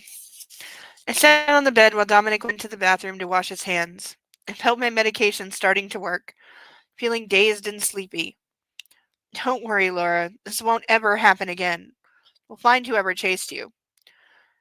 Please promise me you won't kill them, I whispered, looking in Dominic in the eyes. Girl, what world do you think you're in? Like, this is the problem.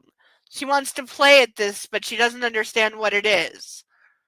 In the real world, in the real, like, mob world, which very much exists, especially in Italy, Jesus Christ. Yeah, people die. A lot. Okay, it's kind of like Game of Thrones. You win or you die. So you better get real comfortable with a lot of violence and a lot of death, because that's the world you have now signed up for. Yes, it comes with closets full of Givenchy boots and Chanel bags and lots of expensive clothes and $100,000 watches, but it comes with murder and violence and being chased on the road and kidnapped and blah, blah, blah.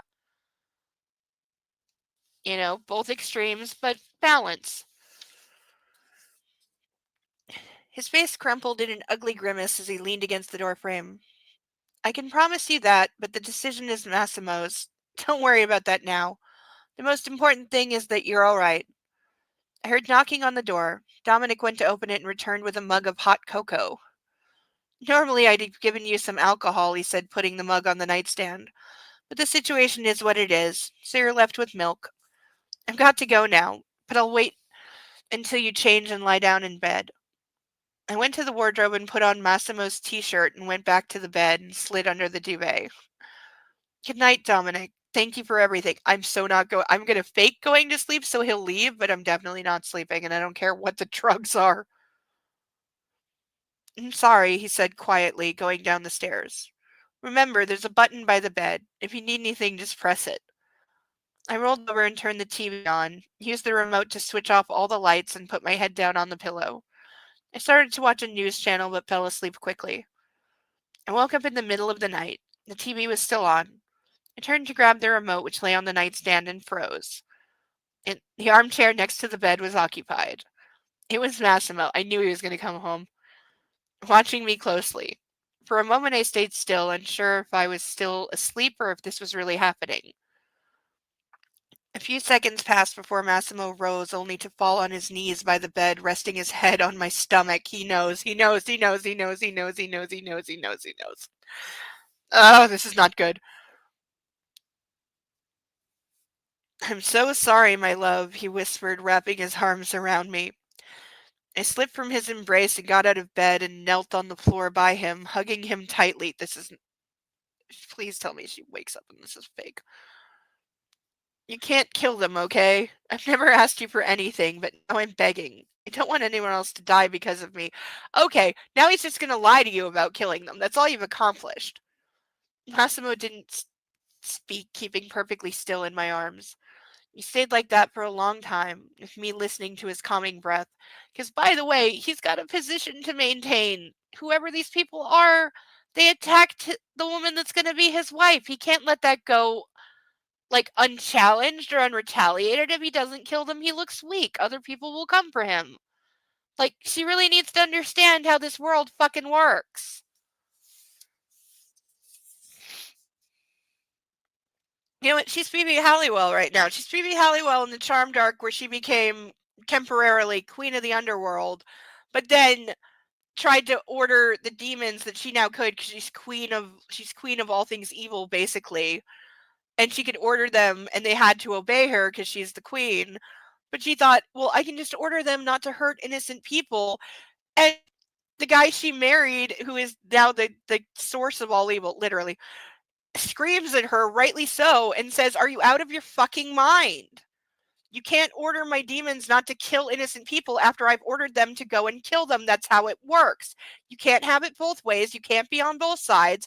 You chose evil. You have to live with it, or everyone that's against me or everyone that tried to challenge me for becoming king of evil is going to rise up against us and slaughter us both. Do you get it now?" Like, that's the conversation she needs to be fucking having. Do you fucking get what you have signed up for? Obviously, no, and you need to learn it real hard and real fast right now.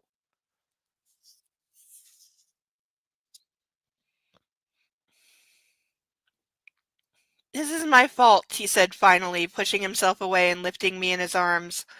He lay me in the bed, covering me and sitting down at my side. I shook off the remaining sleepiness, watching him. It was clear Massimo had come in a hurry. He hadn't even had a chance to change his clothes and was still in his tuxedo. I caressed the lapel of his jacket. Was there a party? The man in black dropped his head, pulling on his bow tie. I've let you down. I promised I'd protect you and that nothing bad would ever happen to you. I went away and you've just barely avoided death. I don't know who sat behind the wheel of that car or how all this happened, but I swear I'll find the one responsible. He growled and rose. I believe him. I don't know if it's a good idea for you to stay here, Laura, he said. I love you more than anyone else in the world, but I can't bear the thought of you losing your life because of me. By bringing you here, I acted like an absolute egotist. You acted like a lot of things.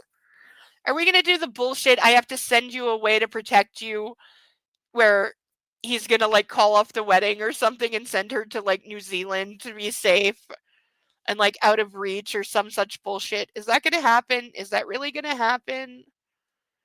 Because I don't like I don't like the idea of that because it sounds awful for a next book. Literally, there's like half a page left, and then we're reading the back cover of that one, and then we're done for the evening. As I said, I will be jumping into the movie time if anybody's up for watching something. I don't know what. We'll see who's around. Uh, uh, and now with the situation so unstable, I can't be sure of anything. I looked him in the eyes, terrified of what I was hearing. I think you need to leave for a while.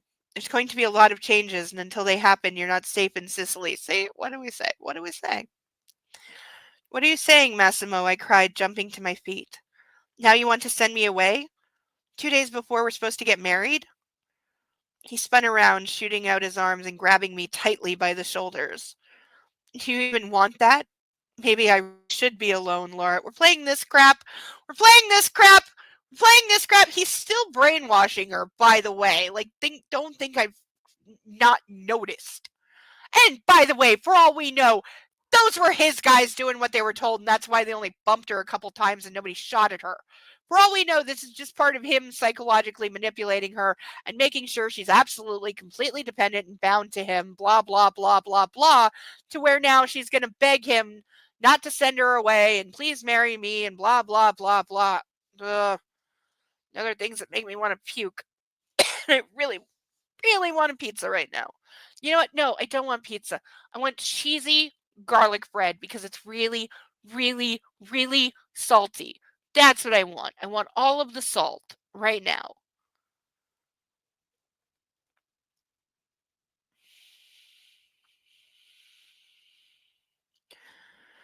Maybe I really should be alone, Laura. I chose this life. I didn't give you a choice. I'm condemning you to be with me, to be in constant danger. Doi. Last page! Last page! He let me go and started walking towards the stairs. It was stupid of me to think it could end any other way, that we could be together. He paused and turned his head to me. You deserve someone better, baby girl. Oh, we get to at least tie the record. I can't believe it, I cried out, running to catch up with him. Now you start thinking about me? After 2 months? After proposing to me? When I'm about to have your child? Dun dun dun! And of course, that's where it ends. But we do get one last burn, baby, burn. At least we tied. At least we tied. If there's something I can't burn on the back cover, I'm counting that as record breaking. But we at least get one last burn. I'm reading the acknowledgements. It's only half a page, and then there's a blank page. Somebody tell me, why do books have a just literally blank page? Some have more than one. Like, why? Maybe on the next one I'll use that to make my notes on. But for now, with one last burn, we say goodbye to 365 days, book 1. We're done. We're done. And here is a preview of watching the whole goddamn thing burn. Because, yes, I really am, in a controlled, careful way, I promise, going to burn every last bit of this book after I skin it to keep the cover as my trophy. And I'm starting to have some ideas about what to do with all the covers. Because I want to display them in like an artistic way. And I have some ideas. But for now, fire, fire, fire, fire.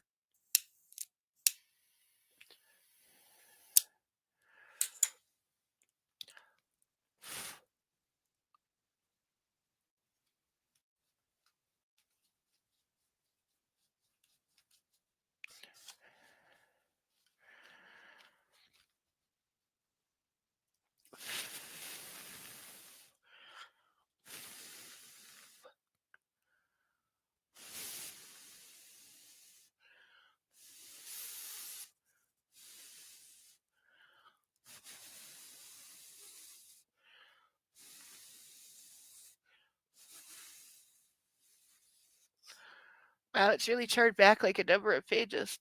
This is good. Oh, and of course, the last burn had to blow ashes all over my desk. And me. Clean shirt. Clean shirt. Ugh.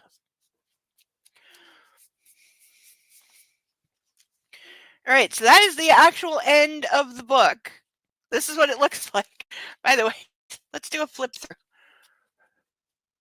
This is what it looks like.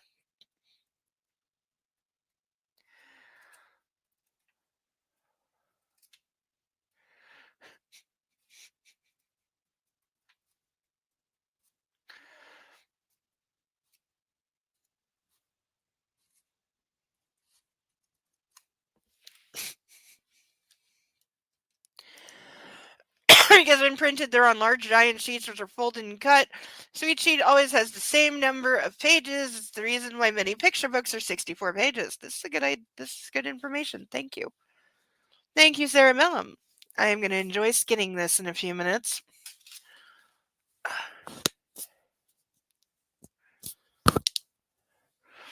But for now, let's see what we have to look forward to starting next week, which, yes, I realize is Valentine's Day, so I may well be reading to myself.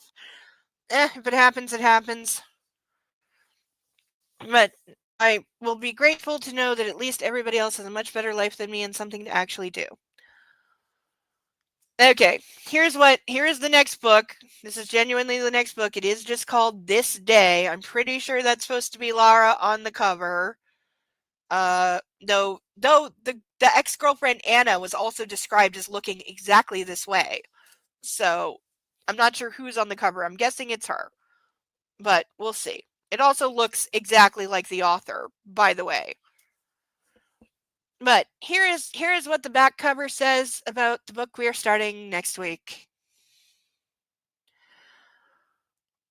Let's see.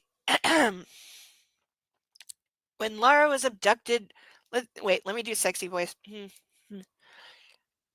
know what? No, I'm too tired. Fuck it. When Lara was abducted by the powerful Don Massimo Torricelli. Oh wait, by the way, I also thought, why is he Don Massimo and not Don Torricelli? He should be Don Torricelli. That's how that works. She never dreamed she'd embark on a passionate affair with her menacing, seductive captor, much less fall in love with him. Now her new life in Sicily seems picture perfect, with a grand wedding and a devoted and devastatingly handsome husband, a baby on the way, and all the sumptuous glamour. So I'm assuming that means the wedding takes place. Servants, richy cars, and seaside palazzos she she could ever desire. Okay, that's like the worst phrased sentence ever. But there are cracks in this fairy tale facade of luxe domestic bliss. Her only companions are bodyguards and crooks, and the threat of being kidnapped or assassinated dogs her every step. Worse, her best friend has blindly stumbled into the fray. Oh, so at least we're grabbing the friend. Becoming yet another target for rival mafiosos eager to topple Massimo's criminal empire. Can I just say we haven't seen much evidence of this criminal empire or him being like powerful because he's always gone from her? Surrounded by enemies and engulfed in her husband's shadowy world of power, pleasure, and peril, Lara is about to learn what it means to be married to the most dangerous man in Italy. I call bullshit. No way it's even the most dangerous man in Italy. And by the way, the author's blurb is exactly the same, except it now includes this. With over 1.5 million copies of her best-selling trilogy sold in Poland, Blanka was ranked as one of the country's highest-paid writers in 2019 by W. Prost magazine. In 2020, the same magazine listed her as one of Poland's most influential women. The Polish National Library Readership Survey lists her in the top 10 most popular authors in Poland, and the Forbes Women included her among the top female brands. Her best-selling novel 365 Days is the basis of one of 2020's most successful Netflix movies worldwide. The film spent 10 days as number one, the second longest in the company's history, and I happen to know the first is Bird Box.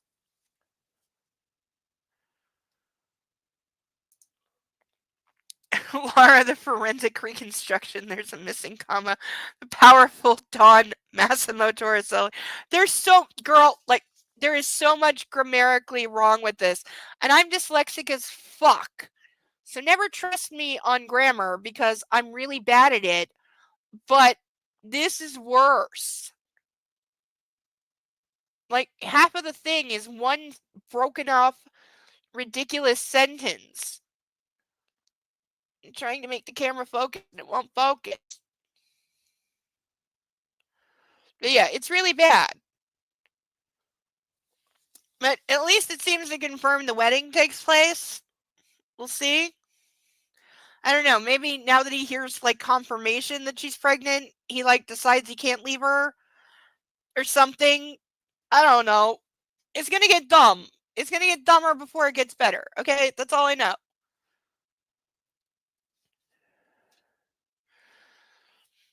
So say goodnight to our new ducks, everyone. They will be securely and safely in their bag until next week. I will work on Marty the Clown duck. We will have that for next week for sure. And hopefully, if I have time and nothing else blows up in my face, new duck stage. So hopefully that will happen. I think the new ducks are happy. We, of course, have our painted ducks who will go back in their box to wait until next week.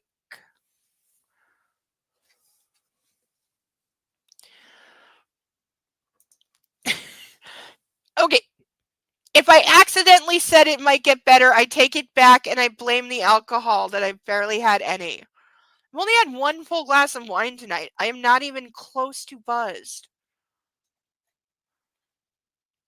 But that is going to do it for this evening. This shall conclude this week's Bad Erotica Book Club. Thank you, everyone, for hanging out. I really do mean it. Like, I really, really, really do, because I know this is not an easy book to get through. But thank you, thank you, thank you, thank you. I can at least say we tied the burn record. I'm happy about that. Let's see. In the next book, let's see if we can beat it. 10 is the record right now. That is the record. It's been matched, but it's not been beaten. It's got to be beaten honestly. We can't cheat. So we'll see. I have a feeling we can do it. I think if we really try, we can do it. For now, that's gonna do it. I'm gonna hop into movie night if anyone wants to watch anything. If nobody's there in 15 minutes, I'm gonna start watching all the stuff I watch when I'm not drunk yet, but getting there. We'll see. I watch random. I have 5 random episodes of Call the Midwife from the first 5 seasons, and I know it's had 18 seasons and I'm way behind. But I have 5 episodes that I randomly watch when I'm drunk. Don't ask me why, but it's the same 5 episodes. But I have to be really, really drunk and in a certain mood for that. But I haven't done it in a long time, so I kind of want to. But we shall see. For now, everyone, take care. Enjoy what's left of your Saturday. Have a really good Sunday. Remember, tomorrow at 8, we are in the movie night room on the Discord watching the movie of this book. I have downloaded it. It's not safe for work. It does contain nudity. I have no idea how much resemblance it bears to the book or how far they went in terms of filming it. I really don't know. I have no details. I've not read trivia. Other than it has 0% on Rotten Tomatoes, I don't know, but we'll see. We're going to watch it tomorrow at 8. Anyone who's brave enough to join me, I salute you. So hopefully I'll see some of you tomorrow. Until then, I've been Insane Lane. Love yourself. Love all of your fur babies, especially when it's cold. Keep them inside and snuggle, cuddle, love, love, love, love, love, love. They all gave you love all the time. Love the fur babies back. They deserve it. Love the fur babies. Love yourself. Read better books than this. And I hope I see you soon. Have a good rest of your weekend. I love you all. Thank you for all the support and the ducks. Bye-bye.